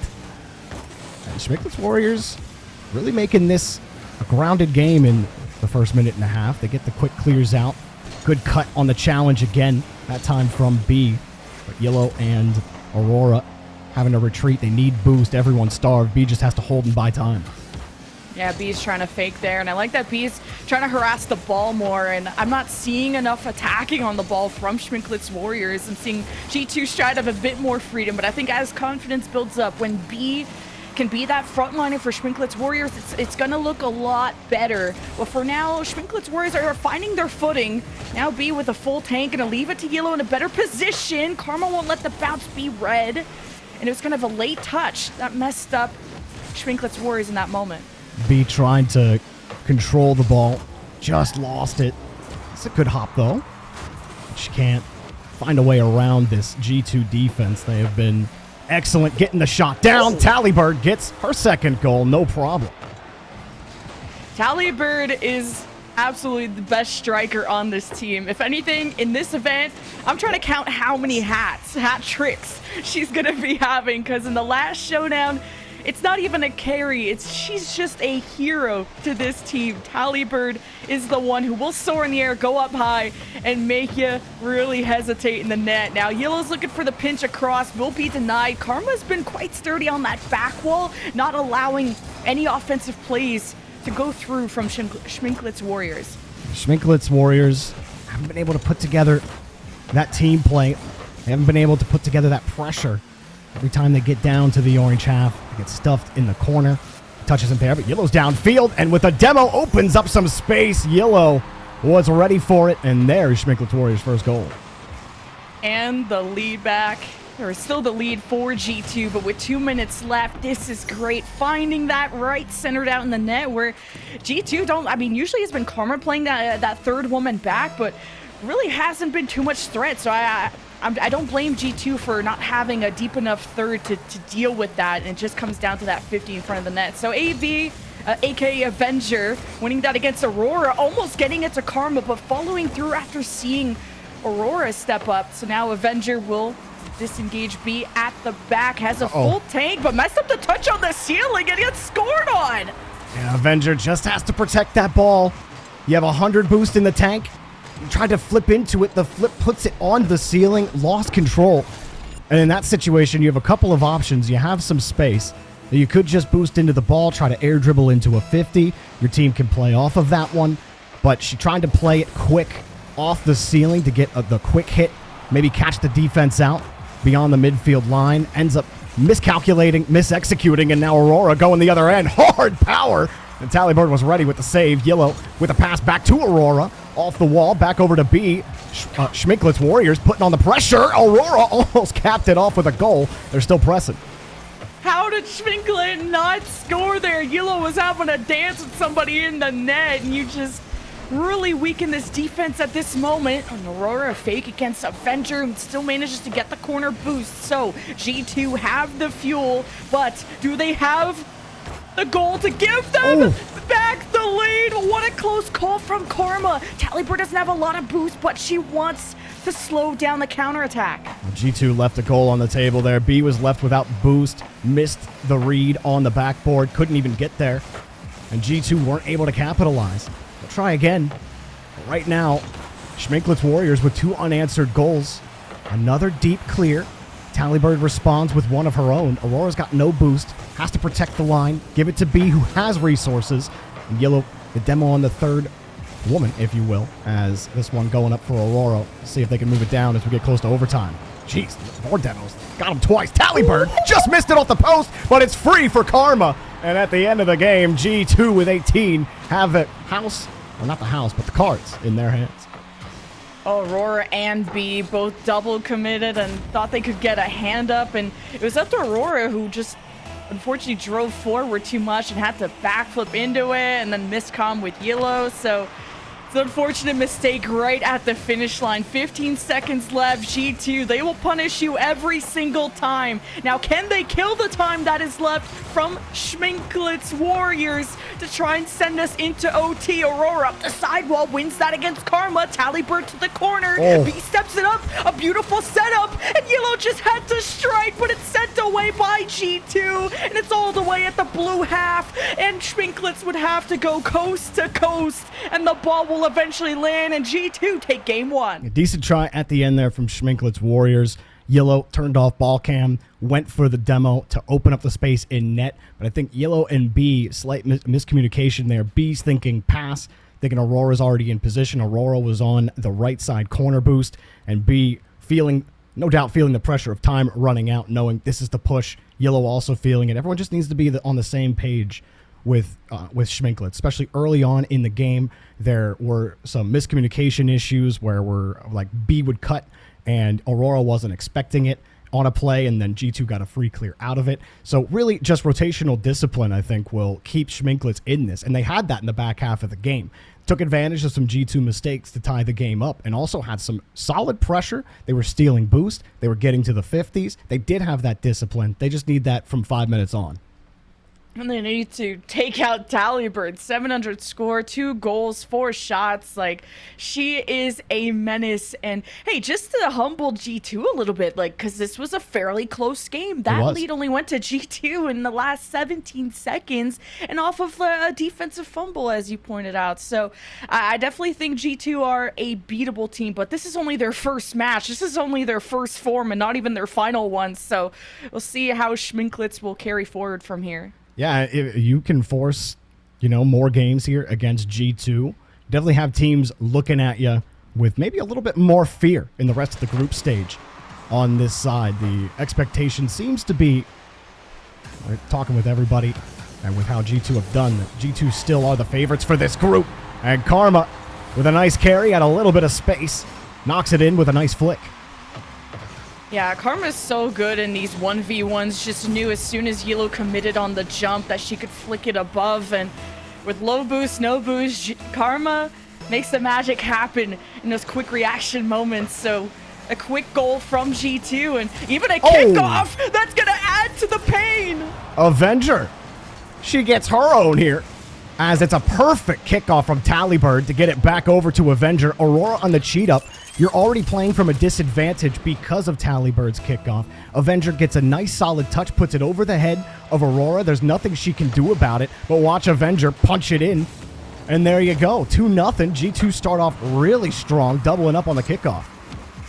Even off the ceiling, too. Aurora means business. She stand on business, too. Still waiting for the business to be delivered, though, because that didn't result in a goal, but it looked pretty cool. And to try and carve through G2's defense, it is very difficult. You got Aurora sitting deep back for this clear. Uh-oh. Oh, well, nobody was expecting you to miss that one, Aurora. So, in a tactical whiff, we love those. Never punished. Good fake. Good fake. Good comms. Good comms. Hey, they're still pressing. Aurora? Okay. Yeah, and even Yellow, too, trying to lock somebody up in the net like what happened to her in the last game. So, I'd like to see Schminklet just have more team play going, and even Karma on that 1v1B plays the 50 well. Some space, too. Yellow gets the free challenge. G2 happy to clear that one out. Good catch from Karma. Tallybird next up, searching for Karma down the field. Back to Tallybird. Yellow, a little slow, but can't blame them. That was just good passing from G2. And pushed right back over to the corner. Yellow moves right by the G2 line on the attack. A bit of confusion. Yellow was still playing the ball. Saw Aurora hit the brakes, but G2 were already in the lane. Now they have the ball off the back wall. They can't deliver. So some midfield trouble for Schminklet's Warriors. They have to defend more shots off the bar. You ain't defending that one. Oh, not the bar down ski. Oh my god, G2. They're going for the big mechanical plays, whether it's Karma, self-pass off the corner. That doesn't work out. Avengers now hitting shots like that. Not too high, not too low, just right in the middle. G2 up 3-0. And Schminklet's Warriors, well, they kept a close game 1, but this is turning into a flood that they can't really handle. G2 aren't making those errors, but it's only been 2 minutes. This is where you got to stop the bleeding. Oh, decent idea on the pass, but Karma was sitting right on top of Yellow. Yellow didn't have a lot of boost. He was coming with some heat. It's going to be tough to adjust and get up to that touch. Okay, now Avenger. Pop the ball up high, see what B's going to do with it. Now with Aurora, they do kind of a synchronized swimming dance here, and B uses all the boost to try and transition. Karma kills the ball, Talibird layers up, and Karma's still going for the ball, and even gets a pinch off the sidewall, hoping that was going to get to Avenger. And G2, it's been more challenging to get possession of the ball on the offensive half, so Schminklet are good at breaking up the play, but not necessarily making a threat level generate. I love that challenge from B. Didn't just aggress the ball. Honestly, you're not going to see this on the replay, but B set all of this up. You saw how did Yellow get that touch? B got behind the ball coming back and then just made her car as tall as possible to get a neutral bounce on the 50, slow that Yellow could grab. Yellow played it to the wall, baited the first attacker in, got the clean touch out. All that's left is for Aurora to put the ball in, but that all starts with B getting a perfect 50 back to her teammate.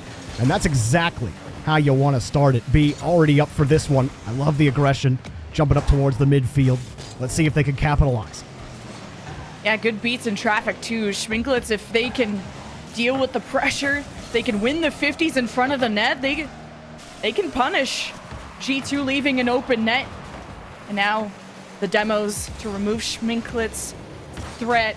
3-1 still for G2. Going into the blue half, this is a moment for G2 to reset and grab boost. Now they got full tanks, or mostly full tanks to work with. And this only slows Schminklets down. Tally is trying to transition with a dribble. Yellow won't allow it. It almost got a second touch in the net. Oh, yeah, just nowhere really for B to go. Didn't have enough boost. Aurora next up couldn't grab the midfield. Yellow is only buying time with that touch. B rotating wide to go get that corner boost. Another try here. There's still time on the clock. 3-point passing play to get downfield. Talibird can't get a solid clear. A little high, but B's in the air. And oh my goodness, a quick clear. Talibird gets the follow. Back over to Karma. Up high. Karma couldn't adjust, didn't have the boost, but G2 break out and they break in to the blue half. That's what I love about G2. It's about quality and not quantity. And even Karma just popping it up to buy time for Talibird to get a right hit on it, and especially faking it up against the defenders who probably thought maybe Karma had more boost and Karma could have taken the direct shot. G2 are such a difficult team to play against. You never know what to expect because the options are limitless, but Aurora will try to keep this close. This is a good move from Aurora. Again, off the kickoff, you had the demo, so Avenger has to come up and challenge that. You don't want to just give Aurora the free space. You're caught between a rock and a hard place in that situation. Schminklets have made a question mark of it here. G2 can keep this lead for the next 46 seconds. They'll go to match point. B, Yellow, good trades, good dodge against Avengers challenge. Trying to get this to B. No, it's Yellow that goes for the solo play. Ooh. That's defended against B. Trying to cut the angle. And Yellow can't stop Avenger, just dangling, breaking ankles, and now precious time gone. You know, the pushes look good from Schminklet's Warriors. When they get past the 230 mark, all of a sudden, they really start turning it on. But the biggest problem with their offense this time around was that every time they were attacking, they had under 30 boost. All of them. Every time they'd pass it out in the midfield to a teammate, they'd have almost no boost to do anything with the ball. They made the most that they could in those situations, but they gotta find a way to control the pitch. Otherwise, these offensive attacks that they're able to put together, it doesn't matter how much discipline you have if you can't win the boost game. G2 dominate on the defensive boost game and the midfield boost game, so even when Schminklets had the ball, they were confident knowing they couldn't really do much with the ball. It's a snowball effect, and you gotta figure out a way to win that boost battle to start, but a lot of other things going right for Schminklets Warriors. They really just need to find a way to shore up on the defense. The kickoff went wrong for them. It was just a perfect kickoff from Talibird, and then Avenger made the most of it. Despite Avenger being at the bottom of the scoreboard, I thought that she had an incredible game that time. Talibird has been clinical on the clears. She's probably been the most difficult to deal with whenever Schminklets have tried to test the back wall on the backboard. So a lot to work on for Schminklets Warriors, but we see the path, Lemon. We see the book. We're trying to read it. We're trying to write. They're trying to write the book. I'm trying to see it. I'm trying to see this book right now. Get that read-write speed Especially going. the strap book from G2, because it's thick. They got a lot of options, a That's lot a of 1,000-pager. ways to attack the net. Whether it's they got a good solo player, like Karma wins the one. She can also self-pass. You got Talibird, who can literally fly in the air. They don't put Bird in her name for no reason, okay? You can throw her a pass up high. She'll slam dunk that thing into the net. They got good passes. They got good 50. Schminklets, I feel like their bread and butter has been good team play, good passes. It doesn't have to be a powerful shot. It just has to be an accurate one that G2 don't expect, and that's how Schminklets has been able to catch them off guard. But we go to game 3 with G2 on match point. All right, Schminklets. We'll see you put together a solid 5 minutes. Keep G2 guessing. There you go, Yellow. Got the first goal of the game. 8 seconds in. Starts with a good kickoff. Good control there from Aurora. Hops right over the first attacker, or a defender, excuse me, and Avengers left in a really tough place. Not many places you can clear it. Right back into blue hands. Yeah, the pop-up in front of the net is unfortunate, but Schminklets, they really had G2's backs against the wall, and G2 won't allow that to happen again. It's a high ball that B has more boost to work with. You wanted Schminklets Warriors to have more boost, and I'm already seeing signs of that until B now has nothing, and the rest of Schminklets send the ball down to the orange half. Yellow was looking for bumps, but you need to take possession away from G2. And it's been difficult, especially when Talibird's on the ball. They want to aggress, but if they're not already in position, not already challenging her authority on the back wall, they have to try to challenge in the midfield. They found ways through. Talibird calling off Karma. Weak pass to Avenger. B sees a gap. Gonna make Karma a bit uncomfortable. She's got the grab, and the miss actually might benefit Aurora here, but denied. G2 staying in their lanes. Defensive discipline, looking solid. B tries to stop them, but the ball rockets straight towards the net, and Schminklets Warriors are back on defense. Oh, Avenger playing the 50 against Yellow and still manages to keep it, but has to escape. She doesn't have boost, so Karma's up next, up to bat, and just can at least remove one player from the moment, and Avenger is back with a vengeance, and good pressure from G2, but it's only just one woman getting sent down the field. You'd love to see G2 really overwhelm Schminklets Warriors, especially being down a goal, but I imagine G2 aren't too worried with the performance they've put up so far. Yeah, G2 aren't feeling much pressure, and the first woman on the attack for Schminklets Warriors goes across, then they'll just go to the opposite side of the field. Second, in the second position for Schminklets Warriors, playing very passive, really respecting Talibird's ability, or G2's ability to clear this, and that potential shot left on the board. Avenger has another one, back off the board, into the net, and Talibird gets credit for it, but a full team effort to get this one through. First, it starts with the Karma fake. Had B and Aurora jumping and not in the good way. Then both B and Aurora dive at the ball. And, of course, G2's offense know exactly where to slot that on the left side, the place where it's going to be the most difficult for Schminklets Warriors to stretch defensively. And G2 find the tie. They were not worried for a second. Neither is Talibird. The drop off in the box. Avenger dives at it, but can't get it on target. Oh, Yellow didn't have a lot of boost and was hoping that she could get back to Karma. But unfortunately for her, Karma gets through her. Pops it up, has to avoid the bump from Avenger. Avenger gets 2 for her meal and gets a little bit of honey after tapping B out of the net. I just think of Winnie the Pooh in that moment. G2, though. Oh, yeah. It's good. It's a good day to be a G2 fan. 2-1. What a bump. That just had my jaw on the floor there. Avenger is a brawler.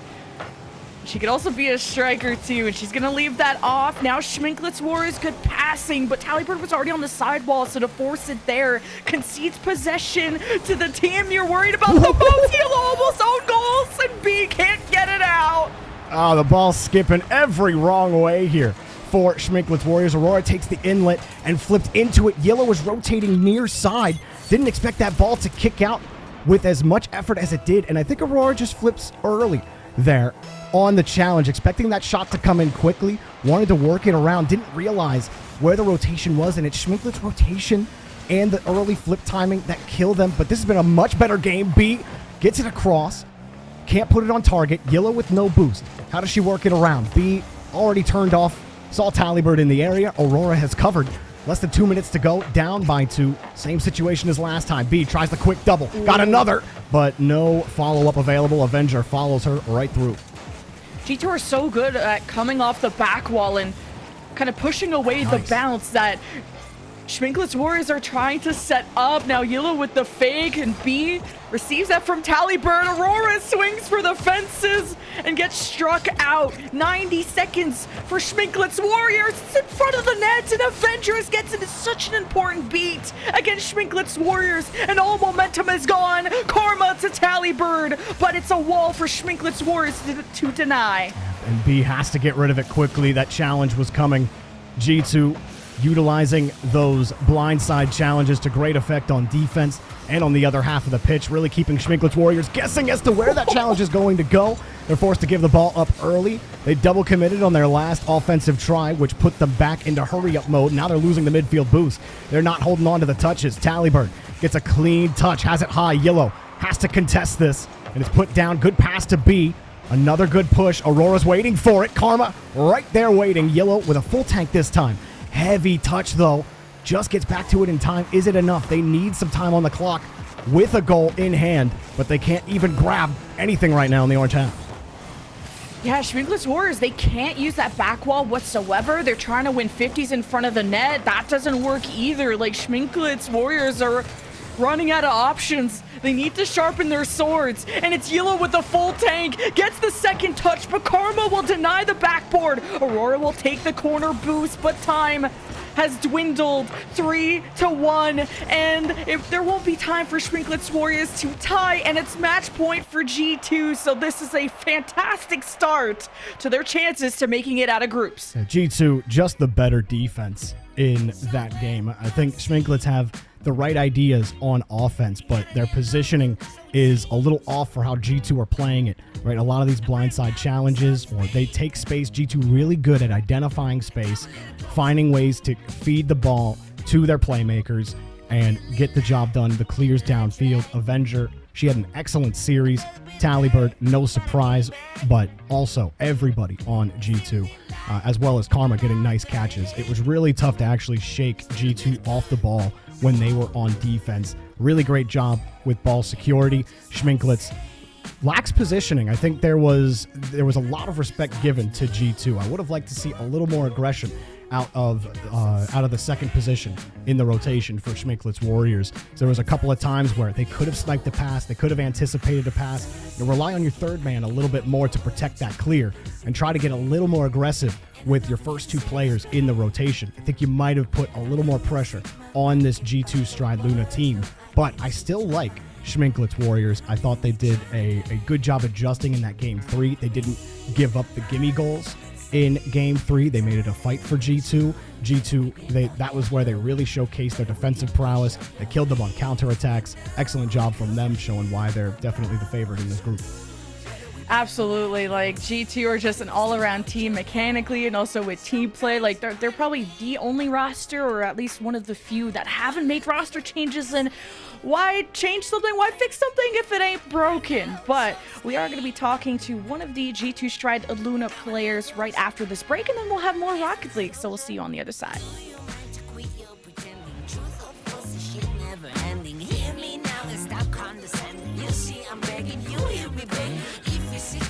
Try to hide it, find it deep inside and try to hide it. If there's a way, I wanna know we tried it. Quit your games and now that you denied it. Losing this game, I can't afford to be losing this game. And I know you're the safest bet.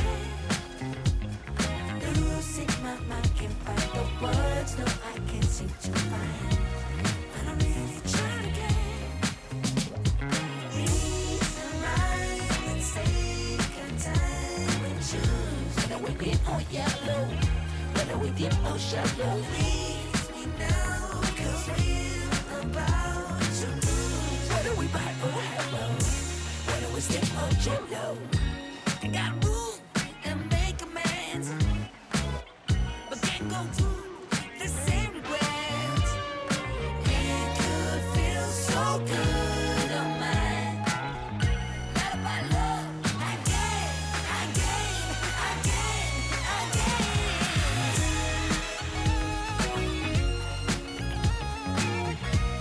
And I know you say this better.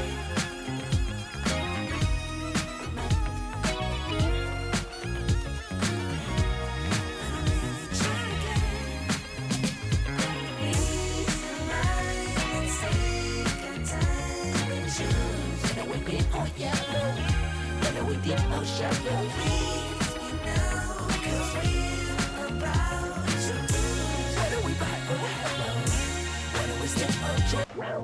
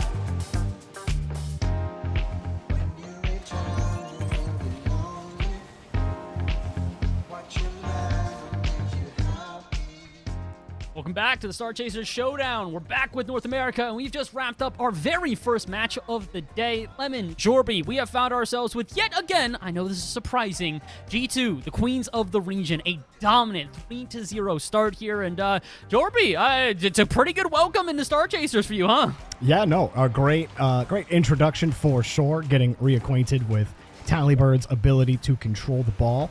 There were some really good things to like about the Schminklet Warriors team, despite going down 0-3. I think that, they were their own worst enemy early on in games 1 and 2. Game 3 looked a lot cleaner from them, but then they just ran into a stalwart G2 defense that were just faster than them, out-positioning them.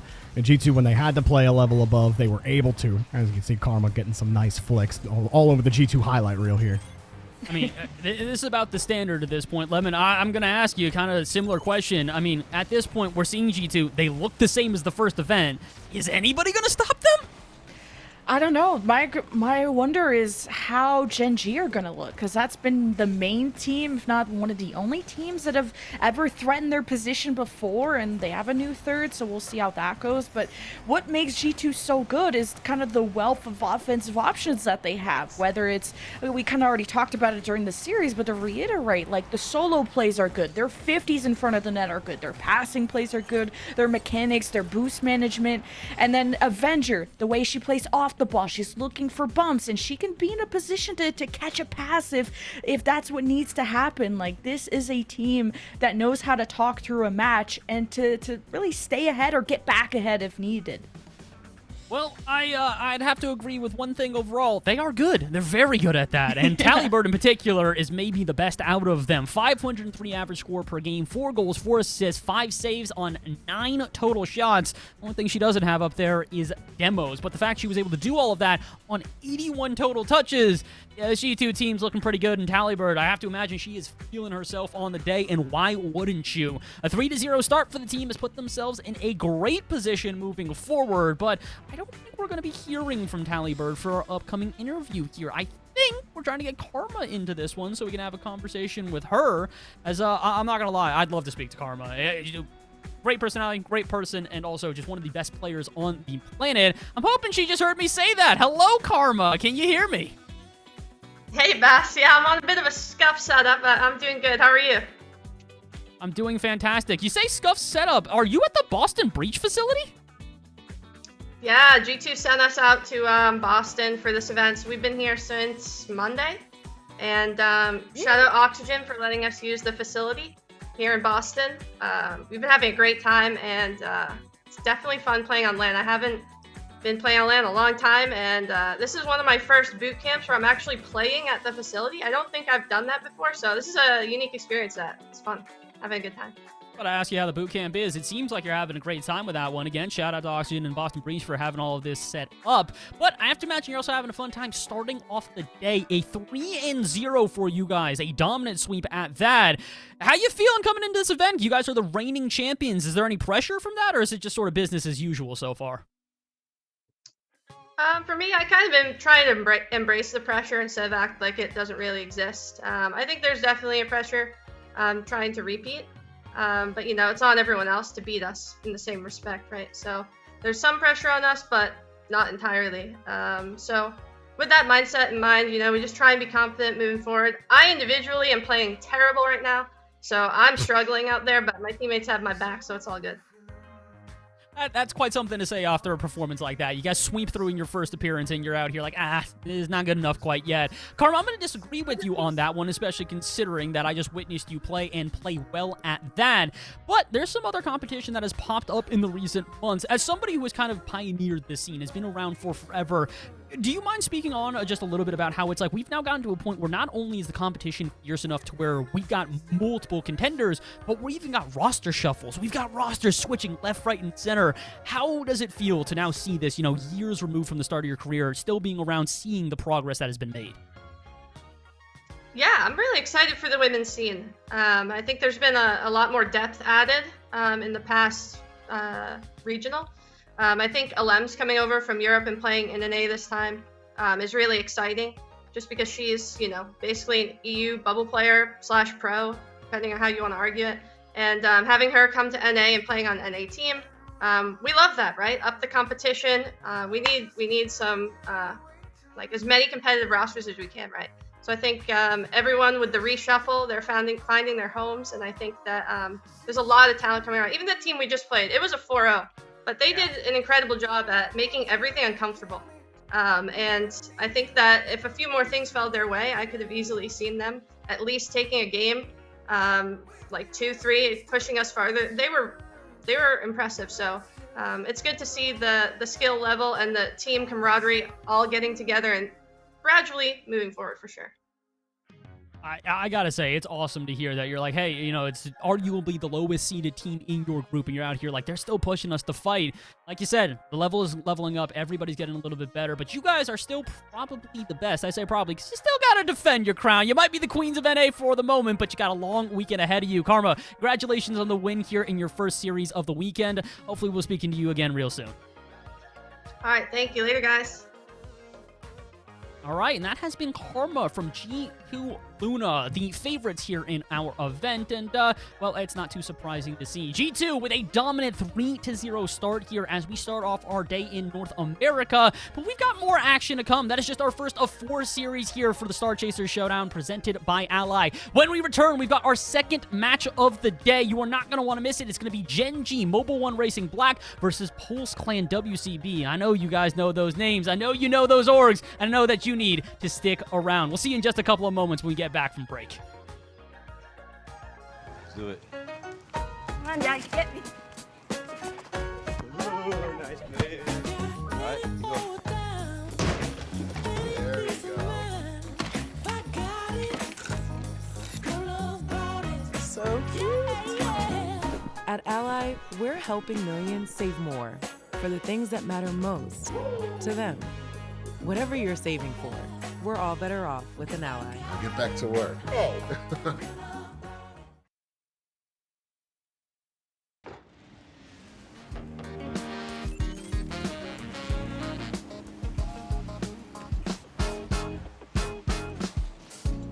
You said you wanna play your game. You tell me in, I said I'll pick it up, it's all the same. Don't follow all the rules. I know you don't, you change day by day. Hardly seems that fair. How can anybody understand?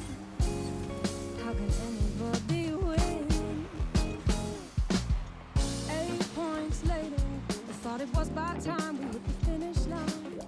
8 points later, I wasn't winning at all, I was just further behind. You played your hand, they showed my cards. I took my talks right from your heart. I laid them down before your eyes. Game over, blow the whistle, we're out of time.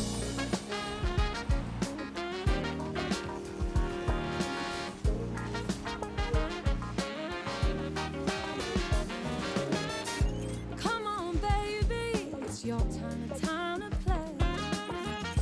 What are you scared of? Why do you keep running away? Come on, just show your hand. Do you even want to play? It's your idea. You hardly seem to care. Why do you expect me to want to stay? How can anybody win? 8 points later, I thought it was about time we hit the finish line. 8 points later, I wasn't winning at all, I was just further behind. You played your hand, they showed my cards. I took my talks right from your heart. I laid them down before your eyes. Game over, blow the whistle, we're out of time. You're just using me for fun, to take the win, and then we're done. I thought I meant a little more, don't wanna play no more. Come on, boy, tag me out. 8 points later. 8 points later. 8 points later. 8 points later.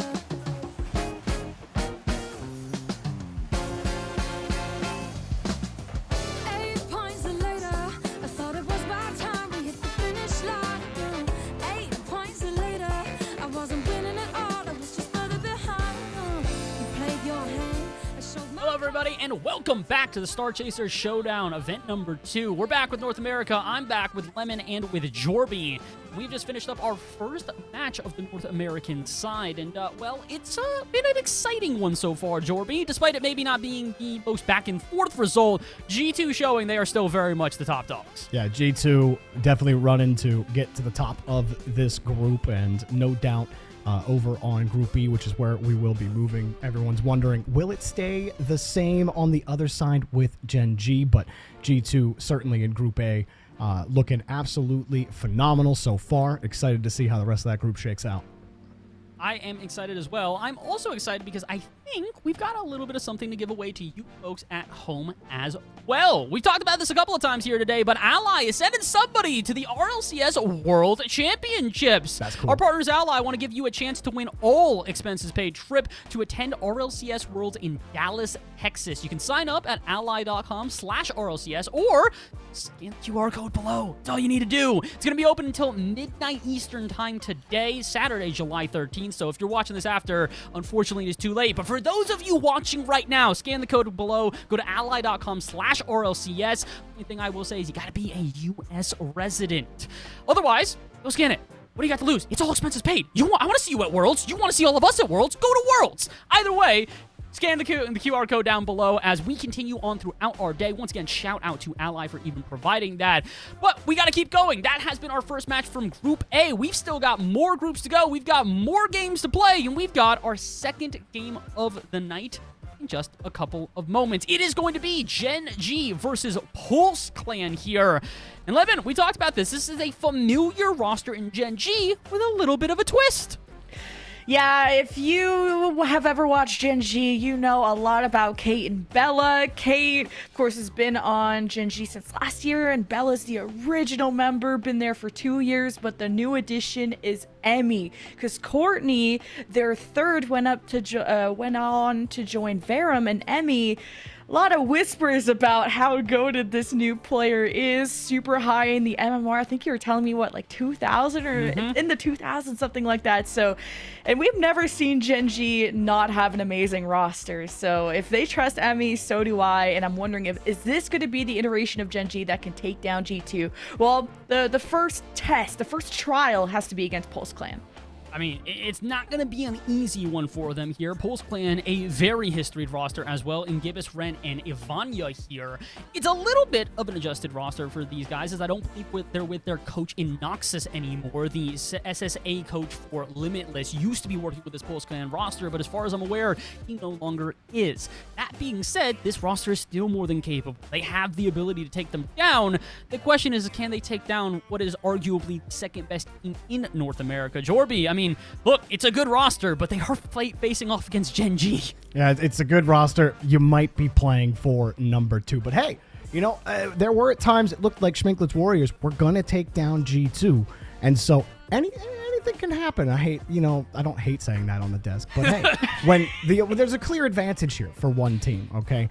Everyone's looked at the stars. G2 and Gen G are going to meet up at the end of all of this, but I really want to see someone shake up these groups, and I think Pulse Clan definitely have a lot of ability, but is it enough to actually take down this team? Personally, I think Gen G, you haven't asked me for a prediction, but I do think it is a bit lopsided in this one. I'm really excited to watch Emmy play on this team, because when Courtney was on this team, I mean, they were absolutely insane to watch. So I can only imagine what this is going to be like with, what everyone is saying. Emmy's absolutely cracked, so keep an eye on her. Well, I think the game is ready. So without further ado, let's get into this one. Lemon, all I'm going to ask for you, though, is I need your prediction as well before we start. Oh, I'm thinking it's going to be another sweep for Gen G. They swept them last time in the last showdown, but these are different rosters this time, or at least one of them. So that's where I'm going, Bass. Give me Gen G. I sound like All Daz. right. Give me Gen G, Mobile Give One me Gen Racing. G, Mobile One Racing. Oh. Oh. Well, it's not Schminklet's Warriors. It is indeed. Sometimes your Gen biggest G. enemy is yourself, you know? That's You're tr- your biggest op. I mean, that's you're not wrong. That's kind of what happened to Schminklet's Warriors, right? They were their own worst enemy at the start, but look at the perfect kickoff, Lemon. Look at this. Give us getting it right back. to Ren. That's a perfect loss to Ren on the play. Yeah, Pulse, in the last showdown, they didn't make it to playoffs. They were in the same group as Gen G and just one win away. But it was the very first match of groups, kind of deja vu a bit, where Gen G swept them. And I think Pulse only put up like 2 goals over 4 games. It was not close, but I think the one saving grace is you're not playing against Courtney, who is the GOAT. So the only X factor, the question mark, is Emmy, and I don't think we need to question any longer. No, not at all. Missed that first challenge, but no problem. Bella's got your back, and there's nobody back on defense. And that's going to hurt you if your Pulse losing that first 50. They were all in on winning that touch, but nobody was looking at Bella getting the free clear down the field, and Emmy had easy pickings on that one. This has been a hectic first game already with like a kickoff from Pulse. Gen G respond, and Kate even stealing the corner boost in that moment. Pressure is mounting. Gen G, though, are getting demoed, and Kate has a free ball in front of the nets! Oh, man. Just when you thought it was going to start going right. Well, it all kind of goes wrong here. Ren, nothing she could do. Eva was still coming back and just could not get there in time. Left boostless in the corner. Eva had no time to get there, and just like that, 2 quick goals for Gen G. But the kickoff strat's working out again. They get there. Pulse have that downloaded early on here against Gen G. And that could be one weapon that keeps them in this series. We'll see if Gen G adjusts to that. They weren't able to capitalize with a goal like they were the first time. But you do like to see teams that are able to wrench control of the ball off of the kickoff consistently. That is an underutilized, underrated weapon. You're starting to see it more and more at the top level, and it's cool to see it over here as well. But we'll see what Pulse Clan can do. Right now, struggling to get a handle on the ball. It's to the weak side of Gen G's rotations. No panic just yet. It's taking a lot of members out of Pulse Clan to keep the ball out of the net, and going for these delayed challenges is giving a lot of needless time to Gen G, because look what they do with it. Emmy almost had a dunk opportunity. Now Bella's up next against Eva, who wins that over in the corner. Emmy even going for another 50. Man, Gen G have no fear in their eyes, but Pulse could cook up a response here, especially with the 3-on-1 advantage now after a double demo. But a great clear out of Emmy, and almost ended up going into the net. Glibis, good touch, soft touch. Everyone was back on Gen G, but you're missing those follow-up touches, opening you up for demos, opening you up for rebounds. I'm going to get back to it for now. Gen G weren't able to capitalize. They did have some openings. Kate hoping for a time-buying clear. Well, Pulse were able to at least get back to their 50s, but actually controlling the ball is another story. Eva diving back in front, got the bump, and a clear out for Glibis, but there's no follow-up either. They're running into cars instead of the ball, and I mean, hey, look, for some players, that's the MO, but somebody's got to be tracking that ball down. It's just getting away from them in these close moments, and if they're not able to keep that ball security, Gen G are going to be all over them. Case in point, Lemon, they haven't left the blue half. Oh, Bella with the bump, and Kate goes to finish it off. Gen G's team play is looking really good. They have, what, 10 shots versus 2. This has been a Gen G game from the start. Such a great play from Bella. Plays that first 50 easily, no problem. Ren has no boost, but then goes and tackles Eva out of the net. That was excellent stuff from Bella. And that Gen G attack showing you their teeth. For Pulse Clan, I really think it's just about trying to bring that ball down, because every touch is getting away from them. If this touch gets away, nobody's able to respond. We don't have boost. It's too high. And all of a sudden, the ball's over your head, and there's not really much Gibbs can do here. Kate puts it with power. You have to hope that Kate hits that ball into you. She does not. And now it's 4-1. Getting ugly here for Gen G in game 1. It is getting ugly. Well, at least beautiful work out of Gen G, just where they know how to press those advantages and sense the weakness out of a team. Now, Pulse had a good chance there, but Gen G do clear. Ren not going to go for boost, going to end up with nothing. 2-on-1, and Kate plays it well, and Emmy with a great send away. I really thought that 2-on-1 was going to get scored on. And Gibbs, unfortunately, she was playing the advantage angle, but they didn't have advantage. Now 4 goals up. Bella puts another one in. And yeah, Pulse just not able to take a handle on the ball. Gen G are just able to do what they want. They can carry the ball. They can play backboard paddle. And, I mean, you're basically playing, what's that game called? I forget what, racquetball. It's like they're just playing racquetball with the backboard or wall ball or whatever you played as a kid. Yeah. Either way, Squash, very I great think. game from here for Yeah. Gen G. Either playing squash or getting squash. This is what this is feeling like. Gen Did G they playing call their it squash? game.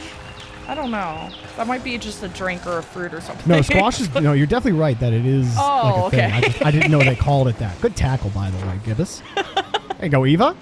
Nice slot. Game's not over. Minute left. 3 goals down. Just pretend like a 0-0. Yeah. Or 0-1. Only down 'cause 3 goals. You do have to score. That is so true. Scoring is important in Rocket League. Stop. Eva, ooh, off the side of her car, seeing that challenge come out of Cade, who gets mad and goes to demos her teammates. Now Pulse Clan don't have an offense with a lot of oomph going. And even Bella flicks it above, ready to pass this to Emmy. Eva protects the near post, and now Kate and Emmy cycle between how to play through this corner, how to fake it against Ren. And Bella gets the demo, but doesn't get the ball in. Now it open nets for Ren. Yeah, they were not expecting this pass. Get right down. Eva was sitting downfield. Bella knew it, tried to hurry up, and then as soon as she wins that touch, third woman, on Gen G has to go. It's again one of those situations where your third man or your third woman is stuck. Do I go or do I try to defend the shot? More times than not, just going feels more comfortable. But it's not really your fault or in your hands at that point. The touches beforehand are what won you the bout. Can they capitalize and get this downfield again? Because you got some time left. You're going to need at least 10 seconds on this clock. Yeah, Gen G seem like a more demo-heavy team, but I think it's in response of Pulse trying to do the same thing, matching fire with fire. But Gen G can maybe sometimes put themselves in awkward positions going for those demos, and when Pulse Clan are left alone with the ball, they will score on it. So Gen G's just have to be careful on how much they give back to Pulse Clan. You don't want to be too charitable, but a 5 versus 3, or a 5-3 scoreline, I should say, is a great game one for Gen G. It started looking better for Pulse Clan near the end. Honestly, kind of similar to what we saw at Schminklet's Warriors against G2. I do think ball security is the biggest thing for Pulse Clan. They had space in critical moments. Felt a little bit of pressure with Gen G wanting to try to hit it over them, get it away from them, but they have to have that space ID on lock. Otherwise, Gen G are going to happily catch every single ball that they get. And look, these Gen G players are phenomenal. They're able to catch it. They're able to do a lot with it in the air, and that makes them a threat. When they're able to keep that ball tight, they can make double, triple moves on the ball. It keeps you guessing on when you can challenge. It might make you a little anxious. You might end up double committing. You might end up under positioning. And that happened a couple of times with Pulse Clan in this match. But near the end, they started to figure it out. And you notice when you have this kind of game where Gen G are the favorites, you notice that the boost game tends to fall to that team that is faster. They have more boost overall in the tank. That was happening in this game as well. So Pulse Clan near the end. We'll see if they can figure it out, but I love how Gen G are playing. Yeah, Gen G were stealing boost, so able to just play faster than Pulse, which also could just be a testament to the experience that they have into the game. Like, Gen G are a top 2 team in the women's scene. Even with this new third, they can still keep that accolade for sure. And you had the double-digit shots. Like, I think it was 15-6 shot count, and the demos were very similar, but the difference is that Gen G have more ball possession because of that speed. And knowing how to make the most out of these demos, Gen G with a series lead. Not giving up that early kickoff goal is always nice too. They just let Emmy have a chance in the corner. Really feeling confident enough to go up, at least contest her ability in the air there. She wasn't able to get much damage done, but still just playing a little passive when Gen G have control of the ball. Eva not able to get that touch. Like that from Gibbous. Try to get in there, cut that passing lane out. You force the heavy touch out of Gen G to get them to cough up the ball. Bella has no boost, just a time-buying touch. Eva But the nice catch here, how do you follow this up, though? You're given the benefit of another 50. Gibbous next up. And now Pulse can start to push, but you see them keeping the ball a little tighter. Ren actually has some boost going up for this. Eva turned out into a hopeful 50, has to dive back. And it's a high ball off the board. Kate was hoping for the back pass, but Emmy was positioned on the opposite side. Yeah, I like that Pulse are playing close to each other to, oh, it's a dangerous ball to be keeping in front of the net, Glibis, but Pulse, they help each other out. Even if it's not the best of touches, it's a touch that buys time for another person to get a better spot, but a close opportunity for Gen G, really starting to threaten that net. And Eva with low boost doing her best to play against Bella with the full tank. Kate will start that charge, but against Ren, who's ready off the ceiling.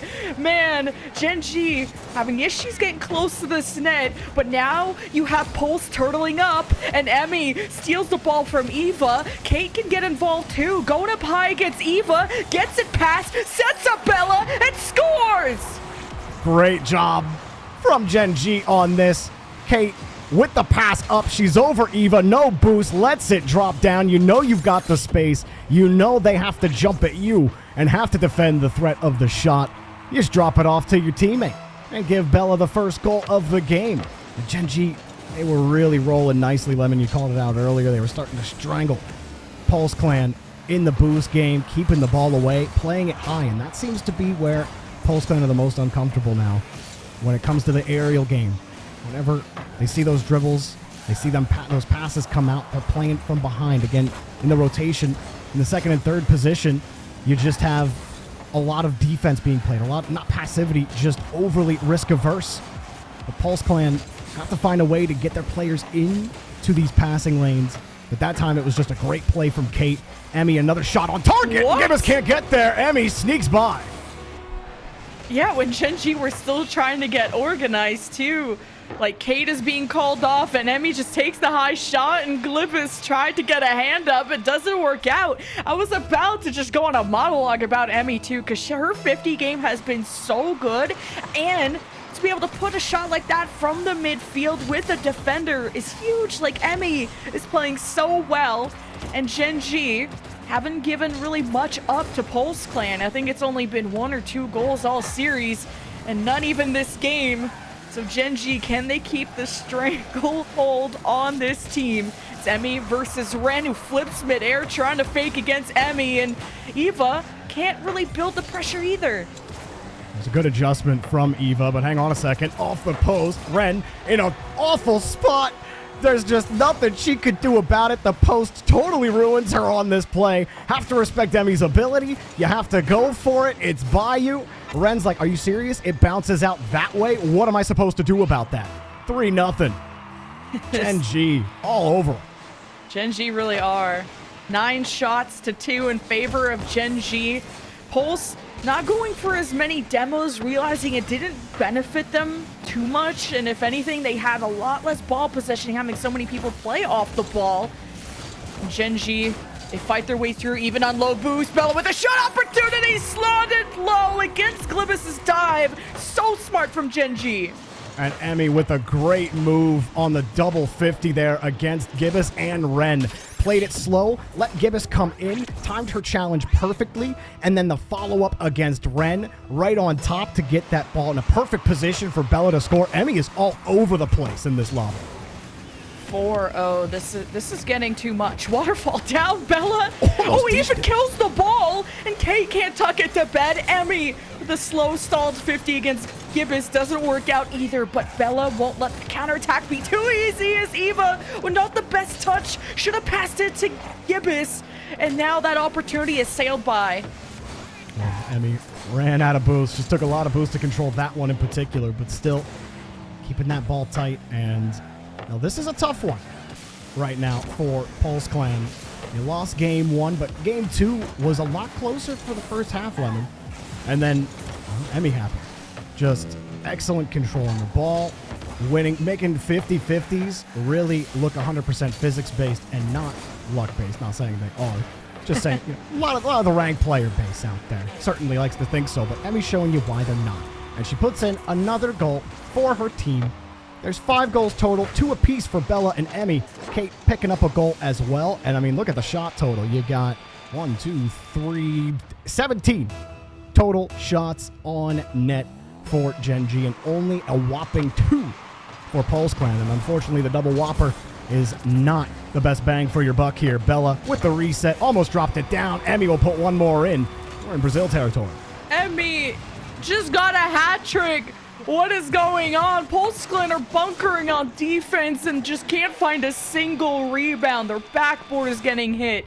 They have no control of their corners. Pulse Clan can't even get a good touch on the ball at all. Gen G, well, they were choking them out first, but now they're drowning them. Like, I haven't seen Pulse Clan poke their head above water in a while, but now Ren with low boost will do what she can. Couldn't take the corner one from Kate, but Pulse Clan at least set themselves up on the orange half. They just need to prove to themselves, I think, at this point, that Gen G can be scored on.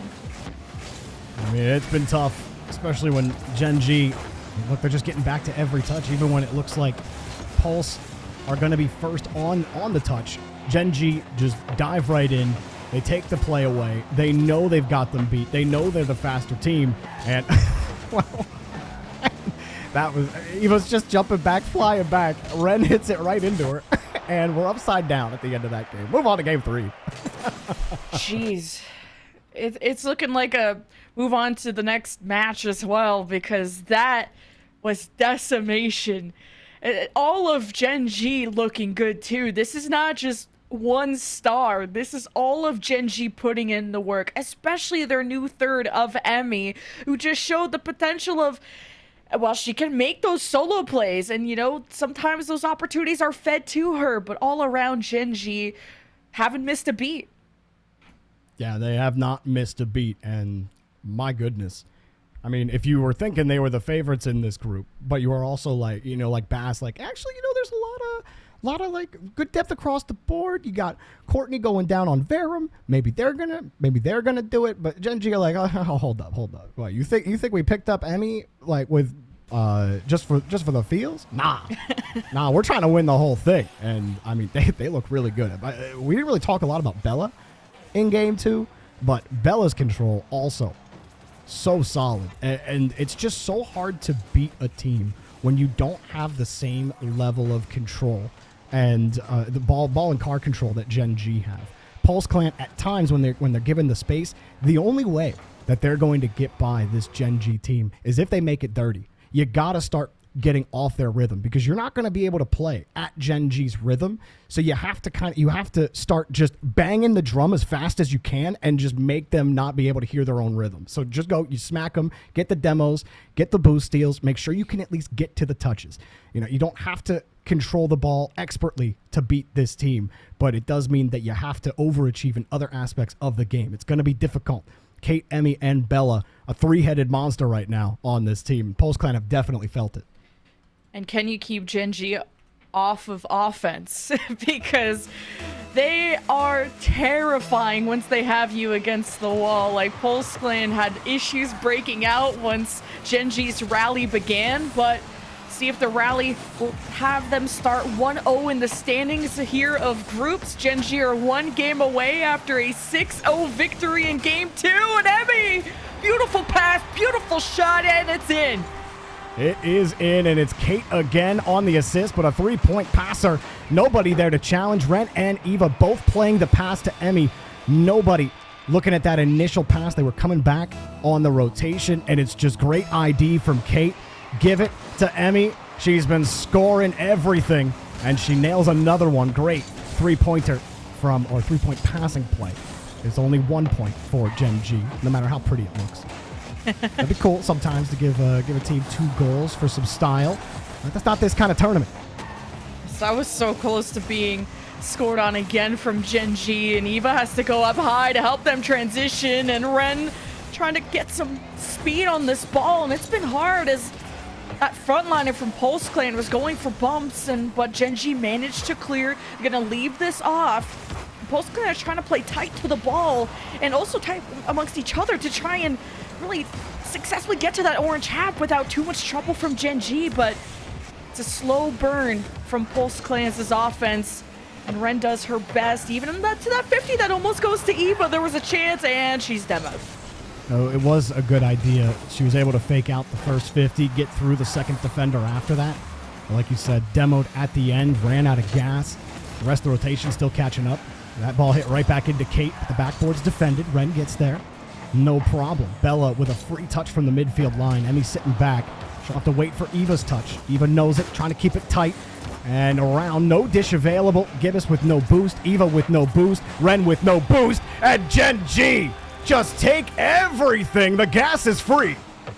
Just where Emmy slots this to, right on the hood of that, of Eva's car, knowing that would just bounce in.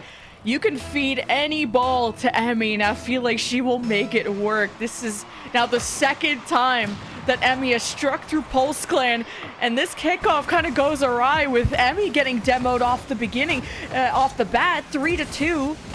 Now that's gone. Glibus has no boost and was hoping that corner one would spawn and leaves the ball and concedes possession. 2 players on Gen G still have under 100 points. Emmy sitting close to 300 with 2 goals off of 3 shots. I mean, to be fair, wow. Well, Bella, it's like, nah, yeah, no, I got 200 now. How about this goal? 3-0. We're talking about 9 unanswered goals in the last 2 games. Nobody able to get there. Everyone struggling for boost. Gen G all over. Yeah, the boost game is a problem for Pulse, and also not really intercepting a lot of these passes or setups out of Gen G, and they're playing quick enough that it is hard to really keep up, and Eva had a real chance. Even Kate off the crossbar might have been able to come down on it anyway, but Pulse Clan need to hit these little opportunities that they have. They have to be on target, but Eva pops it up, second touch over to Gibbous. No, Ren is too far forward too. Gibbous has no boost, so does what they can to make that work. Now Bella kills the ball, no boost. Stepping up is Kate against Ren off the ceiling. Good send away from Pulse. Eva just trying to kick that ball away, and unfortunately, there is no way you're getting Emmy off of this ball. Eva came back on the blindside challenge. Their third woman wasn't expecting it. Gibbous coming up to challenge. The communication breaks down, and so does their net. Emmy, another hat trick. Yeah, this is really tough. It's tough. 6-0 in game 2, looking like the pass is about to repeat itself. So I'm seeing Ren be a really good person to go and transition the ball with, but not always getting the support and not winning your 50s on defense is going to spell trouble too. And now, what do we count at? 11 total unanswered goals. Emmy faking the first touch. Gibbous to jump early. They're full panic mode. And Gen G full chilling, beachside, drinking hand sunglasses on, and hopefully also wearing sunscreen to protect your skin. But it's big chilling on the Gen G side. And there's just nothing really Pulse Clan can do. I mean, look, sometimes you're just outskilled. And that's not something to get that upset about when Gen G, they're literally just that good. The Pulse Clan doing what they can, but the ability a level above by Gen G here. Why they're one of the favorites of this Star Chasers tournament. They're showing you with this match right now. Bella, Emmy, and Kate all instrumental in this game. Emmy, obviously the highlight with the amount of goals that she's scored, but she's had some great passes from her teammates as well. And man, this Gen G team looked great. The rest of the group stage should be terrified of this team. Yeah, and Pulse, what I can appreciate is they didn't change their roster from the last Showdown, and it was a sweep in favor of Gen G, who made improvements. So I can appreciate Pulse sticking together, really trusting that the improvements will come with more time together, and as the chemistry builds as well. A lot of diving happening in front of the net to keep the 6th goal out from Gen G. But getting out of groups here, it doesn't have to be about beating Gen G. It's about beating the other 3, or the other 2, I should say, of Torchic and Verum. So I really think it's going to come down between Pulse and Verum, or maybe, I guess, Torchic as well. But Verum is the one to beat, I think, as the big number 2 favorite. Yeah, you might just be playing for number 2. But number 2, a little more open on that number 1 spot. And how about the 6th spot? 2 games in a row. Kate throwing the ball down the field, the old Hail Mary. but no one needs to be hailed. Everyone's chilling for Gen G. Pulse Clan, you get the hard one out of the way first, and I think that's the big thing for them. You know, you got SmackDown in Series 1, and it truly can only go up from there in the rest of the group stage. So as long as, you know, this series doesn't crush their mental like it does have the ability to do, you can definitely let a series like this that gets away from you affect the rest of your group stage play. But if they can just right their ship, the next series is going to be 0-0 across the board. They'll have another chance at it. But wow, Gen G, what a series from them. Absolutely dominant in every single phase of the game. Emmy getting MVP, no doubt on the rung there for the Ally MVP. Yeah, double-digit shots. Gen G shutting out Pulse Clan 2 games in a row. 5-3 scoreline for game 1. You got to hold Pulse Clan. This has been a big wake-up call for them because their next match is against Verum, who is a contender to take that last group stage spot to go into the playoffs. So Pulse Clan hope this was a good warm-up match. Gen G, though, not only do they look good, they look like they are going to crush this group probably without a loss, which is going to make you think, is that going to be enough to contend against G2? Yeah, I mean, G2, they didn't have as much success as Gen G did, but that G2 squad was still very good. Especially when they had to play some consistent defense. We got a little while to go before we do see that potential matchup, but I do think we've seen our two favorites and why they're both going to be tough outs for anybody in the group stage. I'll be very shocked if both of them are not number 1 in their groups at the end of this. And we have a lot more fun matches to go. We're covering both groups of North America, and it can get quite top-heavy in here. G2, Gen G, but who will be the jesters to try and make a joke out of them and to try and really disrupt the throne. But before we get into the next matches, we may have to go to an interview. We'll get Bass back in here, and we'll talk about what's coming up next. So we'll see you after the break.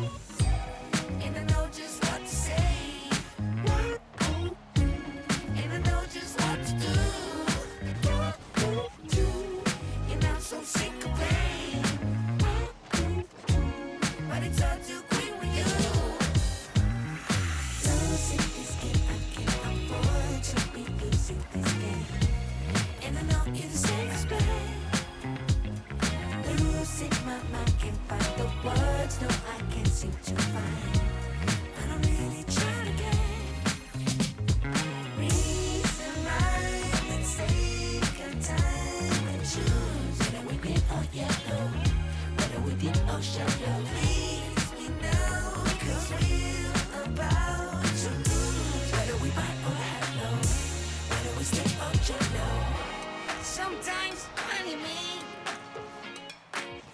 you put a little bit of gasoline. I burned out, so to speak. Come a little closer. Here's some disclosure. Do you mind to quit your pretending? Truth or false, the shit never ending. Hear me now and stop condescending. You see, I'm begging you, hear me beg. If you're sick for love, don't try to hide it. Find it deep inside and try to hide it. If there's a way, I wanna know. We tried it. Quit your games and now that you denied it. Losing this game, I can't afford to be losing this game. And I know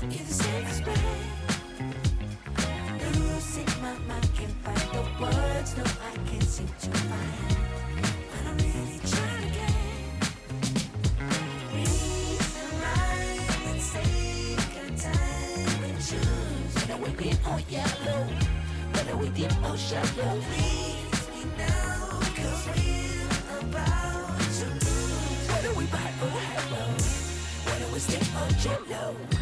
I gotta move and make amends, but can't go through the same regrets. It could feel so good. We are back yet again with even more action here at the Star Chasers Showdown presented by Ally. That is our second series here in North America. And, Jorby, it wasn't much different from the first one we saw here. The favorites came out on top, and they did so in dominant fashion. Yeah, what did you just tell me before we came live again, Bass? 17-3 was the goal differential. That is... Yeah, you got stomped. And look, it happens. Sometimes you just get stomped. And as my old longtime friend and colleague Corelli always loves to say, better players win. And Gen G were the better players, and so they were going to win.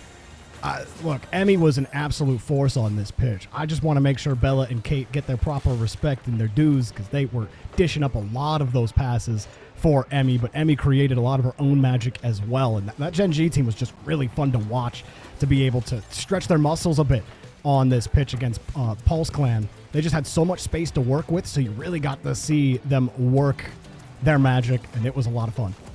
Well, I mean, you're saying we're giving already too much props to Emmy. You know, we got to make sure we're giving props to Belle and Kate. Lemon, I'm going to go the opposite of that. Talk to me a little bit more about Emmy, because I got to hear all about this girl. Emmy's the go. I don't know.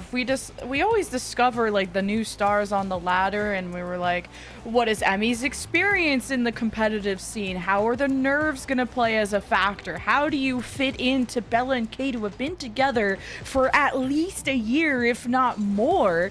So it's probably a lot of pressure to come in as a new third, but it was now a new star on this team. They fed all the opportunities. They fed the ball to Emmy so many times in front of the net. A high ball, an awkward ball, any ball, Emmy will score with it.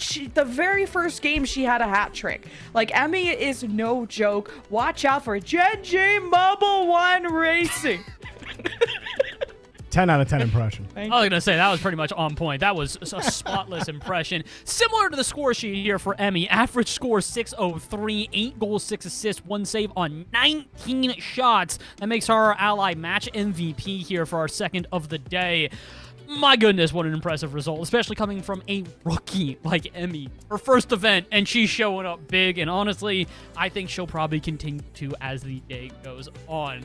However, we've got to keep going through our day here, as I think we're trying to figure out if we have an interview, which I don't believe we do at the moment, unfortunately. No interview confirmed here. So instead, what I can do for all you lovely folks at home, though, is talk a little bit about the people who make all of this happen. We got to give a huge shout out to Ally here, one of our sponsors, our main guys making all of this happen here. Not only are they sending somebody to the Rocket League World Championship, look down below, go to the website, scan the code, but in addition to that, Ally is a proud sponsor of the Star Chasers Showdown and Rocket League Championship Series. Ally will be giving fans a chance to earn an exclusive code to be redeemed for an in-game Rocket League item throughout 2024. To learn more about Ally's sponsorship with Rocket League Championship Series, visit ally.com/RLCS, which, crazy coincidence, is also where you get to get into the giveaway. Go to the sweepstakes, see us at Worlds. Come on, join all of us. Otherwise, though, we have to continue to thank Ally for all of their support here for the Star Chasers Showdown, and should thank you guys at home for sticking with us. We got another break on the horizon here, but when we come back, even more action here for the Star Chasers Showdown in North America, so do not go anywhere. We'll be back in just a moment.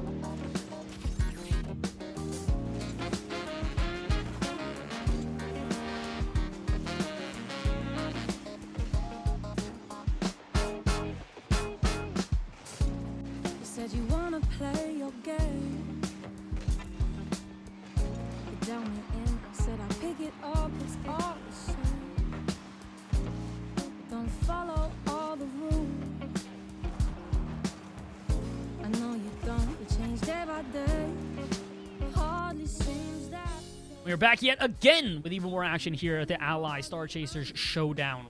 And at this point, North America shaping up to be exactly as we expected. It is the most dominant teams taking 3-0 to start off.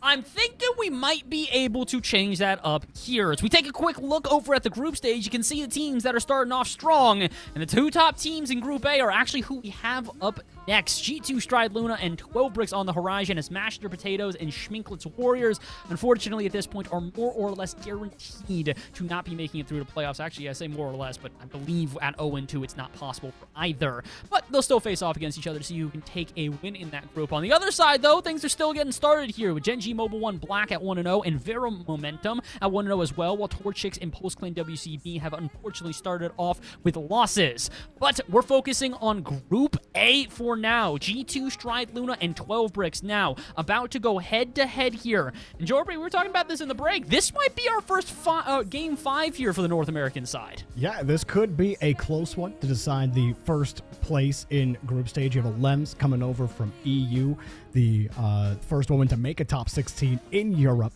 Now over in North America. This trend is all over the place. Everyone's moving over here. And Lems is going to be really fun to watch on this team with Nacho and Snub. I'm really excited to watch them try to break down this G2 Stride Luna defense that we saw to great effectiveness against Schminklet's Warriors. So it should be fun to see this. I know there's a lot of hype around this 12 Bricks team with the Lems coming over. So this is their time to really show their chops, maybe get the top of groups. I mean, it's possible. The only issue for them is you have the #1 team in this event on the other side of you here. As good as this roster may be, and they are unbelievably talented, they do now need to get through G2 Stride Luna first. We've already talked about this team a ton here on the day. Karma, Talibird, and Avenger all incredibly solid. But at 2-0 on the day and our former champions, I mean, I got to get your take here. Is this actually a doable upset for 12 Bricks? This is definitely one of the top contenders to upset G2, in my opinion, along with Verum. I mean, 12 Bricks are in second place for a reason, especially with Nacho and Hollow being part of the original 12 Bricks roster that have threatened the top for a while, even since the days of the Luminosity roster, making top 4. And now with the Lems, like, you couldn't ask for a more incredible third to add up. But going up against G2, where we talked enough about them in the previous series, they took a swift 3-0 against Schminklet's Warriors. They looked maybe a tiny bit more beatable than Gen G, you know, giving up goals. It wasn't all of the games were shutouts, but G2 are one of the most stacked rosters in North America, and especially Talibird is the one to take out on that team. This is not going to be easy for 12 Bricks to get past, especially considering the fact that, like you said, G2 have yet to drop a game here today. Technically, it is possible, but 12 Bricks have had a little bit more resistance against them here as Schminklet's Warriors were able to take a singular game off them. So 6-0 versus 6-1. It's not a stark contrast between the two teams, but it's at least a little bit to read into here, as this has been a very exciting day for G2, but they still need to keep their crowns. Jorby, I mean, you said it last time we saw G2. You had them pretty confidently going through here. Do you think they're going to take the win? And if so, is it a 3-0, or is there going to be a little bit of fight back? I want to see game 1 first. I want to see how I want to see this rotation from 12 Bricks, because when we watched Schminklet's Warriors, Talibird was absolutely clinical on her own back wall. She wasn't letting anything through. Perfect catches. You got Karma with the same kind of control. So there were a bit of mix-ups when they started facing a little bit of pressure from Schminklet's Warriors. So that might be an angle that 12 Bricks have if they're a little bit faster in their rotation. They're going to challenge this G2 Stride Luna rotation, how fast they can be on defense, how well they can protect the ball. Because in these groups, with all of these teams, I think ball security is the most important thing. If you can protect the ball and keep it close to your car, you're going to have an advantage over most of the teams here. Gen G just showcased it to you in their match. And so I'm excited to see what 12 Bricks can do. As am I. I will say I'm also excited to see Karma a little bit more warmed up. She was self-critical in the first interview we had with her, and although I disagreed, I definitely disagree even further after watching watching her in one of the side streams that we had coming up. I watched her get into a flip reset and cross-field air dribble with literally the ball glued to the top of her car. So if she's feeling good, she's got her mechanics on, yeah, this might be a little bit of a different version of Karma here. But the other player I think we really need to pay attention to here, Lemon, as we mentioned a couple times, is Alem. Alems. What impact do you think she's going to have on this series? Do you think it's going to be all the Alems show for 12 bricks, or do you think this team as a whole is going to have to find some cohesion if they want to try and beat G2? I think, yeah, Alems is the factor on 12 bricks. Can she be the tally bird to this team? You know, the one who you feed the ball to, who could go for the solo plays, who can, even if the rest of the team is lacking, I don't know kind of what the difference of skill level is between all three, but if the other players are suffering, I'd like if Alems could also be selfless and go and free up the net, go for demos, whatever it is to make this team win. I know Alems will figure it out, because like Jorby said, like Alems has broken records or has made history for herself and the women's scene, being the first woman from EU to make an RLCS top 16, the first woman in the open era. So Alems is someone to fear in even the co-op scene, and now especially in the women's scene. Well, the only thing I will say at this point is I also do want to give one other shout out to Snub, now Hollow, on this team. I'm realizing if there's ever an upset potential from a player, it's them in particular. We actually had an event here on the Radiant channel that they ended up upset winning, taking a win over Misfits and Gen G when they were playing for Luminosity. So all I'm saying is 12 bricks, they are very, very well aware of how to make an upset happen. This is not unfamiliar territory for them. So as we get into game number 1 of this best of 5, let's see, can they make the upset happen again? Well, this is a fight for one of the spots in playoffs. We'll have a few more matches to go, but will G2 be lossless? This is one of the teams that can prove them wrong, one of the teams that can upset them in 12 bricks. Yeah, I'm like I said, I want to see how game 1 goes, just based on what has happened today already with Schminklet's Warriors against G2. It's that defense that I'm curious how they will challenge, because I really love their structure on defense, which is let your the player that's coming back, give your players that are on the back wall and in net time, space, let them be able to breathe. So come in and take that challenge if you can. Take that ball, find it into space with a teammate.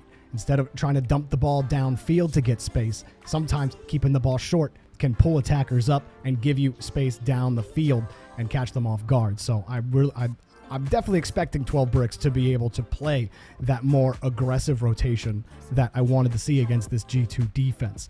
But it might not even be that we're talking about G2 staying on defense, because every matchup in Rocket League at this level and above is different. You know, you're not going to see the same exact style from a team when they play against different rosters. So against 12 bricks, it's going to be a different beast than Schminklet's Warriors were.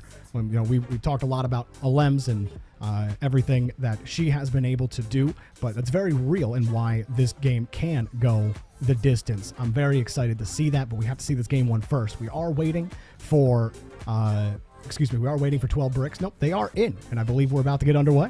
Wow, you're just about to put the blame on someone? Wow. No blame. No blame. It's just saying we're waiting. Hey. Saying we're waiting is not putting shame. Late it's just, hey, is a just thing. let you know. Well, Alems comes from also that championship EU roster of ACD. Can she bring a championship home in North America and have the gauntlet of trophies or medals, I should say, I guess, under her belt? Well, Alems already with low boost, trying to come off the corner, but Talibird up high, using all her boost, smashes in with Avenger, but can't cross the goal line yet. Yeah, you were saying in G2's last game, can anybody just stop Talibird, and then maybe you'll be able to get something done? Very similar here. Talibird getting aggressive, not going to give Alems space. That's the story right now for 12 bricks. Can they find space? Well, Snub finds a little bit back to Nacho, but there's that defense high and away. Alems with no boost, pre-flip into the ball. And here's the offense for 12 bricks. Snub going to get aggressive, but there wasn't much play there. Not a lot of boost. Time-buying touch as Nacho waits in the midfield. And just like in the last series, G2 are really good at protecting their back wall. They hang off of it, and they won't allow you to utilize the bounce. Alems stalls out the 50, and Talibird is not afraid to also dribble the ball to transition. She'll use all her boost to do so, but if you don't stop her, she'll either solo you or she'll drop it off to a friend. And G2 have such a variety of offense that makes it hard to predict and to defend against at times. And 12 bricks had left an opening. Alems, when she was coming back around, she had missed the boost. Karma recognized it, tried the drop-off pass, but the shot came by too late. There were some openings just on a mishap from 12 bricks. That one doesn't end up biting them. Alems with another challenge, and 12 bricks more willing to get up, challenge the ball. Nacho still playing a more safe second woman as Avenger gets bumped out of the way. Good bump. You give Nacho space. Now what can you do with it? You have a snub on the sidewall. Alem's backing you up in the third spot. There's just nothing there. Talibird actually almost got dunked. I didn't think there was even a play there for 12 bricks, but they almost turned it into some magic. Here's Alems with a good follow-up. Back to Nacho, and they continue to press, starving out this team on G2. Snub missed the chance to keep the momentum going, too, on the potential third rebound as Alems waits for the corner boost and Karma just lobs a shot over. Remember, G2 are on boot camp. They've been preparing for this very moment, and it's Snub with the ball down and couldn't get it in the net. Yeah, that's rough. You definitely want that one back if you're Snub. You have to time it. Also just ran in, had too much forward momentum. By the time you get to the ball, your car's on the side of the ball. Not, oh, whoa. Nacho trying to get back to it. G2 running into each other. They don't get punished for it. There was no angle, and now downfield. That's way too hard from Avenger right off the bar. Really, it wasn't the power that was the problem, just the positioning on the shot. Alems happy to let G2 attack the corner. You don't need to be aggressive in the corner on defense. Let the offense come in and do the work for you. Alems an easy clear down the field, turns into gold. And you talked about this before. How do you pull the attackers away from their net, or I guess the defenders away from their net? And that's exactly what 12 Bricks did. Karma playing more in the midfield. And she's been humble about how she wants to improve her performance. And she's never happy with herself because she has that championship mindset. She wants to be the best, regardless of who's on the other side of the field. And now that opens up with the first goal for 12 Bricks. And G2 will have to be careful of a ball going over their head, and Karma will set it up to the corner. Will be able to take the 100 boost. Runs into Snub. Second woman up is Avenger trying to link up with Talibird, but good disruption defensively from 12 Bricks. Karma with a soft shot. Alems dives to get a hand up. Now, Alems could never go. G2 were trying to take her out with a demo. She was stuck on the wall for a little bit there.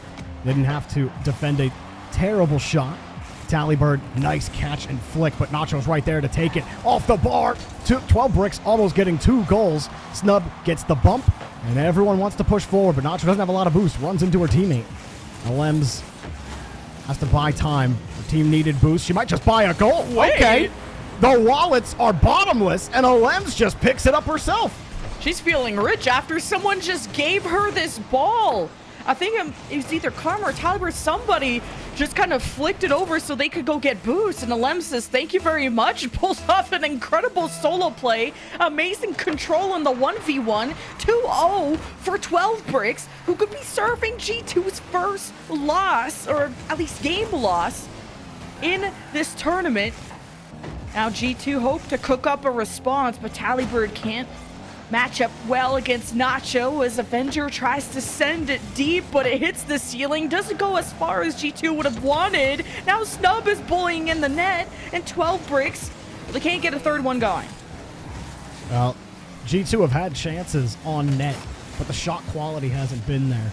A couple of them, they had Alems starved with boost early on in the game. The shot was weak and low. Then they had Alems caught on the back wall with low boost and couldn't hit one with power. There was the shot from Avenger that ended up ripping off the crossbar and out of the net. So a lot of missed opportunities for G2. The 2-0 scoreline, maybe not as dominant as you might expect. Alems caught G2 out with a musty and a 1v3. And that 12 Bricks roster showing you exactly why in Game 1 they are a force to be reckoned with, looking for that #1 spot here in Group A.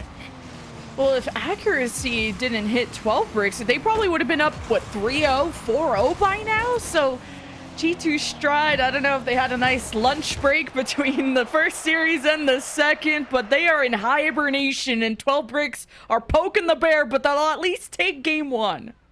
Yeah, there are openings across 12 Bricks. G2 were finding those openings. Again, it's just executing that last bit. They know when they have the space. They know how to create it. They know when to pass it. They have good positioning in their rotation. Literally, it's just the shot quality for me for G2 in that game. We might be talking about an overtime if G2 collect on a couple of those chances. So I really think if that is the only thing that gets fixed for G2, we either see that overtime or we see G2 do exactly what 12 Bricks did here. But really, really good game from 12 Bricks. They got aggressive when it was necessary. They're not afraid to take risks, but they didn't take too many. They knew when they could hold. They knew when they had G2 off rhythm. Really great form for game one. Lems is just such a hard carry right now. 5 shots, 3 saves, 2 goals, 600 score, pretty much doubling, if not tripling, everyone else's involvement here on the field. When she gets fed the ball, she'll win the one. She'll take the shot off kickoff, whatever it is. I was wondering if it was going to be the Alem show or how much she was going to be able to set her team up. But yeah, it really is. Feed the ball to Alems.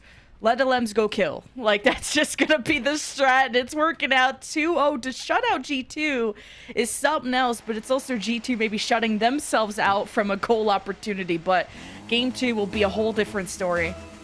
Well, if they can isolate Alems like they had a couple of times, actually demoing Alems has been a problem, but you have forced her to move and make her uncomfortable. But you got to do a little bit more than that, and Tallybird knows it. They couldn't get the clear. Tallybird there to punish. Oh, the bird is the word. She's alive and well, and even the Lems couldn't escape Karma, and then Tallybird approaches to finish off what Karma had started. So a great first pounce from G2. As we were wondering, or really you were saying, how could they execute the last touches on their art piece? And it ends up pretty well. But how does 12 Bricks go from here now, knowing that G2, they found their stride? Oh, that would have been nuts, Nacho. Good try. Tried to hit Snub on her way back down for the redirect. We can't always get that clip. We all dream of it. Oh, not the best pass. Nacho gets punished.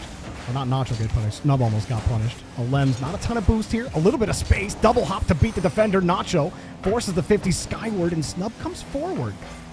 The ball dumped back down into the corner, gets demoed.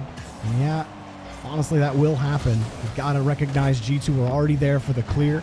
Most important job for Snub, defend the net. Instead had to run back, you get demoed. Now you're having a struggle just getting possession of the ball here in the midfield. You will get a solid clear out, and that'll help build some space. Yeah, G2 just needs to amount to some boost on offense, and now that Tallybird has something trying to waterfall it down, and Nacho gets in the way off the crossbar, and G2 sending 1 or 2 up. They want an insurance goal. Tally with a delayed touch, pops it off the back wall, and it's extremely high though, with Snub is the first one up and sets up Alems for the equalizer. Snub gets a great touch going down the field here. Avengers left with 47, hesitates, and I think gets a little bit of ball vision sickness. Gets frozen between, do I go? Are they going? And then all of a sudden, guess who pops out of nowhere? There's Alems. I don't know if Avenger was looking at Alems at all, just the way that was set up on her cam. I think she's watching Snub, expecting Snub to push the ball forward herself. And then when Snub lets the ball go, by the time she realizes it, it's way too late. G2 having their net harassed right now. Tally and Karma, no, not the 2v1 dunk. Snub is disgusting. Backing it up. Go, go, go. Oh no, we've double committed. And Tallybird, if she sits still on the comms there with Karma, if one of them sits still, they probably grab that 50. The double commit again, killing G2. We saw that against Schminklitz's Warrior. It was Tallybird and Karma specifically who end up tying each other up a couple of times, and 12 Bricks stacking them high right now. Alems picks up her second. What a fake initially too, because Nacho made it look like it was going to bounce off her hood, and there's Alems just kicking it for the fences. 3-1 from 12 Bricks. I said taking a game from G2. It's encroaching on series with how good 12 Bricks look and how muted G2 look on the other side. As Avenger misses that touch, Tallybird tries to play the 50, but no, Nacho and Snub are passing between each other, so G2 head for the hills to defend, and it's a clear, it's a heavy touch, and Avenger barely keeps up with it. Low boost was hoping to get Karma to slam it into the net, but 12 Bricks rotated in time. That's how you wanted to see it. Karma getting aggressive in that second position to take away the challenge opportunity. You had Talibird playing deep as third to be able to cover that clear from Nacho. Now look, they're back on offense. Nice 50 from Avenger. Talibird ripped a rocket, but missed the target. Karma can't drop it in the bucket. Avenger tries, but dumps the water a little far of the mark. Talibird maybe buying time, maybe just reloading. Avenger able to cock it back, but cannot pull the trigger. Talibird up high with 2 minutes to go. G2 have possession. Everybody commits, but Nacho stays with the ball on the double commit. Doesn't matter if there's always a blue car behind you, right? Less than 2 minutes to go. G2 score could not happen. I gotta find a way in. I would like to see Avenger just, with these opportunities, have better shots on target because they're going too high, they're going too wide, and G2 aren't getting double-digit shots, not against a team as good as 12 Bricks. They also swept their opponent. Both these teams are 1-0 in groups, and, well, 12 Bricks decide to not score a fourth time. Hang on, Avenger. Oh, you just don't have boosts. I didn't look at the boost meter. I got so excited about that touch. G2 just can't find a way out right now. Talibird rips it high. Karma tried to take the challenge. Avenger wasn't expecting it. Has to recorrect. The 50s aren't going their way. The touch getting away from him. Alems fakes the challenge. Karma didn't bite. They get the pass downfield. This is looking decent. Open top. No! Talibird! The fake! Oh! No! Oh, snub! Able to get in the way. Everything G2 were throwing at the net. That was the one you felt like was going to work. Talibird missed the follow-up. And then you thought the fake was going to catch him. But no, the follow-up shot denied. Snub gets in the way and snubs G2. And G2 needed that. There's only 40 seconds left, and there's an open net that we're missing. Crossbar, it's not the crossbar's fault this time. Okay, now it maybe is because both teams are hitting the crossbar. 3-1, match point looming for 12 Bricks to put up a pretty insane upset against one of the best teams from North America. And the score has to happen now if you're G2, if you want to catch up. Karma. Oh, beautiful double tap pull. Let's talk about the precision on this pass from Avenger. Set it out into space, but with pace to beat the defender to the ball. Then it's all about Karma going playmaker on the net. Now it's a question mark for G2. Within 14 seconds left. Can 12 Bricks keep the wall built? Snub has no boost, still managing to maintain possession while Nacho is demoed. Alems went for the low shot right into G2's hands. Talibird at the 1 second mark ties.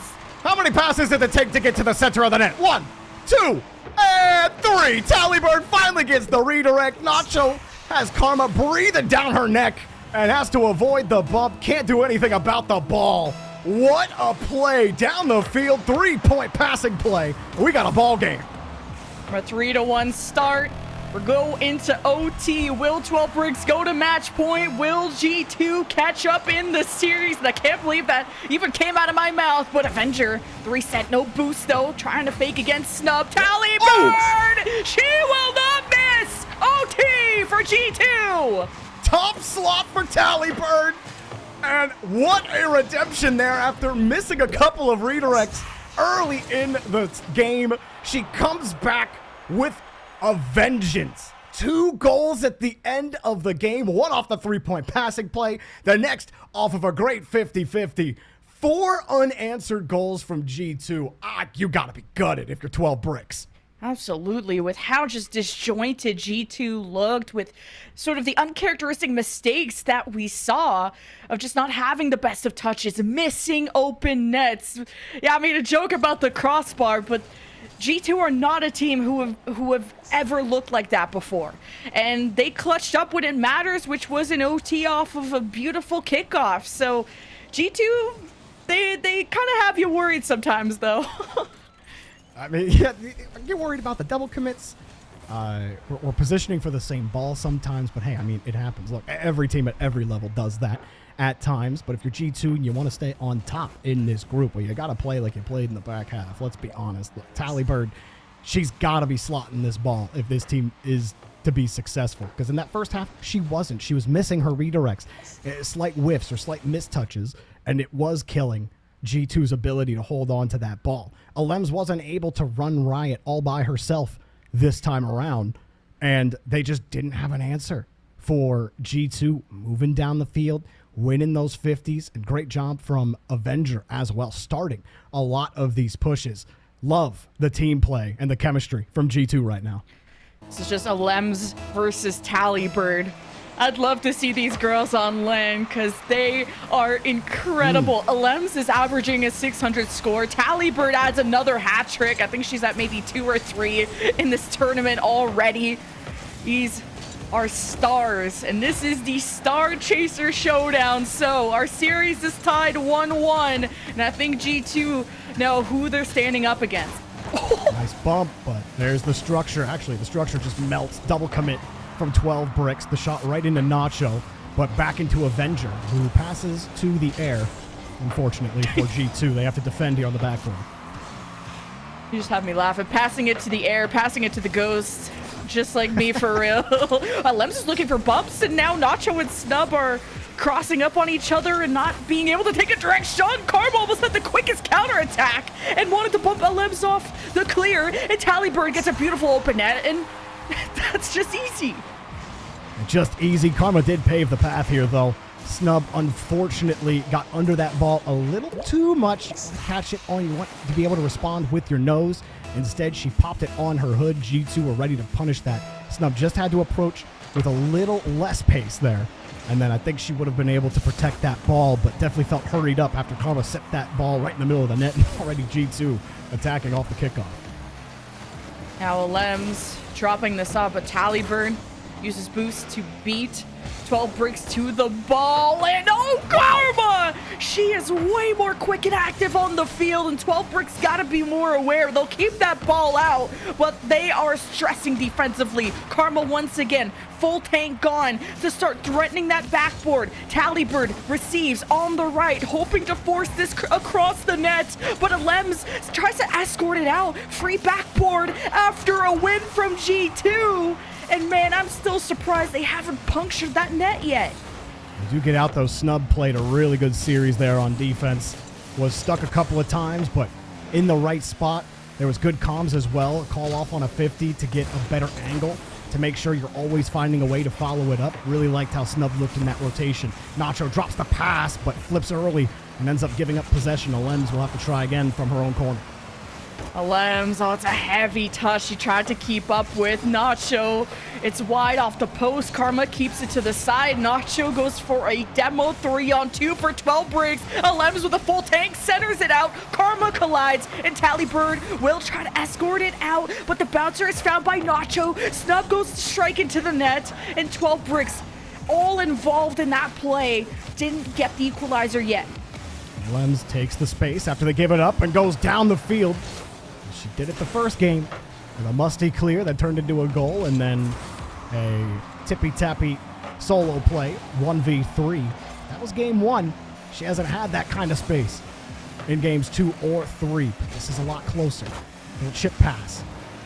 Nobody there. Nacho using a lot of boosts. Pass this out to Lems. Talibird ready for it. Just too much time to develop the offense. Talibird falling right back down into Snub's touch, and unfortunately can't get anything really productive done. Karma won't get any boost. She's got to leave the play. Avenger trying to buy some time. Talibird has to avoid the bump, but taking over for them is Avenger. Karma still getting chipped by Snub. 12 bricks are trying everything in the tank to get through G2's rotation, excuse me.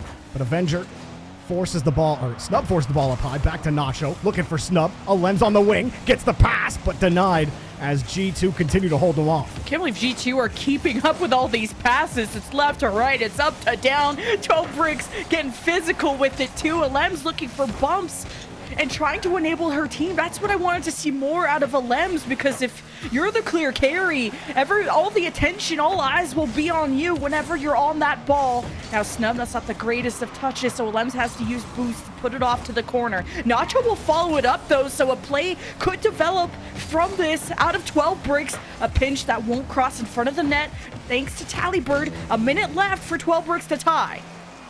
Lems a little bit of space. Snub will follow right behind her. Has to wait. She's going to aggress a little bit more. Where's third? There's Nacho. Couldn't get the ball away from Talibird, who just sends the cannon down towards the walls. The bricks fall apart, and G2 up by 2. Oh, you can't let that happen. Nacho was trying to force that more into the midfield, and how can you expect G2 always going for aerials? G2 may have just gotten themselves some insurance unless 12 Bricks can wake up here and now with 43 seconds left. They caught G2 on hibernation. I said they poked the bear, and now you gotta get the bear spray because Tallybird is on ya again. Winter is over, the bear is awake, and they are eating good. G2 just taking every single goal. Poor 12 Bricks there, just trying to get back to the ball. And it all just falls apart after they had all of that midfield presence. As far as the pressure on the net goes, though, Lemon, they only had 2 shots this entire game versus the 9 of G2. That is going to be a recipe for disaster. And Avenger showing you the recipe book, how to get it done, how to come right back. Gonna push this ball downfield. Tallybird bullies Snub out of the way like the snowplow. No problem. Yeah, Lems was still recovering from a pre-jump, and another person got bumped into infinity.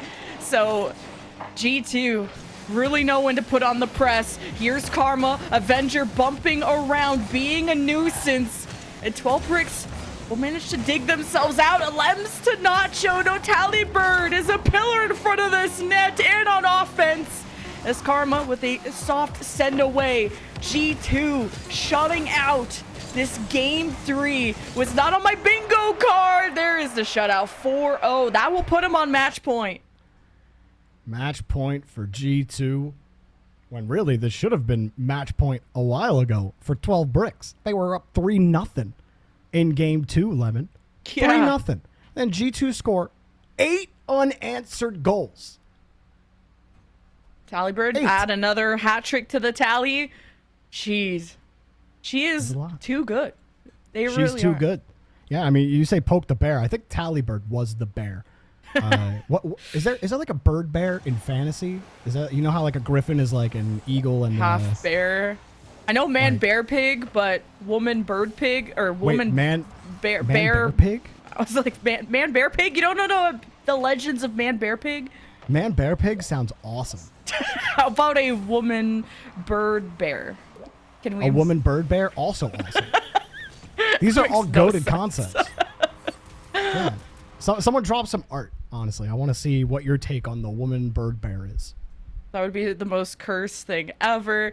Tally is not a curse, though, is a blessing to any team that she's been on, but this is a full team effort. Even Karma is getting more aggressive, and they're picking up speed, and I think that's what's really hard for 12 Bricks to keep up with, because Tallybird is keeping up that 600, 700 average score, while as Lems has looked more muted because she's going for more demos and she's off the ball, maybe even pre-jumping and being out of the play at times, just doing everything she can to really risk it for the biscuit.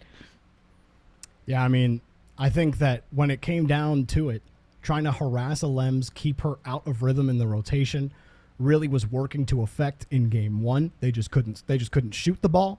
Then games 2 and 3, they're still making a Lems uncomfortable, and they're shooting the ball. So those things are going well. And Tallybird is hitting the ball consistently. So when all of those things are now true, how do you get through if you're 12 Bricks? Look, I'm a big fan of just deleting problems. All right? If you could just delete a problem, you should. 12 Bricks, it's not like they haven't tried. It's just every time they go for demos, it's when the ball is in their half, when they have to rotate back. They're taking extra time to rotate back because they think, I want to demo, get them off rhythm. But the reality is, if G2 have the ball in your half and you're trying to chase down that third man, you're hoping that you could get a clear and quick counterattack out of that. But most of the time, you're just taking yourself out of position.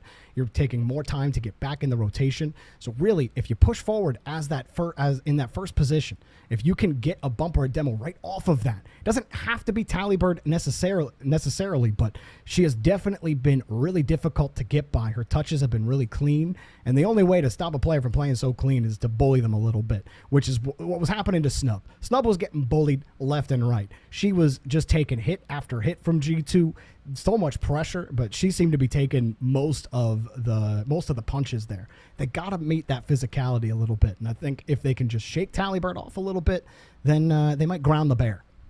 Yeah, I agree that Snub has looked a lot better, just is having much more of an impact in this recent game. And this is a fight for first place in Group A, everyone. Both these teams have been undefeated thus far. G2 are the champions of the previous showdown. And with a different roster on G2 side and on 12 Bricks side, they brought in all the firepower, not on G2 side, but only 12 Bricks. They brought the firepower to hope to dethrone the queens of North America.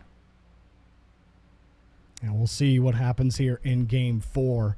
12 Bricks have to find that first half Game 2 energy where it felt like everything they were doing, it was going right.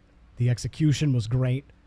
You have a bit of an extended pause as we're restarting the server and getting a fresh server set up. So, a bit of an unofficial timeout for you to just take a deep breath.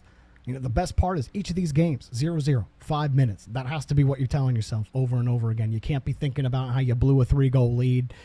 We're going to think about it, but you can't think about it. And you gotta have that short-term memory loss as a competitor, really, in any game, any sport or esport. So that's the big thing for 12 Bricks. They have the ability, they have the team play. It's there. We've seen it from Snub. We saw it from Snub in Game 1 and 2. We even seen it from Nacho in the midfield, and Alems obviously being the playmaker. We see that they have the right recipe for success. But they have to contend against this G2 team. They're clicking really well. It's not going to be easy, but they have the form. They just got to be disciplined. And you have Alems, who comes over from the EU side of the women's scene, who won the last showdown, the last championship with her team called ACD, and joins Nacho and Hollow, who have been a duo for a while now that have threatened the top 4, top 6 area, but haven't won a championship. So Alems is hoping to continue her legacy, if you want to call it that, in the women's scene with Nacho and Hollow, or aka Snub. And against G2, just to take a game from them, just to almost even go to match point, is the closest a lot of teams have been to scratching, to even putting a dent into the armor of G2 Stride Luna. So I think 12 Bricks should still be very happy with their progress, but I know a player's mindset is to never be happy with almost winning. It's almost gets you more mad that you were that close and you didn't do it. But there's still a chance, one last chance for 12 Bricks to come back in this series, and it's match point still for G2 Stride. Already the kickoff favoring G2.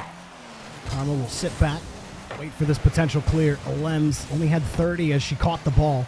Bit of a heavy touch, but still gets back to it. Nacho getting harassed. Karma deletes her. Alems just barely avoids Karma. You see how that trips up your rotation. Also, takes all your boost away as well. But they still get down the field. Alems does a great job handling it. Snub trying to force the challenge. Nacho coming up. And Alems just going to throw Chassis at the ball. See if they can make it stick.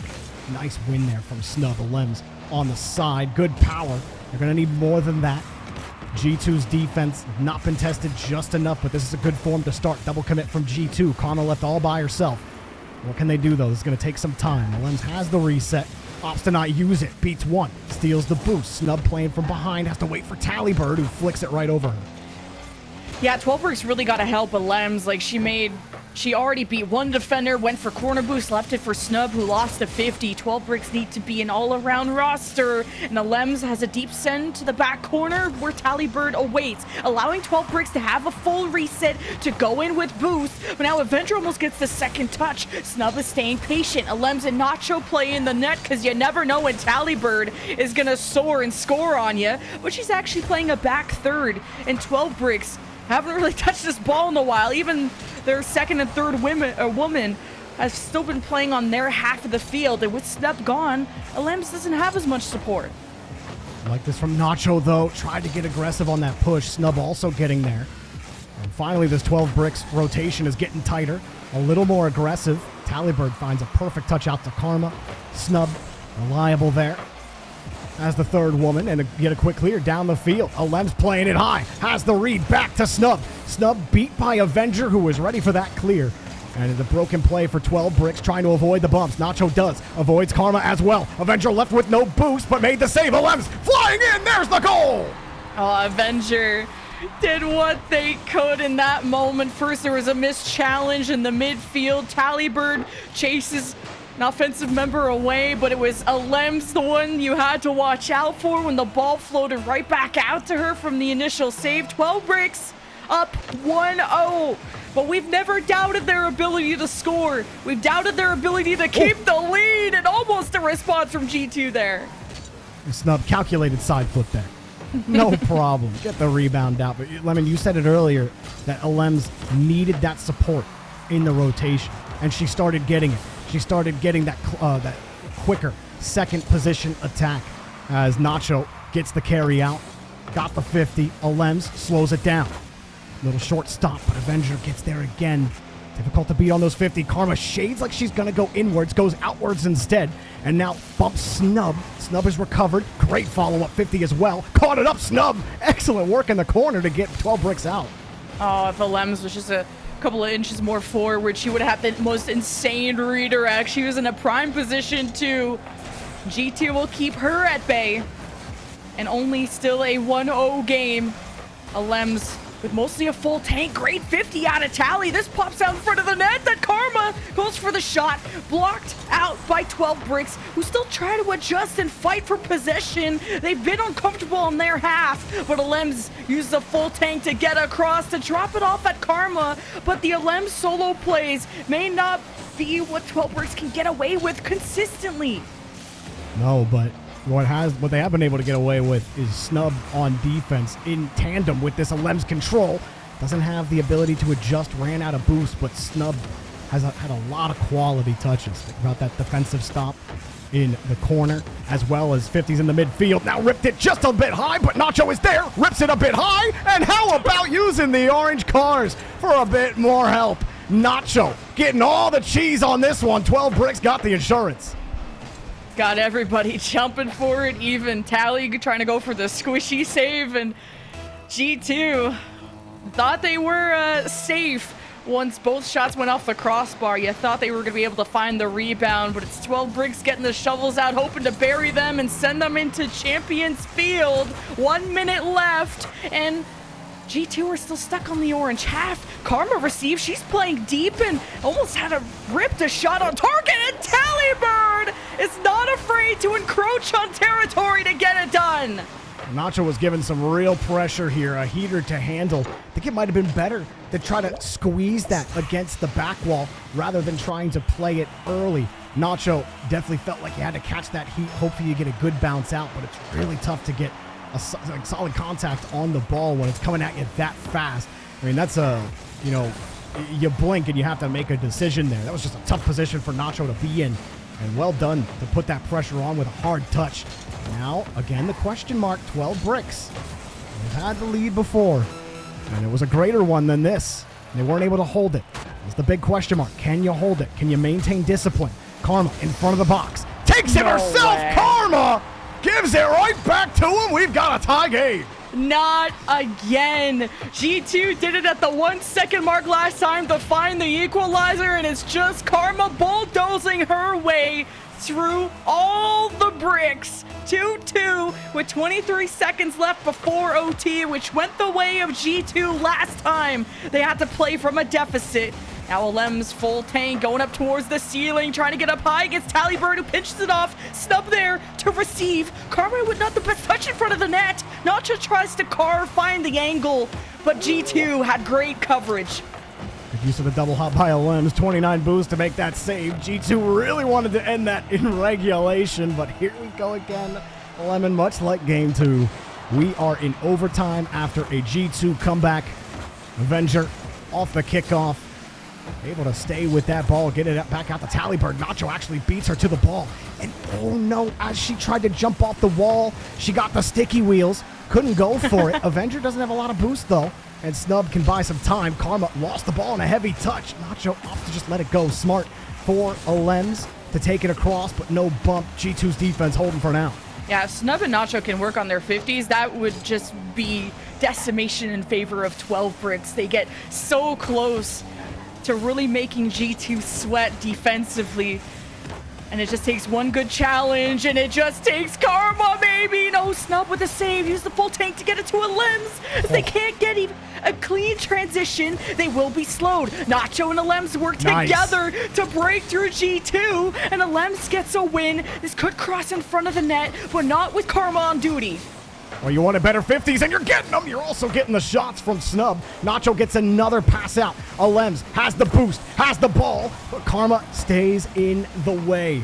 G2 aren't letting them in for free. Snub loses the touch to Talibird. Alems, that's a heavy grab, but Avenger's getting kicked by Snub. He gets bumped, or she gets bumped right back into the ball. Nacho, nice job speeding into the challenge, slowing down and faking it out, forcing G2 to give up the ball. Look, the brain, the neurons are firing on all cylinders right now for 12 Bricks. They've got it. They've got the shot. It's high. No rebound either. Alems isn't there, but Nacho wants the back pass. Snub in the same area, and it falls apart here for 12 Bricks. They're going to have to try again. Alems keeps it tight. Nowhere for Talibird to go with that. Love the ball security from Alems to give some time for her team. Almost 2 minutes into OT. And there's some boost on the side of G2, but Nacho will put a stop to that. 50s against Talibird, and Snub had to dodge Avenger in that moment. Will go up the wall, and they'll miss each other again. A lot of crossing happening, but no ball crossing past the goal line yet. And Nacho will almost get this across the net. Snub ready on the left side. They've got G2 sprinting to catch up to this ball, and the Lems will get a full tank. We'll slow down Karma. Tally off the ceiling towards the right side. And Nacho clears it right to the Avenger for J2, who lock in the #1 seed for the group. Sitting in the back waiting for her moment, and probably couldn't even believe that got cleared right back to her in the third. Avenger coming right back in, punishing 12 Bricks, taking top of the group. Wow. And I thought 12 Bricks had him, Lemon. I thought they had him. Avenger was panicking on defense right before that opportunity. She had double committed twice. She slapped herself into the inside of her net on one where the goal was completely protected by her teammate. And I thought, they're getting uncomfortable. Here come 12 Bricks, but then they lose a challenge thanks to Talibird down the field. And it's, of course, Avenger sitting in the lane, daring 12 Bricks to clear it right to her. They did. She took advantage of it. What a way to end the game. Coming back 2 down, coming back 3 down. Doesn't really matter. G2, they don't lose poise. They don't lose the moxie. They got the game wins. Love seeing those comebacks from G2. Yeah, G2's attitudes, they're just so good. They always know how to improve and how to stay composed. Like you said, to play from a deficit, 2 overtimes that they upset, 2 overtimes that they forced within sub 20 seconds left of the game. We said 12 Bricks, they know how to make G2 really stress. And we know 12 Bricks have the potential to score and look like a good team. But giving up leads to G2, that's got to be a heartbreaker. They were that close to upsetting them. They were so many times, and you even got solid challenges and good mind games from Nacho and Snub trying to wrench that ball away from G2, and it was working. It was just G2 came back on defense. They always had another touch. They always had another player ready. They just weren't able to break them down enough. Really impressive stuff at the end there from G2. And do we have a good match for you coming up? Yes, G2 sit at first seed in Group A, but Group B, this next series is for I wasn't say all the money, but at least all the money, all the first seed. It's for all the glory. Yes, Ego's glory on the line. Genji versus Verum. Courtney against her former team. I'm so excited for this, but first we got to pop a quick break, get Bass back in here. We'll see you on the other side.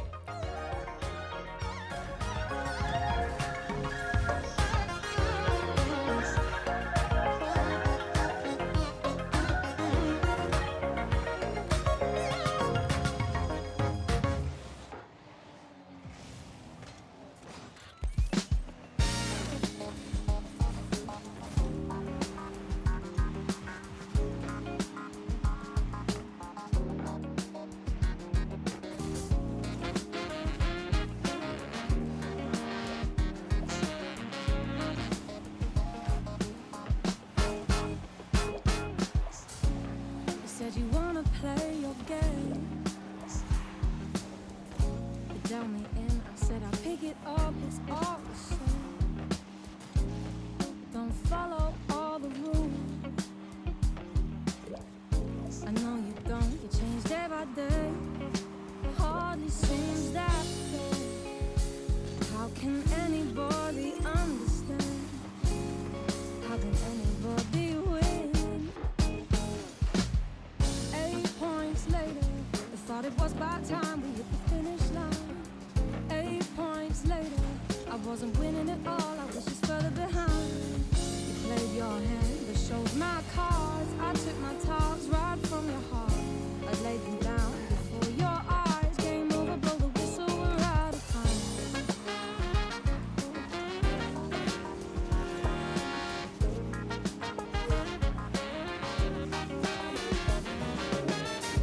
Come on, baby, it's your time to play.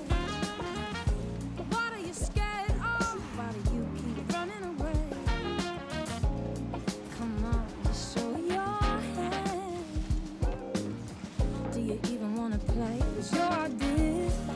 You hardly seem to care. Why do you expect me to want to stay? How can anybody win?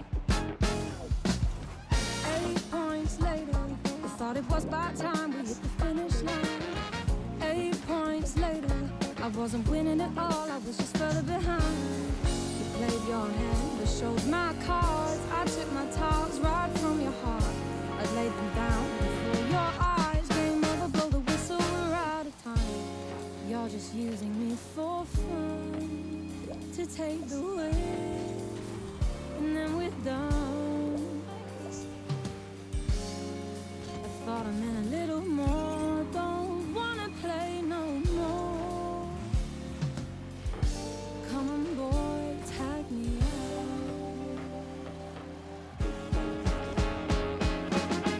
8 points later. 8 points later. Hello, everybody, and welcome back to the Star Chasers Showdown once again. We have just concluded all of Group A. And my goodness, was it actually finally a match that we were waiting for, that back and forth that we have desired. Lemon, we got almost to Game 5, but 2 overtimes. I'll take that at minimum. I'll take someone finally being able to make G2 look silly.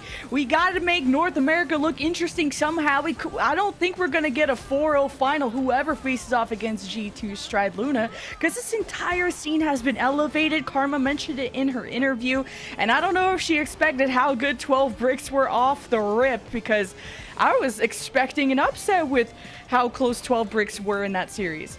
12 bricks looked unbelievable. And Jorby, you and I were talking about this one in the break. In particular, shout out to Nacho. We knew that Alems had the capability, same with Snub, but Nacho really showed up in that series. Yeah, she really did, especially in that last overtime. She had the mind games. She was forcing G2 to cough up the ball. She was creating opportunities. But like G2's defense were, again, the deciding factor for me. It was the same against, oh my gosh, I've totally forgotten. Schminklitz Warriors. Yeah.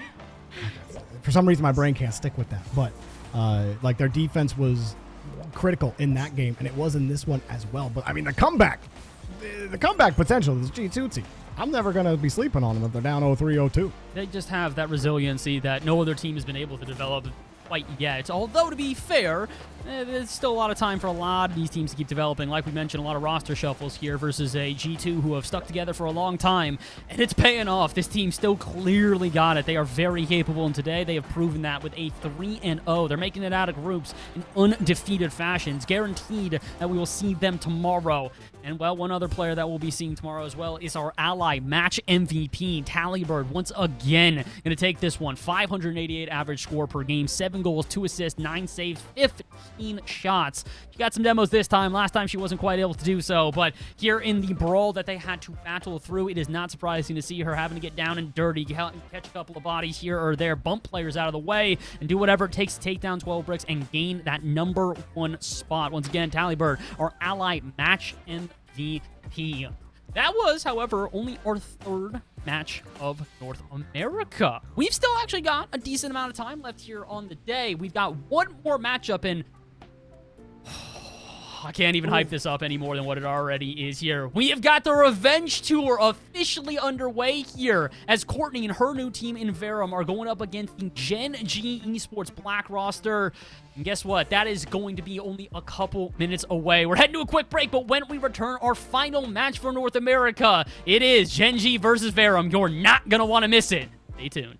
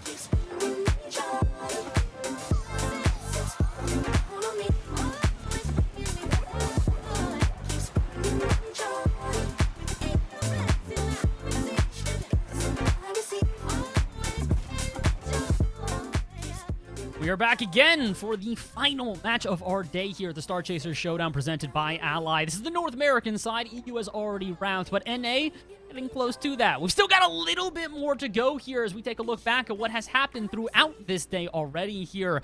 Groups have somewhat been decided. North America has its first two teams through, and technically its second two teams through as well here. Both Gen G Mobile 1 Black and Vera Momentum through already at 2-0. Just depends on who's coming out the first seed. But we'll focus on Group A for at least the moment as G2 Stride Luna, we just witnessed them go 3-0 undefeated through their group. They got a little bit of resistance from the second team there in 12 Bricks, who went 2-1 on the day. Master Potatoes and Schminklet's Warriors, unfortunately, this is the end of your road as we will not be seeing tomorrow for playoffs, similarly with Torchics and Pulse Clan WCB. But as I mentioned, we're focusing our eyes on the top of Group B for right now in Gen G Mobile 1 Black versus Verum Momentum. We were talking about this one during the break a little bit here. As much as we might think that Gen G Mobile 1 Black should be the favorites in this one, Jorby, we've got some evidence that might say otherwise. Yeah, you know, if you peel back time and you look the whole way back during Stride Esports Ladies Night 8, you'll find in the grand finals, it was Curiosity versus Gen G Mobile 1 Racing Black. Now, that Gen G team was Bella, Kate, and Crimson, but they played against Courtney, Lilo, and Sanoki. And, Lemon, Wait, did I already tell you the scoreline before we went? Is this guessing I'll act game? surprised. Okay, all right. Are you ready? Yeah. Who won? Who do you think won? I don't know. Curiosity. 4-1. 4-1. Now we just watched Gen G make mincemeat of the last team that they played. Okay, and you're telling me that Courtney, former Gen G player, is going to come out here and smack them in Star Chasers? It might happen. It's not Crimson anymore. It's Emmy on Gen G. So is it different? I don't know, but all I know is I was surprised to see that scoreline. Shout out Bass, who found it initially. I'm doing my research in the background here, or at least I'm trying to do my best here. But these teams, they're doing more than their best so far. Both of these teams, as we mentioned, are not only undefeated on the day in going 2-0, but they quite literally come into this one with the exact same differential, 6-0. Neither one of these teams has dropped a game here today. So to say they're feeling it, to say they're playing well, might almost be an understatement on this one, Lemon. I don't really know who to predict. Every other time I've gone to prediction for you guys, it's been somewhat a favorite. Good luck. Who do you want to choose in this one? I still go with Gen G. They look incredible, especially with Emmy. They replaced their MVP with a new MVP, and that's exactly what Emmy got, the ally MVP of the match, because she's the GOAT. She had a hat trick in her first game. You feed the ball to her, Emmy's gonna score. But Courtney, there's more on the line than just a win. You're going up against your former team. Yeah. Let's see. And they do that. Jorby, Lemon, it's our final game of the day. Or before we get into this, I'm going to need a prediction, but good luck in choosing either one of these. You know what? Give me Verum. I liked that 4-1 earlier. Sure, it was a little while ago. Do I care? No. Sure, there's a new player on Gen G. Do I care? No. Give me Courtney. Give me Verum momentum. Let's get ourselves a nice series here. All I want, Lemon, is I just want 5 games. Okay, we haven't gotten 5 games today yet. 2 sweeps, a game 4. Game 5 would be nice to cap off the day. I'm excited because Courtney, she has this passion to be number 1 and joined a new roster to try and threaten a team like G2, but you gotta start in the trenches. Now, I don't even know if Verum are considered the trenches. They're definitely a newcomer team that could go all the way into the playoffs, and now this is the fight for number 1 seed, but also an appetizer to what could await us in the playoffs. So far we have, this is going to be a tone setter. Bella to Emmy. Courtney already flipping for it. It works out. And Lilo able to protect the ball. Nice job utilizing the reset to prevent a quicker clear. And Bella forced to dump it off with no boost. But Emmy trying to keep that heat up as Sanoki. It's another clear for Verum. The big thing that was a struggle for the last team that played Gen G.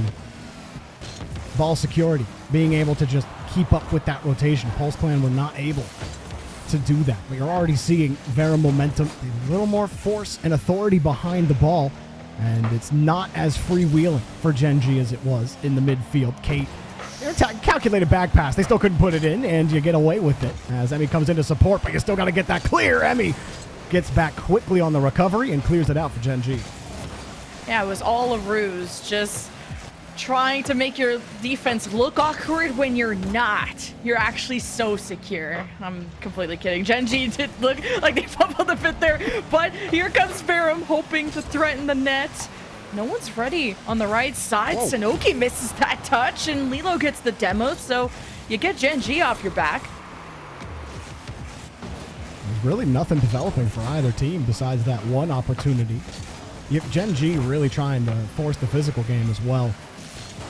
Not afraid to go in, take out that last defender in front of the box. Lilo has support at the very end. Sanoki gets there on the save, and Lilo will turn right back around, but loses the touch.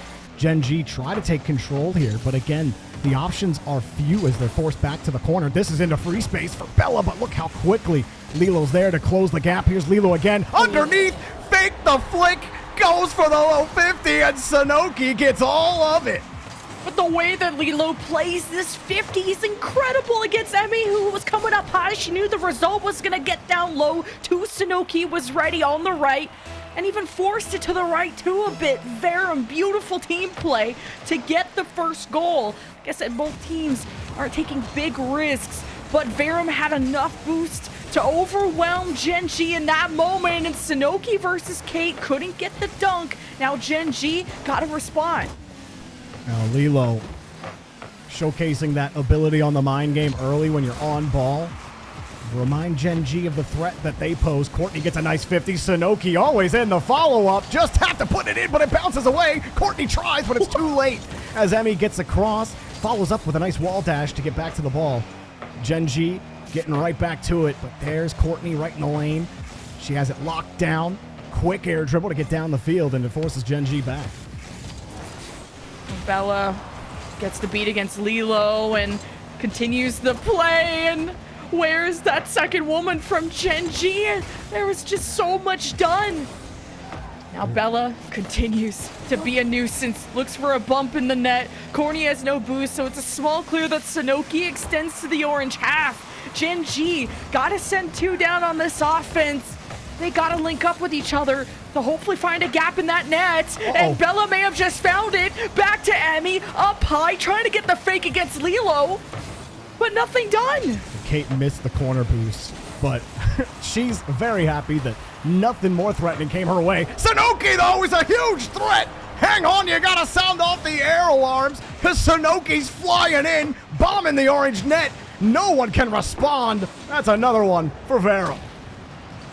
And the upper 90. What a setup from Courtney 2 off the corner. Gen G cannot rest for a second against this team, or they're going to be passing it to the back of your net, as we've already passed down to the minute-and-5 mark, and Lilo was so close to tucking in a third one to bed. It is only 2-0, but it's Gen G on the edge of getting shut out in the first game, and this is to decide first seed. And Emmy was so close to dunking in that moment. Gen G, this next play needs to happen. That was such a good idea on that pass. I think that was Kate on the back wall going out. There was a little gap in the rotation, but third woman just had to jump from a little too far back. Bella tries the low pass. No tiki-taka for Gen G. Emmy on a different page there. As saw Emmy flip forward again, expecting that play to develop a little differently. Ends up out of position, but still gets a demo and gets the ball back. There's no time left. Lilo avoids the bump. Not the easiest to do. Bella hunting her down. Lilo stoic. Just staring her down, daring her to try to hit her. And she can't. 10 seconds left to go. And this is looking like a clean Verum win, but Bella's got the ball. The flick's just too high. And it will be cleared out to the side. That's going to do it, Lemon. Here you go. I think we got a ball game. Verum momentum. A strong game 1 start. Well, revenge begins, and it starts out sweet for Courtney and the friends of Vera Momentum, taking game 1 against Gen G, the number 2 team in the women's scene, at least for the results of the last showdown, where Gen G went to the finals against G2, and this was with Courtney on the roster. And we're 4-0'd by G2, and then Courtney finds herself on a new roster that is now hoping to threaten that second place, or that to just take away Gen G's position. And this is such a great start. The team play was to be appreciated. I mean, I'm loving the structure that Verum had. Lilo started off with that fake flick into low 50 to give Sanoki a free goal. And then Courtney got that pass out from the corner. Sanoki just goes. Full trust, and even if you're challenged there, you got your third woman back to protect it. That's what I love seeing in these lobbies, is getting more aggressive as that second woman, not just letting the passes happen for free on Gen G's defensive half. If they want to pass the ball, make them earn it. Just make sure you put some trust in your third woman to be able to handle those clears that go down the other way. But I love how Sanoki is just go. My teammate gets a touch, I go. Every time. Love that. And when you have the space opening capabilities that Lilo and Courtney had in that game 1, you're going to be pretty good pretty often if you're Sanoki. Let's see if Emmy and company can get right back and right this ship the way for Gen G. Wind in the sails of Gen G, at least off the kickoff. Already landing in front of the net, but Kate, the low bouncer, that doesn't make its way in. She'll get a demo, so maybe Gen G recuperates some momentum. A touch up high from Emmy, but it's back, and they will have to approach the blue side again, but it's buying time, and somehow Gen G maintains some possession, or at least don't let Verum get too much control, as Emmy now just lobs shots on target, but they do have Verum against the wall. This is where Gen.G have to start flashing their creativity on offense. Right now, it's a lot of pot shots towards the wall, but the structure's too good from Verum. They've been able to handle that every time. Lilo keeps that touch tight. Courtney actually misses the touch. That might be the chance. Emmy still has to get through a blue car. And Kate got it back to Emmy, but no force on that shot. Kate has to jump with low boost and can't get much done. Chain dash for Courtney to put the shot on target. Gen.G were ready for that. I think that's the big thing for Gen.G. You can't hope to just beat him with the single-player mechanics. Gonna have to get more creative here on offense. All right, Emmy with a win, but no boost and none spawning, so Kate steps up. Good comms out of Gen.G. It's mild pressure, but still scoreless. It takes a while for Gen.G to get going, and yeah, the ball rolls towards the net, but it's nothing to worry about if you're on the side of Verum.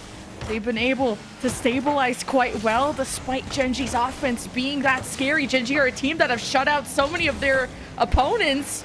Somehow Verum has been a real issue for them. I mean, Verum, they've only taken one shot on net compared to the 4 from Gen.G, but I can't really remember a lot of the shots from Gen.G. Not too much threat in these first 2 minutes. I haven't been convinced that the push that they've had is going to break through Verum. The back wall, easy clear. Lilo comes in for support.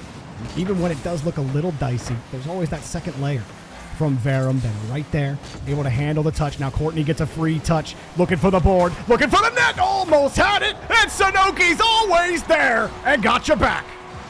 It took too long for Gen.G to react to this. All eyes were on Courtney. What a setup in front of the net, but it was slightly to the side of Emmy, who had to flip to adjust, and it was too little too late. Sanoki rams it in, and Verum have a lead, and Courtney full tank. It's a heavy touch, is allowed to even get the second one and the third, but no second woman up for Verum to capitalize. I like the idea there too from Verum on the kickoff. They had right side go, and then Lilo just put herself on the right side of the ball to get a direct 50-50 to Courtney. A really good idea on that design to try to give yourself a free chance. You count on the left side going for the other team. That's exactly what happened. Sanoki, no boost, and timing was everything there on that touch. Gen.G break out, but not by much. They get a couple of holes through the wall. Really, they've been the ones facing all of the pressure. Bella barely getting that touch out to the corner. Lilo in traffic, ends up running into Kate, who gets the clear out downfield. But look at Courtney, fully loaded, ready for another clear. Bella will catch it, and unfortunately just had too much downwards momentum, couldn't keep close to the ball. Gen.G just can't maintain any momentum because they just can't find boost. The side boosts are being taken, their corner boosts are being taken, and it forces them to take a step back and let Verum generate an offense. Now Kate with potential, but no boost, so Lilo takes the side. Sanoki with a demo, 3-on-2. Reset. Courtney with a double, and all three in the net, but Sanoki sends it high and not able to really keep it going. Kate may have some room to breathe. She's being shoved off, and Emmy at this point just needs to clear. Nice job, Courtney. Well, tried to get it to your teammate. Bella was ready for it. Decent positioning on her end, and there was no play there. Sanoki had no boost. Courtney flying too much laterally to really get solid contact on the ball. Precarious position here for Verum, but they're handling it with grace. Bella gets the boost steal. Kate gets the ball. Back to Bella. Open net. Back to Kate. Lilo gets back in time, has the save, and nobody can get there. Gen.G, their best look on net so far. They try the tiki-taka, but instead, they got nothing. Lilo has the ball protected down the field, gets the demo, ball flying in. Emmy's got the save off the bar. Rebound back to Courtney, off the bar. Sanoki back, doesn't have to push too hard. Lilo's got no boost. Let it come to you. And oh man, Gen.G are feeling it right now. The panic in the final seconds. They know they had that goal, Lemon, but they let it drop. Oh, but Verum pulled the defenders. It's a 1v1 Bella versus Lilo. Kate is now back. 10 seconds left. Gen.G just need one to send us into OT. But Kate's been demoed. Emmy doesn't have a lot of boost, but she'll take a shot on target. Gets Courtney and Lilo to double commit. Sanoki wants to land this down. Kate will keep it going. The blue half is alive, but Gen.G got no boost and no hope as Verum go to match point. No boost, no hope, but no problem. for Verum Momentum. Man, I'll be honest with you. I see why it was 4-1 during Ladies' Night. I mean, like Courtney has the read every time. She knows exactly what Gen G are going to do with the ball. She's always in position, takes away the play, has the control. She started the scoring with that pass on the attempted double tap into the net, turned into a free goal for Sanoki, and then it was all defense from there. But Gen G, Lemon, I'd say it was perfect from Verum, except for one fact, and that is the tiki-taka play where just take the shot. You don't need to go for one more pass. You had Lilo behind. Lilo was still driving towards net. The left side of the net was open. Instead, they go for one more pass. That was enough for Lilo to get back into position, and then that shot was not good enough. It was hit right into Lilo. That was the one chance they got that whole game. And it was just one pass too many. I think they overthought it. Sometimes it's just better to shoot the ball. Like if Gen G just shoot the ball in that situation, they've got that game tied up. We're probably still casting that game. Instead, we're talking about match point potential sweep here for Verum through the entire group stage. And shutting them out. Verum is shutting out Gen G back to back. A Gen G that was... We started having to come up with random animal facts, because Gen G were scoring so much. It was what, like 6-0 games? Like Gen G looked unstoppable. Right, man, bear, pig. Yeah, the man, bear, pig most conversation. well-known mammal on the earth. Like Gen G just looked so unbeatable. And Verum had been the kryptonite 2-on-1, and Abby gets shattered. Well, look, Sanoki has been working off of the work of Courtney and Lilo, but does a lot of work herself here. Puts it to the left side, gets on the left side of the ball on a front flip. There's no chance they're winning that 50-50 in front of the box. Courtney, the drop down pass. Man, Verum looking great. The chemistry is there. You gotta love how Verum looked. And 4 unanswered goals from Verum's side over the entire series. Where, when, why is Gen G? Like what? This is the team that was going after championship after championship. We were making Daz impressions of the Gen G Mobile 1 racing, but I'm not seeing a lot of mobility. I'm seeing Verum put up goal after goal. It's not pure domination in terms of they're not winning 6-0, but I feel like it is pure domination. Really? It's not the goals that determine domination. That's true. It's the force of which you what's the way I'm trying to say? Force. Enforce your authority. Like if you take one shot all game, but you score that goal and the other team has no shots, guess what? That's probably pretty dominant on the defensive end. There we go. But the dominance is starting to crack a little bit. Gen G finally find a goal. I wasn't sure if they would, but Sanoki, her teammate, gets beat on the attempted pass. Bella was in the perfect spot, and that's exactly what Gen G needed. Great bump from Kate, too, as that defender from Verum was getting back into the net. We have a tie game. We have Gen G's first goal of the series, but they'd have to reverse sweep in order to get that #1 seed back in their favor. It's now Sanoki to Courtney. Not a lot of boost. Can't go for the double. The third up from Lilo. Tried to slot it upper corner, but hit the crossbar. Yep, that one. You left it on the table. The third woman was getting harassed by Courtney in the back of the net. All Lilo had to do was put it on target. You had it in the right area, just too high. We talked about Gen G missing their one opportunity. Here comes Courtney getting it across. Verum trying to take this lead, trying to sweep the group. There's plenty of time left. As Courtney's shot denied, the attempted bump on Bella actually put her in a better spot to take that challenge. They try to get downfield on the transition, and they have some support. I was on Lilo cam. I didn't see Courtney, but now everyone's looking at Courtney going down the field. Oh, the flick completely stuns the third woman. She had no clue it was coming. Was there anybody else playing this game? Courtney saves the ball, carries it through to the other side of the field, and scores like no one else was playing. Did Courtney just put the invisible cape on? Is she Harry Potter? 2-1 for Verum. And we'll see if they can make this a sweep, but Gen G at least keep it close. To be fair to Kate, it did not look like Courtney had a flick at first, but she just got underneath the ball at the last second. No doubt. Kate, is upset about that one. I'd be upset about that one, all right? It's happened to me. Like, there's no way. It wasn't on your car. How did it get onto your car? You get a flick from there? That's insane. But hey, Courtney is that type of player for a reason. On this new team against her former squad, she could sweep them out of Star Chasers if the scoreline holds here with 2 minutes remaining. All right, Bella. She gets bumped off the ball. Courtney and Sanoki. Great defense. Kate bumped off the ball. Great physicality out of Verum. But Gen G, they just need one. Another save from Verum. But just now a clear from Lilo. And she can't follow through all the way, not with the boost that she had. And Courtney can't either. She's demoed. Good. There's a smart demo. Courtney was sitting there for a while. For someone to have eyes on her the way she's been playing at all times. Sanoki got the catch. Make sure you have eyes on her as well. The finisher for Verum. Courtney loses the ball at the corner, but Lilo gets a really nice touch. Bella with difficulty handling it, but you end up in a nice spot with Emmy, who has been completely shut down. When we were watching her play against Pulse Clan, it seemed like every touch she had turned to gold. But since then, the mines have come up empty for Emmy. Maybe they can find a little bit of mineral activity. Right now, though, they keep getting pushed out. Sanoki sitting in the area. Another clear for Emmy. Gen G working on borrowed time.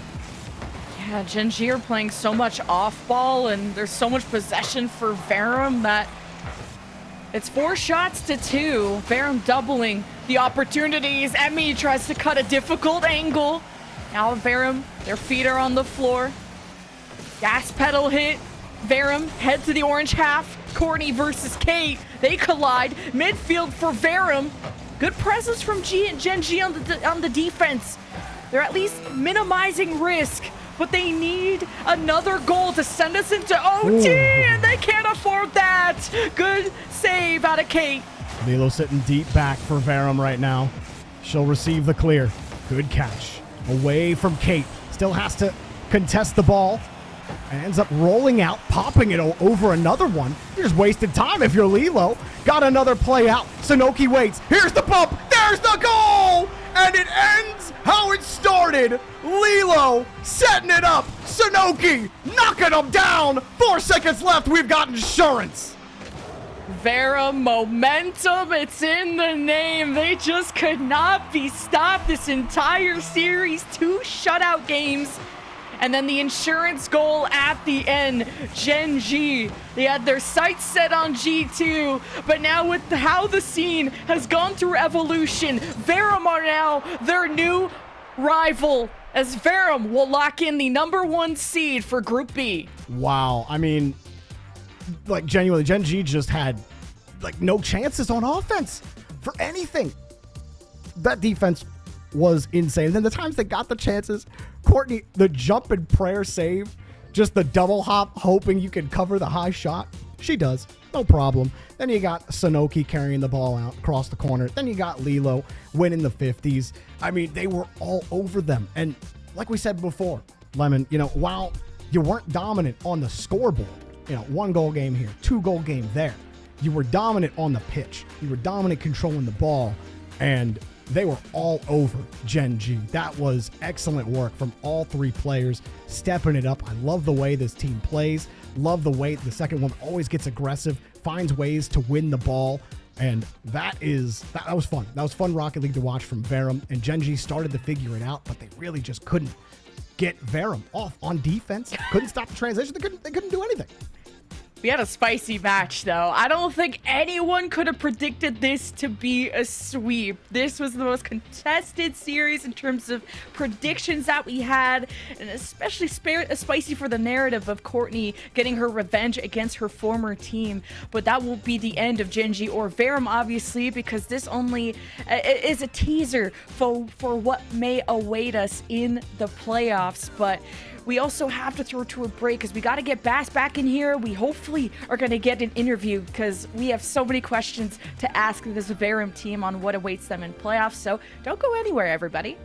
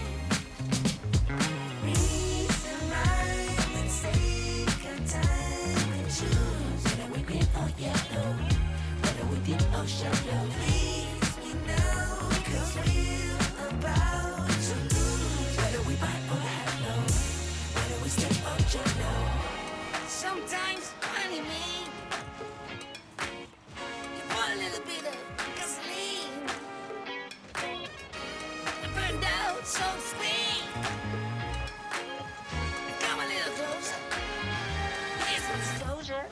Do you mind to quit your pretending? Truth or false, shit never ending. Hear me now and stop condescending. You see, I'm begging you, hear me begging. If you're sick for love, don't try to hide it. Find it deep inside and try to hide it. If there's a way, I wanna know we tried it. Quit your games and now that you denied it. Losing this game, I can't afford to be losing this game.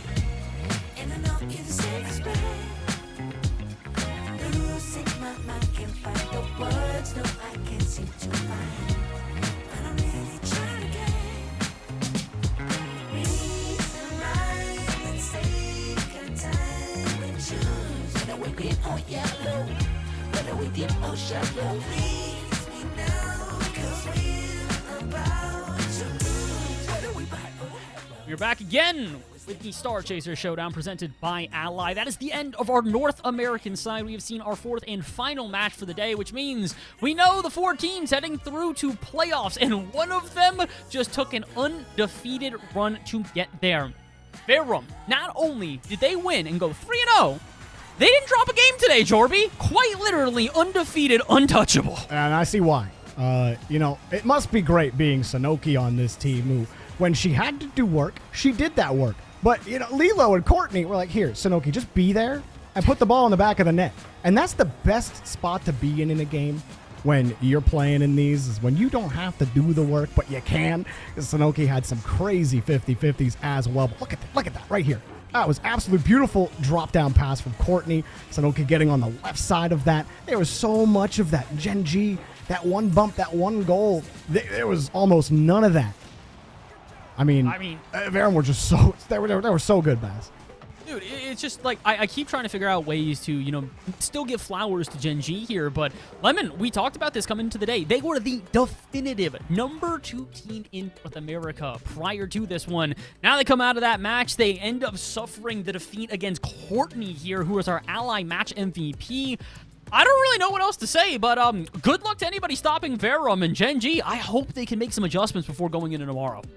Yeah, this is a roster to watch out for. I wasn't sure where to set my expectations, so I stuck my prediction to what I know, which is Gen G being the GOATs, but they played so far apart from each other, they just didn't look like Gen G out there. So as much as Verum played well, I don't think we saw Gen G's peak today. So Courtney may have a chuckle beating her former team, but we'll see how the playoff bracket shapes out and if these two will face again, because I think it'll be a different story with Gen G getting the playoff buff. And I just want to say, shout out Lilo, because Lilo started the scoring with that fake flick to get it to Sanoki, and then the rest of the series, she had excellent ball control. She was playing really well and opening up a lot of space. Like this is a 3-headed monster on this team.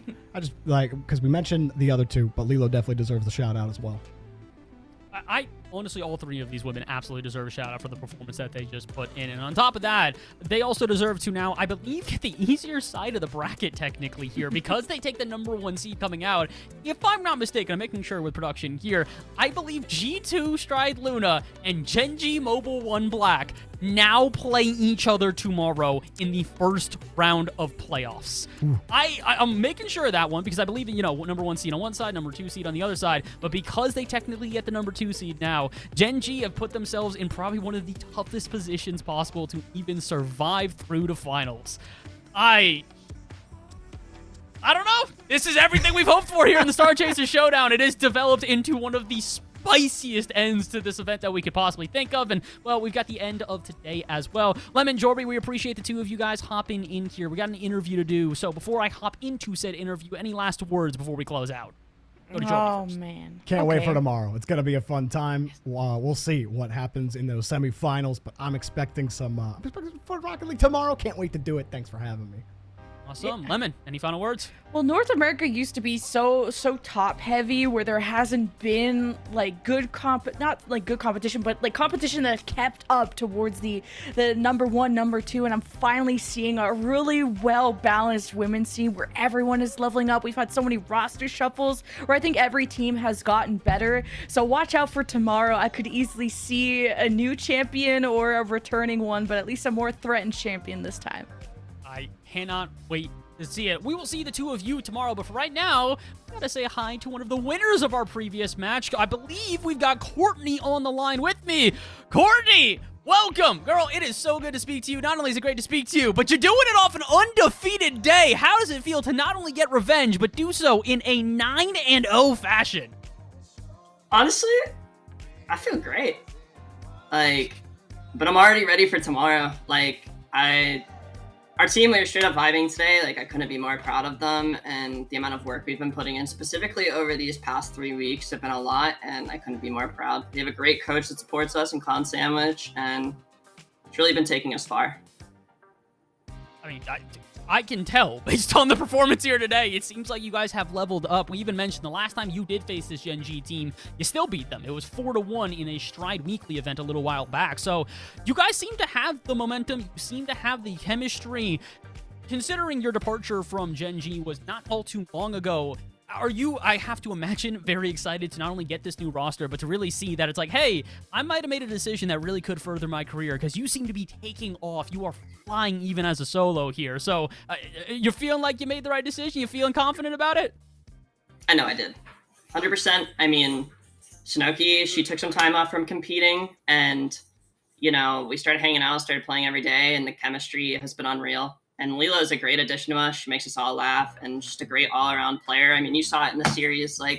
We all work together, not just as a unit, but as, people. We genuinely vibe, and I'm just incredibly happy to be where I'm at right now. I can't blame you. Like I said, undefeated day. You guys move into playoffs tomorrow as the #1 seed. You actually face 12 bricks instead of G2, if I'm not mistaken, because of that #1 seed. You've set up the Gen G G2 match in the semifinals, which... can't believe I'm even saying that at a certain point. But you guys deserve it. You have taken a very impressive win here today. You've done so in undefeated fashion. All I got to ask you next is the Revenge Tour going to cap itself off with a win tomorrow, or are we seeing the crowns in the future? I mean, listen, obviously I want to go in confident. I'm going to see what happens, and I'm just going to focus on one game at a time, and the rest of the team's going to do the same. I'd personally love a rematch against Gen G in the grand finals. I think just for a storyline, that'd be a lot of fun. And I think it could, just stir the pot. I think it'd be fun. Look, I'm all for stirring the pot. I'm always very much one who loves to hear all the little in-betweens here. Courtney, once again, congratulations on the win here today. I'm going to let you go and celebrate with your team. You absolutely deserve to, but I'm excited to see you tomorrow. I wish you the best of luck in playoffs. I'm excited to see you tomorrow, Bass. That was Courtney. We love her. She's awesome. I can't wait to see her play tomorrow as well. And I can't wait to see you lovely folks at home as well. Unfortunately, we have come to the very end of our first day of competition here for the Star Chasers Showdown presented by Ally. I started off with you guys in EU. We then went to North America. We've got our 4 teams from both sides making it through, but we've also got a giveaway. Do you see that down below? You see that little thing down below me? Scan that QR code, because if you do scan that QR code, you get a chance to go to Dallas, Texas for the Rocket League World Championship here with an all-expenses-paid trip to RLCS brought to you by Ally. Our partners at Ally want to give you a chance to win that trip to attend Worlds in Dallas, Texas. All you need to do is sign up at ally.com/RLCS or scan the code below. Either one of the two of them. The only thing you need to do, though, is make sure you do it before midnight tonight. You got a couple of hours here if you're a West Coaster like me. You got until technically 9 p.m. as it is midnight Eastern. But you got to make sure you do it today, July 13th. If you watch back this VOD, it's a little too late for you. I'm sorry to say that. But for the rest of you, sign up now. Go ahead. Ally.com/RLCS. Get all the info that you can. And make sure you tune in tomorrow. Like I mentioned before, we have got our top 8 teams, technically 4 and 4. 4 for EU, 4 for North America. But just to reiterate one more time, the teams that are going to be making it through for North America is just capped that one off is going to be G2, 12 Bricks, Verum Momentum, and Gen G Mobile 1 Racing Black. My goodness, is that a long name? But they deserve it with the way they played today. DRS, We Don't Care, BS Plus Competition, and Poyo Poyo will round out our EU side. And if you want to be here for all that competition, make sure to tune in tomorrow. Follow the socials for Radiant. Follow the socials for everything that is going on. And if you do so, well, I'm pretty sure I'll be seeing you back here in just a short amount of time. Thank you again to everybody who made this possible. Thank you to Taco and Chicks over casting on the front half for EU. Shout out to Jorby and Lemon for joining me for the back half on NA. And shout out to all the people behind the scenes that make this possible. The Radiant staff here are phenomenal. I can tell you firsthand, they've been running this show completely perfectly, and and have made sure that we are going to have just as great a show tomorrow. So be sure to tune in. I will see you guys next time for even more action here at the Star Chasers Showdown presented by Ally. Have a great rest of your Saturday. We see you tomorrow morning. Let's do it. Come on, Jack, get me. Ooh, nice play. All right, you go. There we go. So cute. At Ally, we're helping millions save more for the things that matter most to them. Whatever you're saving for, we're all better off with an Ally. Get back to work. Oh.